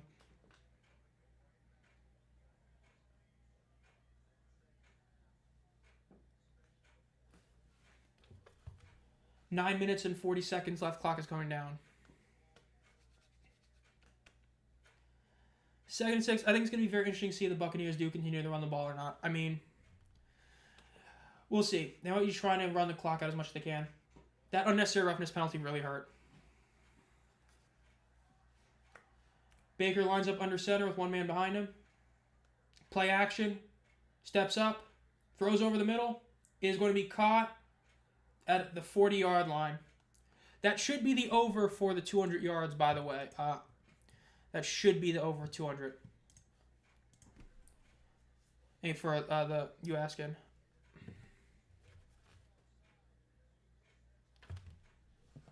But that is not what you wanted to see for the Panthers right there.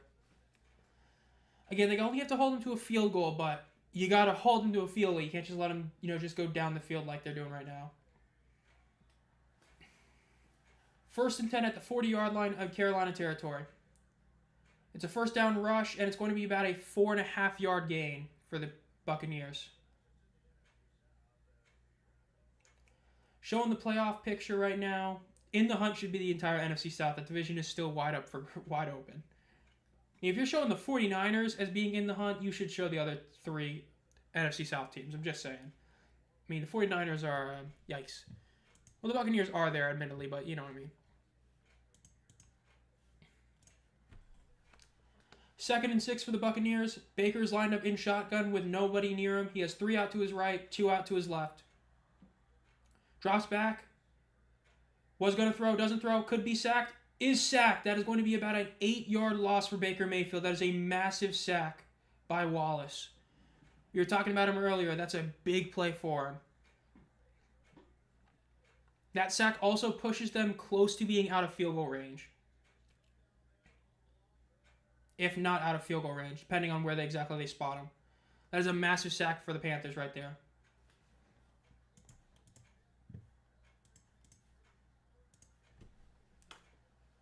Third and 14 now for the Buccaneers. Baker has 3 out to his right. He has 1 man in the backfield with him. Drops back to throw. Throws quick out to the right. Is going to be tackled. They are going to be kicking a field goal. It's going to be a long field goal, not a super long one. It's still going to be a long field goal. Panthers defense was able to do its job. That was a massive sack by Wallace, and McLaughlin's going to come out for another big play. Let's see if he can make this kick. If he misses this kick, that's huge for Carolina. It would make up for the fact that Pinheiro missed, the kicks earlier. But we'll see. 55-yard field goal attempt. Last kick he did was dead center. Let's see if he can do it again. Ball is snapped. Kick is up. It's drifting. He missed it. He missed the field goal. No good. Carolina needs a field goal to win the game. That sack was massive. Huge sack, pushed him back like 6 yards. And they got, only 6 yards back. That's huge. Carolina just needs a field goal to win the game. Eddie can redeem himself for what he's done today with a nice make field goal. Yeah, he just pushed that kick too far to the left. Panthers can get the W here. And because of the fact they missed the field goal where they did, the Panthers really only need about 20 yards. 20 yards gets them well more than in field goal range, which is the best part. So they just need 2 first downs and it's basically over as long as Eddie makes the kick. Bryce is one man behind him. He is under center. Calling an audible. 6 seconds left in the play clock. 4 seconds. Motion behind Bryce. Bryce snaps the ball. Fakes the handoff. Running out to his right. Still running. Fakes the toss. Keeps running. Goes out of bounds at the 50-yard line. 5-yard run. The only reason I would have still kicked the field goal is purely because McLaughlin did make that other kick so perfectly. Because when you see a kicker make a kick like that, you expect him to make the next one. So I would have still kicked it there. It's just that, bad kick, obviously. And, of course, taking that sack kind of, hurt everything. And if it was a closer 4th down, it would have, but let's see. Carolina's at the 50-yard line, 5 yards for a first down. Need to get this first down. It's most important. They fake the handoff again. Bryce just throws it away. Solid decision. Throw it away. Don't risk a interception or taking a sack. Now, this is not the best situation right here. Again, Carolina has to get a first down here. So this is a 3rd and 5 that really does matter. So we'll see. If they do not get this, this game is back to being wide open. Granted, it's going to mean that the Buccaneers are going to have to kick a very long drive if they miss this 3rd and 5. But we'll see. Come on, Bryce. I agree. We need Bryce to pull this off. Let's see. Bryce is in the backfield with 1 man with him. 2 out to his left, 2 out to his right, and a timeout is called. Panthers call a timeout here. That's one of their 2 timeouts gone. He did a Tucker. Yeah, that was Justin Tucker is a yikes, that's for sure. It's going to tie. Oh, my God. Come on, Antoine Winfield Jr. Dude, if it's a tie, that'd be hilarious. Yeah, they're showing the misses Pinheiro had. Again, if Carolina loses this game, there's a couple of key moments that really hurt. The missed field goals by Eddie. The failure to convert a touchdown off the interception, the second one. So, there's a lot that could happen, but we'll see. What matters most is getting this first down. 5 yards to get a first down, we'll see. Lining up in the huddle. It's going to be interesting to see what they do. 6 minutes left as well, by the way, so a tie is possible again. If they don't get this, they punt the ball. Buccaneers are going to get it at best at the 20-yard line, more likely in the 10-yard line. So tie is definitely possible if they don't get this first down. Lining up in shotgun, 3 out to his left, 1 out to his right, and 1 man in the backfield with him to his right. Ball snap, Bryce drops back, throws it out to the left. Oh my God, Thielen with a one-handed catch. A legit one-handed diving catch for the first down. And that was inbound, so the clock's going to go down. Go Panthers in the UFL as well. Yes, sir. Look at that. They're showing the replay. I think that should stand. That's a great catch. Let's watch the replay again. Has it one hand. It's clearly just... Oh, that's a catch. Never even touched the ground. That's an incredible catch by Thielen. 1st and 10 for the Panthers. They're in field goal range already. All of this is just to do it. They better kick it on 3rd down. It's a cardinal sin not to. First rush is... Ball is fumbled. Buccaneers have the ball. And Tampa Bay, just like that, has the ball. Oh, my God. They're going to review that. I did not see if that was a fumble or not. Let's see. Everybody's still kind of out there. The replay's a big deal here. Let's see what happens. Okay, so he has the ball. That's a fumble. That's definitely going to stand. That's not good. And clear, obvious recovery by the Buccaneers. Well, now let's see if the Panthers can get another stop on defense. 5 minutes left. That was not a great play right there. We do not have everything in control. Fumble, bro. This is just... Yeah, that was clearly a fumble. You can't tell me the Panthers are trying to lose this slow. Carolina's actually legit now. Yeah, legit tanking. Hey, they are definitely better than they were, pre... The benching of Young was a great decision because ever since he's come back, he's been much better. Rashad White gets tackled like 2 yards there. It's a great play right there by the Panthers defense. Yeah, I mean, the Panthers are a much better team than they were, at the start of the season. That's for sure. I would not be shocked if that game against the Eagles being like a kind of a trap game ends up being a lot closer than it should be. Tie incoming. Yes, sir. That'd be hilarious. 4 minutes and 40 seconds left. 2nd and 8 for Tampa Bay. Tampa Bay's eating this clock out. They're playing it like they're either going to get the W or get the tie, which makes sense.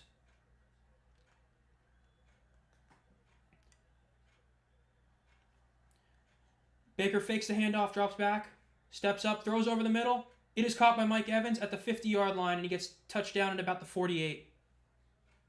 Massive play for the Buccaneers right there. They're within about 10 yards of field goal range. Granted, McLaughlin missed one within like 10 yards of field goal range from there, but point is they're within 10 yards. Again, clear catch, that's going to stand. We have yet to see a tie this season. Fumble, please happen. Bucks, please. Yeah, I mean, if the Panthers lose, this is like karma for the Giants game where he won because of the Tracy fumble. Just saying, but... No, it does not. Only in the playoffs does it go to another overtime. A tie is just a tie in the regular season. Timeout called by the Buccaneers this time. 3 minutes and 40 seconds left. Panthers need to hold the Buccaneers here. They need to, I would say probably like 4th and 3 beyond is what they need. Because if it's 4th and 3 beyond, I wouldn't be shocked if they kick it or something.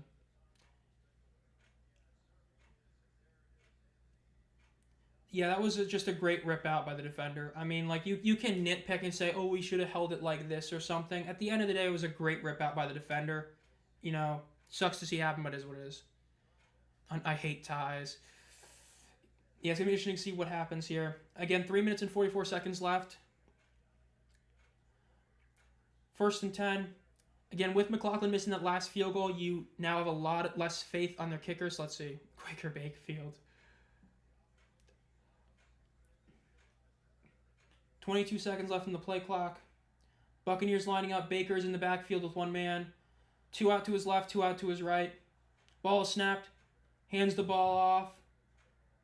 1st down, Buccaneers. 30, 25, 20. Taken out of the 10-yard line. I can't watch this game on Fox Sports in the U.S. They have some BS movie on. Bro, Fox Sports sucks. I got this game on just regular Fox right now. Buccaneers should win this game. It looks like it is over, that the Buccaneers will get the W.